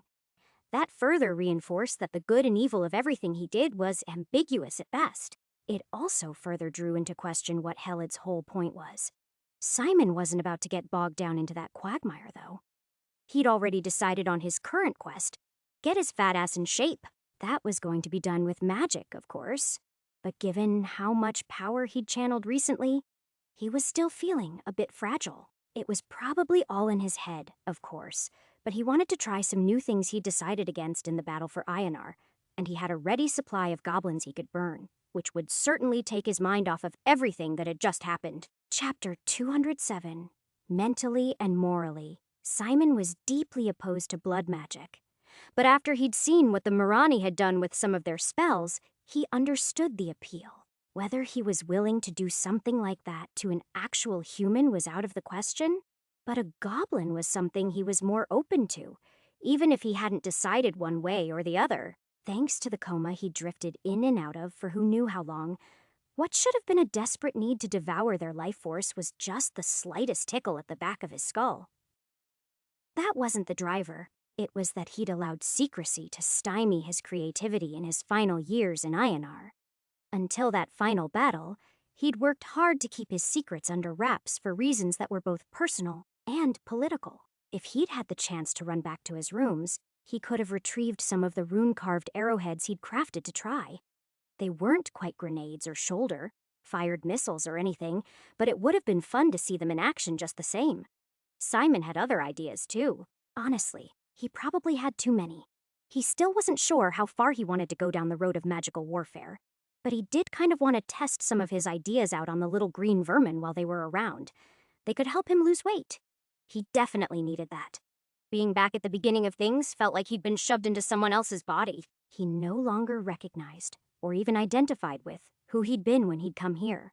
It is nice to feel young again, though, Simon thought as he walked outside and into the sunlight. He'd felt old for so long that he'd kind of forgotten what it was like. He'd just stayed 50-ish for a decade. Even with his excess weight now, he could feel the difference in his joints and in his lungs. And for a while, he just stood there, feeling the breeze and the heat of the sun play upon his skin. It was only when he felt revitalized that he walked to the stream. This time, it wasn't to fish or get some cool, clean water. He just wanted that soft, clean sand to draw in as he tried to come up with the right tool for the job. He had a sword and a dagger, and though neither one was of particular quality, they were both acceptable enough to be imprinted with magic. The question was what spell to fix them with. Having grown old more than once now, Simon was becoming stingy with his years, and he wasn't so happy to fritter them away as he had in the past. Age catches up to you quick. Even on runs where my not-wife doesn't make me wait for a fucking decade to see my son, he grumbled to himself. When he arrived at the river, he found a rock in a shady spot to sit on and said, "Okay, mirror, bring up my notes on Marin." This was another trick he hadn't discovered until far enough into the pit that it was embarrassing. But he used it often now. Even it a stream wasn't ideal because it made the letters blurred and distorted. Calling the mirror did not require a physical mirror, after all. It only required a reflective surface. He studied his notes for a moment and drew a few lines on the bank nearby. Then he brought up Vosden, Hayak, Anseldur and made a few more notes. Up until now, he'd always used drain to drain literal life energy for himself, but that had been from convenience as much as habit. In his last life, all he'd really needed was to stay a little younger, a little longer. He'd done experiments that had transferred other things, though, like heat and hardness. He'd been able to make a steel chess piece as fragile as glass and a cotton frock as hard as leather in that way. So, he knew he was only nibbling around larger ideas. So, if he wanted to go pay the dragon a visit, he was going to try siphoning physical health, strength, and fitness from the little green bastards. Maybe that won't be quite so addictive, he told himself. The fact was that even as good as Simon was at drawing human anatomy at this point, he still didn't trust himself to alter his own fat and muscle cells without mutilating or crippling himself. That was something that the body needed to sort out. He just needed to give it the resources to do it. So, he spent the afternoon sketching in the soil with a stick. And when he had a good idea of what the final rune needed to look like, he returned to his cottage to work out the final formulation. He did this by mixing a little water with wood ash to create something closer to paint than ink, and then drawing the final design carefully on his mirror. That took an hour, and since it was so complicated, he opted to make the designs on the opposite faces of the blade different to spread out the impact. In the end, when he finally sat back to appreciate it, he was satisfied by what he'd made. It was certainly one of the most complicated works of artifice he'd made so far, and if he'd had to construct the thing with acid and clay, he probably would have had to try a dozen times to make it. With magic, that wouldn't be a problem.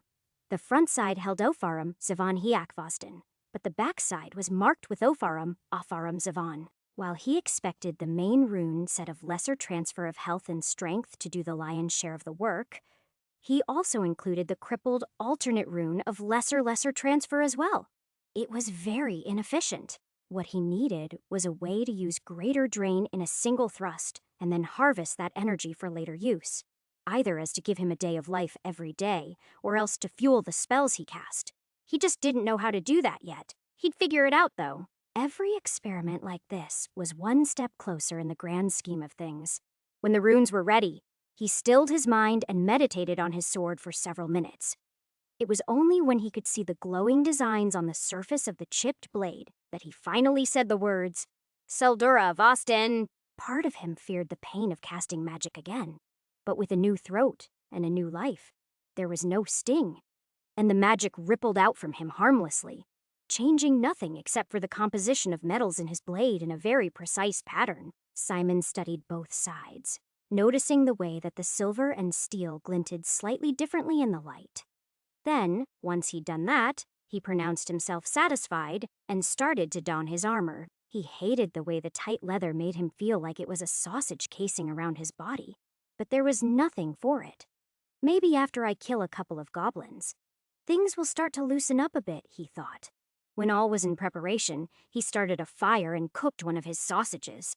This wasn't for eating, though. It was for bait. Once it was half-cooked and sizzling, he tied it to some twine and then went out into the dark woods to find a likely tree branch to secure it to. As he went, Simon observed that things got darker and darker until he could hardly see at all unless he was looking up toward the sky. When the foliage got thick enough that even that didn't work, he finally whispered, Havaram Baramun Bannet, and watched the world spring back into focus. The spell was essentially the opposite of the limited invisibility spell he'd invented a couple years ago. Rather than making his body repulse light, though, his eyes attracted the limited light of his current surroundings, making everything that much brighter. He imagined that they probably reflected creepily right now, like a cat's eyes. But he wasn't particularly interested in hiding right now. He wanted the bastards to find him. The magic made things a touch hazy at first, but after only a few seconds, he could see almost as well as he might in daylight. On some level, it felt like the waste of a week. But he hated being bitten by goblins, and it cost him less to cast lesser light focusing on his retinas than it would to cure and heal wounds after the fact. Of course, I won't be able to go back to the cabin for a few hours or my hearth will blind me, he thought to himself. But then, he didn't plan to. He planned to spend hours murdering goblins and seeing what that did for his lackluster physique. While he didn't want to look like a bodybuilder or anything, he would settle for not looking like the doughboy. Simon didn't have to wait long for the first goblin to show interest in the smell of cooked meat. That's probably how they eventually find my cabin, he thought to himself as he watched the vermin approach. Unfortunately, it never got its meal.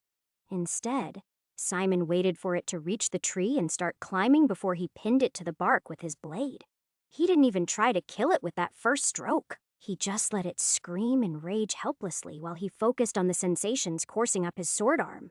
He felt the trickle of pure life essence as he expected, but he felt another stranger sensation too. It was too little to say for sure that it was working as expected, but it was definitely the first sign that it might be.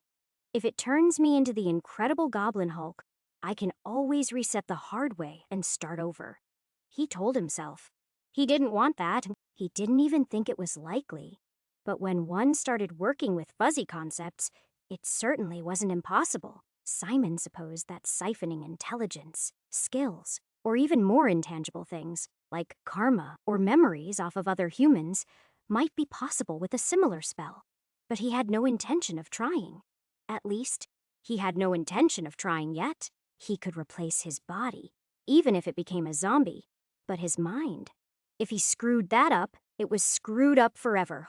I'm still dealing with problems because of Heled's stupid language potion. He thought dispassionately as he watched the goblin weaken visibly. After half a minute of struggling, the goblin's body ceased its struggles, and Simon released it, letting its corpse flop lifelessly to the ground.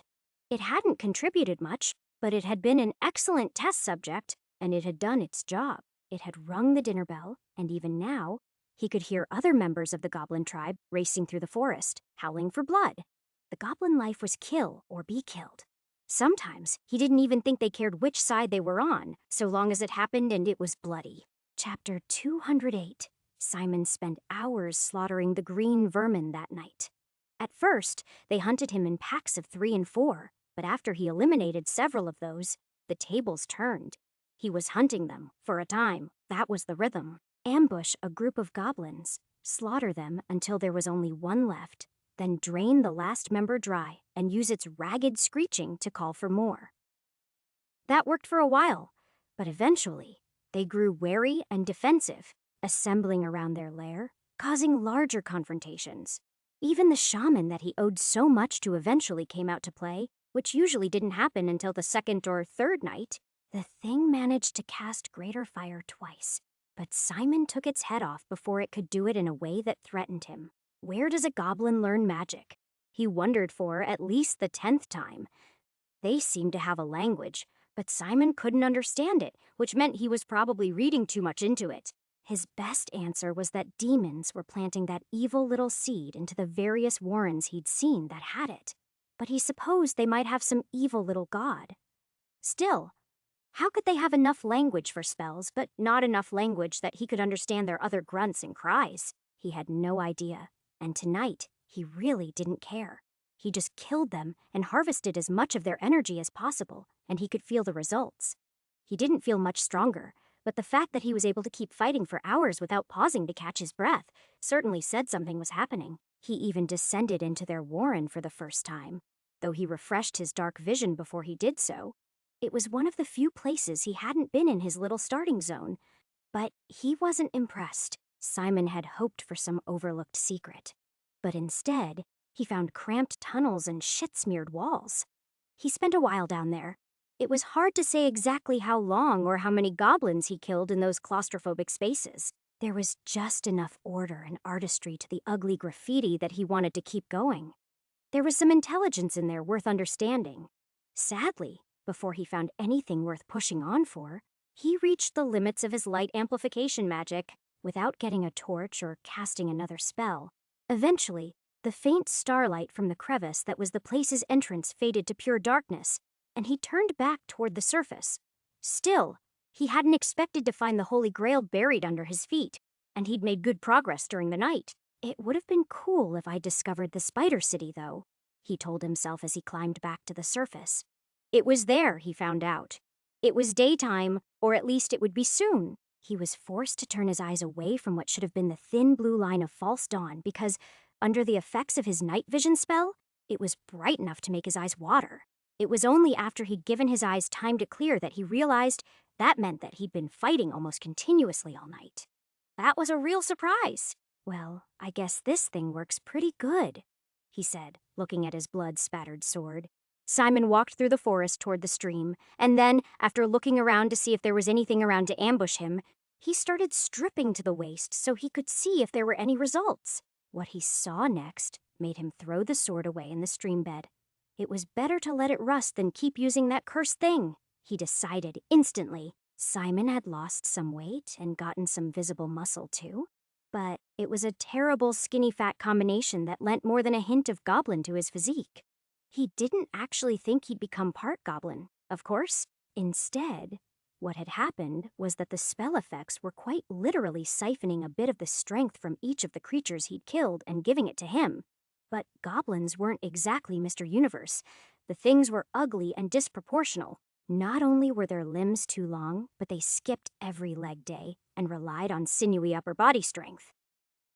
Simon tried to imagine how he would look if he had the same proportions as a goblin, and it was a horror show. You know what? I'll just get a new sword at the Death Knight level after I smash all their skulls with a mace, he said as he walked away from his failed experiment. The silver lining was that he'd lost enough weight for his armor to fit him better, but it was going to take some time and some serious exercise for the unnatural gains of his pecs and biceps to smooth out into something that resembled natural. He ruminated on that until he got back home. Then, after he closed all the shutters to keep out the rising sun, he studied himself in his mirror a second time. The results weren't quite as bad as he'd feared. His chest definitely didn't look quite right, but he didn't look like a horrible mutant either. Now that the shock had worn off, while this wasn't precisely the reason he was nervous about using the words of flesh shaping and strengthening to enhance his own body for the long term, he was pretty close to it. It felt like he was dabbling with things only just barely within his understanding or control. Simon could only imagine what malproportioned features and strange cancers he'd give himself if he tried to meddle too directly with his crude tools. After studying himself with a critical eye, he decided to adjust things only a little bit. He could reevaluate after that. Opharum hiac teldura, he said, using the words of lesser flesh, shaping to even out the worst of it as he tried to force the excess fat from his body. He was a little more aggressive than the last time he tried this, but unwilling to lose any internal organs due to what was essentially magical liposuction.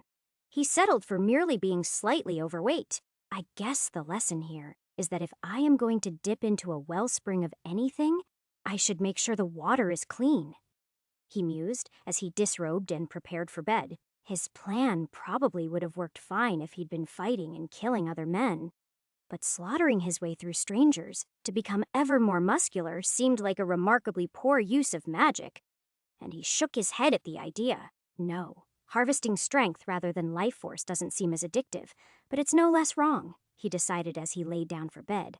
There was only one problem. He wasn't tired at all. He still felt alert despite everything he'd done, but becoming a night owl in a fantasy world was inadvisable. It was just one more reason for people to think he was a weirdo when he arrived at civilization in a few levels. Simon had a hard time going to sleep. In fact, after laying there for hours, he was almost desperate enough to see if the weakness aspect of Jelthicold could be used to induce sleep, but he decided against it. Instead, he simply waited, and eventually, his rampage hit him like a ton of bricks. As soon as whatever energy had been keeping him awake finally faded, he was out like a light, and he stayed that way for half a day. In the morning, he looked himself over, noting that he looked a little thinner and had fewer features he would call goblinish about his upper body. It was almost enough to make him go back for his sword, but he decided to leave it. Instead, he had his apple for breakfast to keep the hunger at bay and started packing for his trip. It's not like I have far to go, he told himself as he belted on his leather armor and set out his mace, shield, and a few other things. Down into the crypt, kill a few skeletons, scrounge a little silver, then walk through some ruins and dodge a wyvern. After that, I can get something hot at the inn in Asmirin. Then after I save the lovebirds, I can go see a man about a dragon. Simon realized that if he wanted to build up his endurance before he tried to jog up the mountain, he should probably spend some more time in one of those levels. But he'd have to see what felt right. Staying in the wyvern level might tempt him to wait around for decades to see his son again. Simon blasted through the skeletons with almost no effort this trip. Thanks to the boost his goblin harvest gave him, he was only a little winded too. He actually spent more time studying the swords that were available than he did fighting the undead, or harvesting the precious metal he needed with a few minor words of metal. Half that time, he spent deciding which sword he was going to use for a while, before settling on a nicely weighted hand and a half-broadsword with a bronze hilt and only a little rust on the blade. He chose it both because it fit his fighting style and because he was pretty sure he could clean it up without magic. Unlike most of the rest, it just needed a little polish and a lot of sharpening.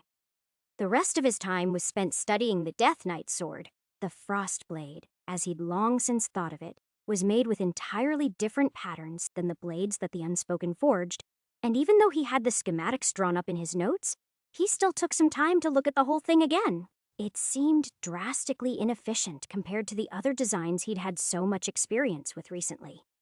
Not only was it powered by the wielder, but the magic that was required to protect the person holding it was in the gauntlet. Why wouldn't you just put the protective circuit in the crossguard to keep the handle at a safe temperature?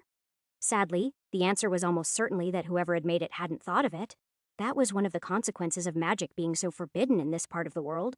Everyone had to reinvent the wheel, and most of them didn't choose the optimal method. Simon left it where it lay, picked up the key instead, and moved to the exit. However, when he opened the gate, he was surprised to see a level other than what he'd expected. He'd thought he was going to the Wyvern level, but instead, the sleepy little village that would soon be host to a dozen white cloaks lay before him. Simon blinked in surprise, trying to digest the implications of that one little change. But that didn't stop him from stepping through and shutting the door behind him. The last thing he needed was for someone to notice that the bakery's door was leading to a dank tomb. That would not be good for him. Chapter 209. I didn't solve that level, he told himself as he walked numbly to the inn. All I did was pick up a lousy scroll. The wyvern lived, the messenger died, and it still didn't get delivered. He had no idea what to make of that. But as soon as he walked into the inn, he could see it was a dramatically different place than it had been the last time he'd been there. On his last few visits, the place had been half empty until sunset, and even then, it had only been filled with a smattering of traders and locals. This time, the place was nearly full, and the benches were mostly packed with soldiers or at least mercenaries. They looked a little ragged, to say for sure, and with the hard looks he received, he leaned toward the latter. For a moment, he thought he might have to fight these strangers. Then he saw a look of recognition flit across a few faces, and the conversations he'd interrupted resumed.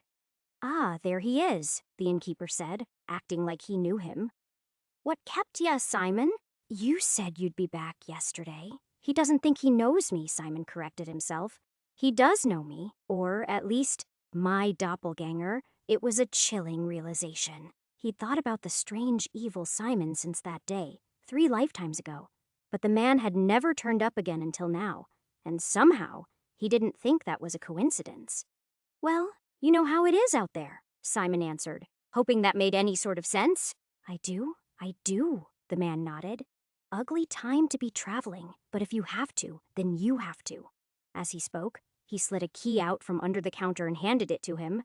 "Still, kept your room all locked up for you, just like you asked." "Thanks," Simon said, not quite sure what was going on.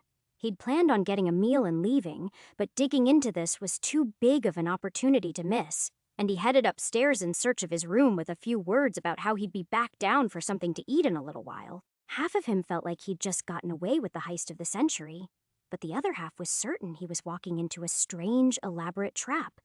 So, when he reached the door with the number on it that matched the key, he paused and waited, examining the doorframe, the lock, and any other details that were apparent before he went further. For a moment, he was reminded of the delicate gilding that had hidden inside the Librium Malefica.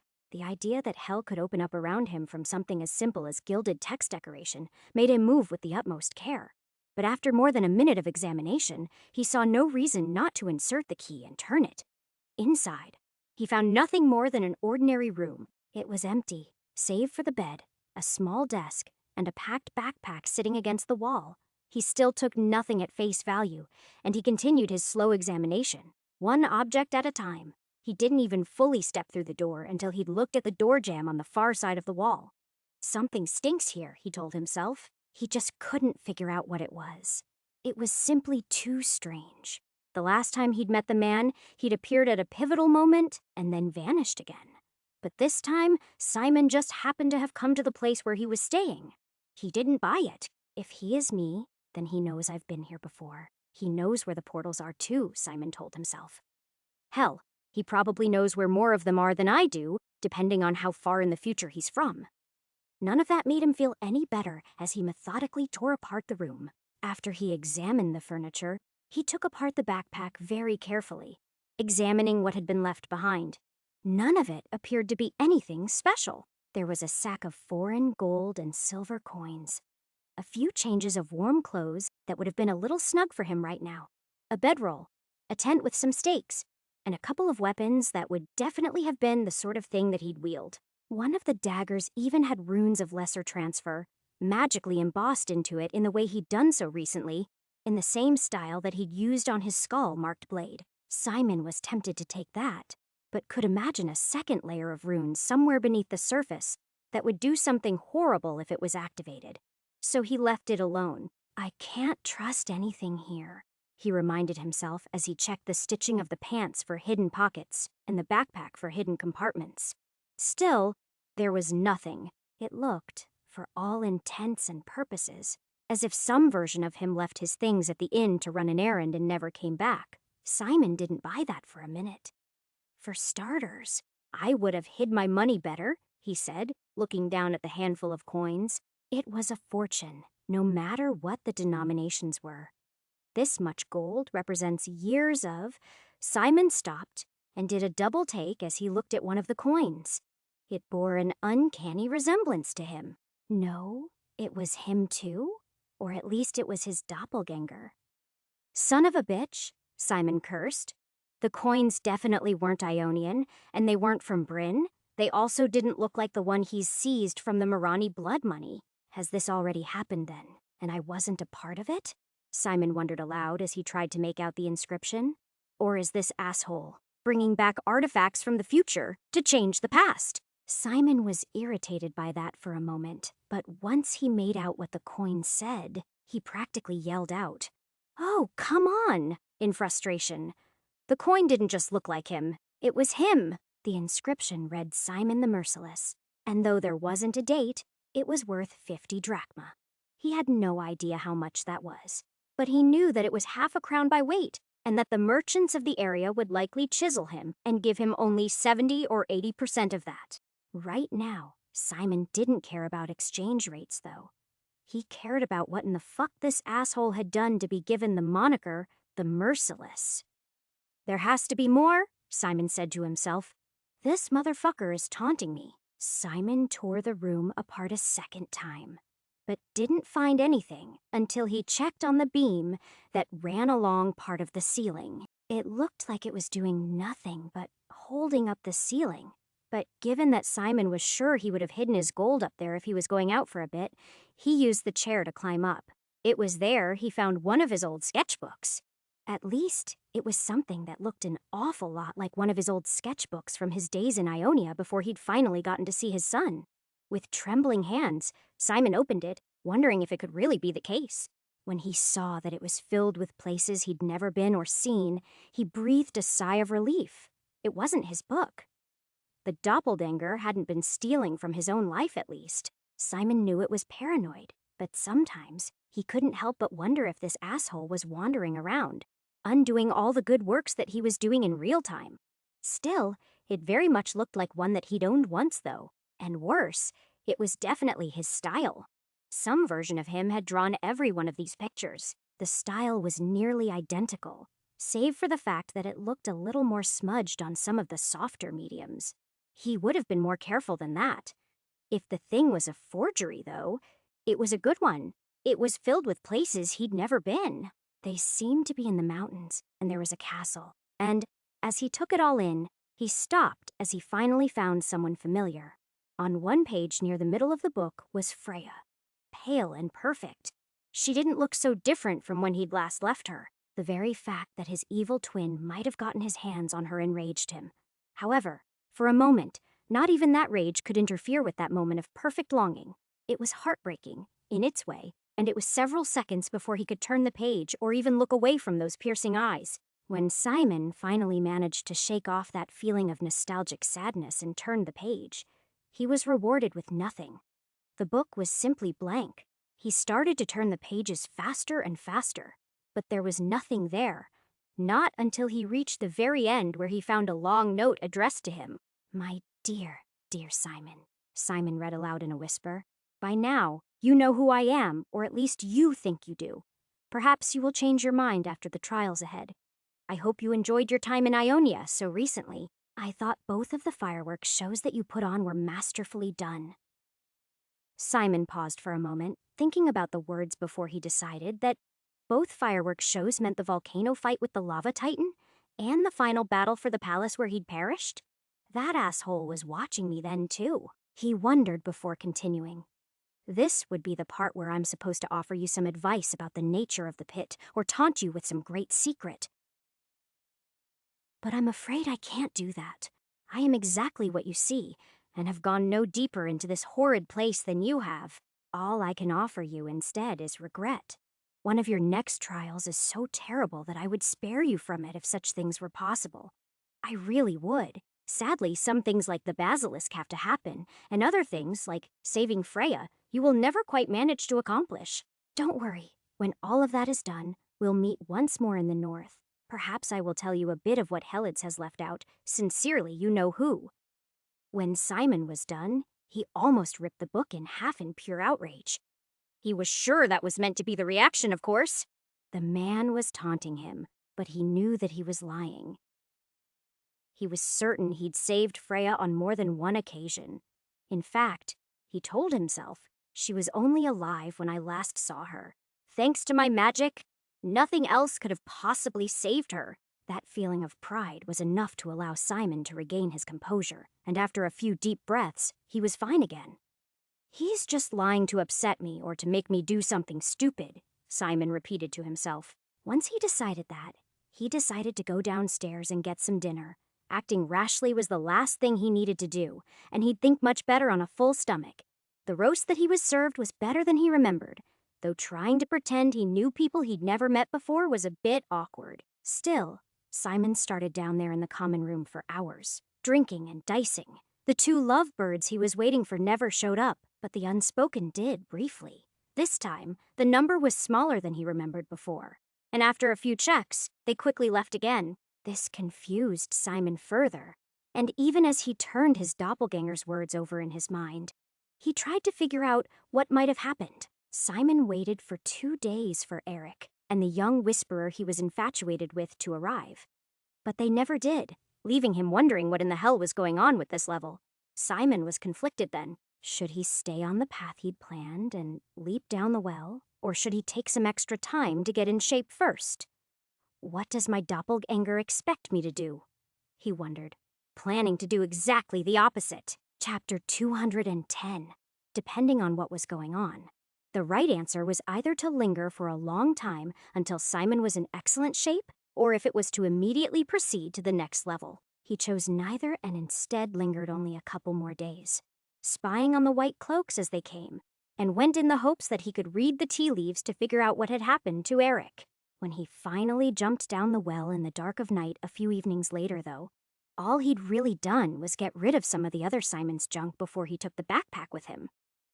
The gold and silver, especially, he dumped, except for a couple silvers, in case he had the chance to use them in the next level, and one of the gold coins bearing his image, he left the hand-sized sack just inside the bakery's oven, where the woman that ran the place would find it when she woke up.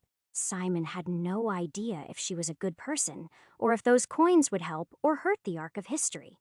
He knew that the other him had anticipated he would be here at this moment, so he was trying to be a bit more unpredictable from now on. The ride down the well and out of the cave was just as wild as it had been before. But at least this time, he was a little ready for it, and he stood and dusted himself off on the trail without too much effort. Simon was just getting his bearings and mentally preparing himself to start jogging uphill, which sounded like about the most awful thing in the world when he noticed there was a large caravan of people coming up the road behind him. Most of the wagons were still behind the curve of the mountain, and he could only see the lead riders. But Simon immediately recognized them as the Dragon Slayer's caravan. That confused him quite a bit. Shouldn't they be in the valley already? He asked himself. In the past, they'd beaten him by hours or days, but now he was ahead of them. It didn't make sense. But really, what does in this run? He said with a shrug as he sat down on a rock and waited for them to catch up. Truthfully, Simon had no idea what was going on, but it was giving him a lot of time to think. These were either changes he'd induced with his last run, or something that had been inflicted on him by the version of himself that had left him the journal. He really couldn't say which, and right now, he didn't care. He just scrambled to figure out what he was going to tell the Dragon Slayers. It turned out that he needn't have worried. He decided to pose as a mercenary and twice tried to tell his story, but each time he was rejected. The lead riders couldn't have cared less once they decided he wasn't a bandit, and the caravan master just laughed and said, "We need men with strong backs aplenty for butchery and gathering treasure if you are inclined to that sort of work. But dragon slaying, well, you just stand back and leave that to Saranias unless you're in a mood to be used as bait." That line got plenty of laughs from the surrounding men, and Simon feigned some embarrassment, but really, he didn't care. He just shook the man's hand, climbed on board the wagon, and endured the ribbing that the other men gave the new guy as he learned what he could. Though the timing was a day or two off what he was used to, nothing else seemed to have changed. The men still planned on getting up to Weldon and spending a day or perhaps two resting and scouting before they finally moved on to the Dragon's Peak itself. That seemed a bit fast to Simon. If he was planning on taking out a dragon, he'd want to spend days on reconnaissance alone. But no one seemed concerned when he raised that point. "Saranias, nah." One big man blustered, "He'll just walk in there with his big magic sword and cut the big scaly bastard in half." Another man insisted, "No, he uses a giant bow and shoots a magic arrow straight into its heart." The fact that none of them could agree told Simon only one thing. None of these men knew how the Dragon Slayer did it. According to those who did most of the talking, this was either the third or the fourth dragon that the man was going after. But even that, they couldn't decide on. Still, from those flimsy foundations, he was able to build a fairly solid thesis. If no one knew the truth about the knight, then that was because no one had seen him make a kill. Truthfully, if he hadn't seen the body himself, he would have never believed that the man had killed anything. Since he had, though, that theory was right out, which meant there had to be a trick to it. There were excellent reasons why a hunter might not want an audience, of course. They could be distracting. Their scent or sounds might alert the prey that it was in danger. In this case, though, Simon doubted that it was any of that. He'd seen the knight in person. He'd been a strong, bold-looking man covered in blood.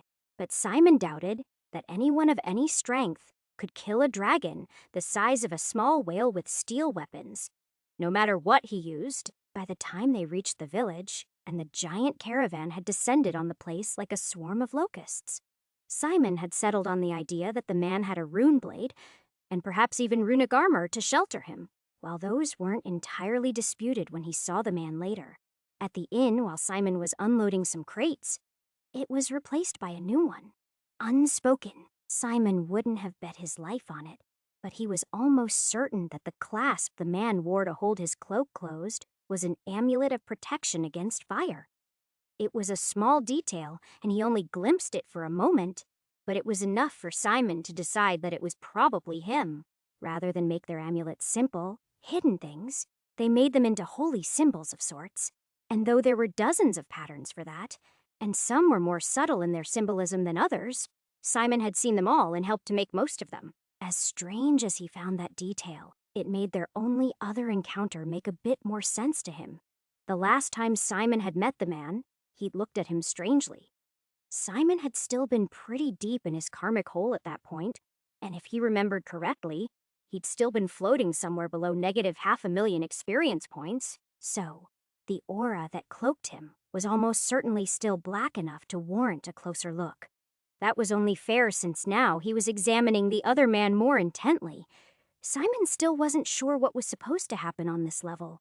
He was pretty sure that he was supposed to save this village, or the dragon, or maybe both. But now that he knew who he was facing, he wanted to oppose them on principle. Simon cursed himself for not taking the time to look up dragons in the Black Library of the White Cloaks when he was there. He'd obsessed over magic and history, with only a little demonology and necromancy thrown in on occasion. Before he'd been taken down to the forges, wasted opportunity. He sighed inwardly. But not so wasted that I think I'll go for another life without a tongue, just for another chance to read through it. Truthfully, now that Simon knew where it was, there was nothing to prevent him from going and sacking the Broken Tower on his own. It wouldn't be easy, but he could probably do it if he wanted to. Right now, he didn't need to know more about dragons, though. He needed to know more about Saranias. That night, as both the tavern and its courtyard overflowed with drunks and stories. He was surprised at how little he found out. Everyone had a story, and in that story, every dragon was named something different, but none of them had the ring of truth, and the only thing that came from the knight's mouth were platitudes. Still, as the night wore on, Simon found a number of other clues that led him to believe that a few of the other lesser authorities in this circus might be white cloaks as well. Or they might just be normal guys. And I'm just getting paranoid, he reminded himself. Simon had plenty of shadows to jump at these days. There was the doppelganger and the white cloaks. True. But there was also the Murian, lingering doubts about Helades, demons, and plenty of other strangeness from past levels to choose from. That wasn't even the whole list. There were also warlocks and vampires and whatever else. He could worry about everything so much that it paralyzed him, but that wouldn't help any more than letting his paranoia run out of control and deciding that everything was a white cloak plot that needed to be unraveled. Still, as Sir Ananias slipped out the side door with one of the other men that Simon was suspicious of, he whispered a word of lesser cure to flush most of the drunkenness from his system and staggered after them. They left the inn and the grounds, but not so far away that it would be easy to follow them. So, instead, Simon staggered to the back of the stables that wasn't so far away from them and took a piss, which they ignored. He couldn't hear what they were saying from that distance, but he could see their body language, and they were clearly in cahoots. Even as he tried to contemplate a spell that might let him eavesdrop, though the conversation was already over, and the knight was walking to the front of the stables to ready his horse. Presumably, that was so that he could be in position for what came next. Definitely a trick to it, Simon said to himself as he watched the man mount up and ride into the dark toward the mountain. Simon didn't know exactly how it worked yet, but at this point, he was pretty sure that it involved either springing a trap on the thing or using the town as bait to prepare a trap in the dragon's absence. Simon couldn't be sure. But the longer he thought about it, the more he leaned toward the latter, which made him angrier and angrier. He waited for a few minutes for the commotion to die down and the hoofbeats to retreat into the distance. Then he saddled the nicest horse left and rode up the mountain after the man. Simon had no idea if this was the right way to solve the level, but even if he had to do it again, he would learn a lot from watching whatever it was that was going to happen next.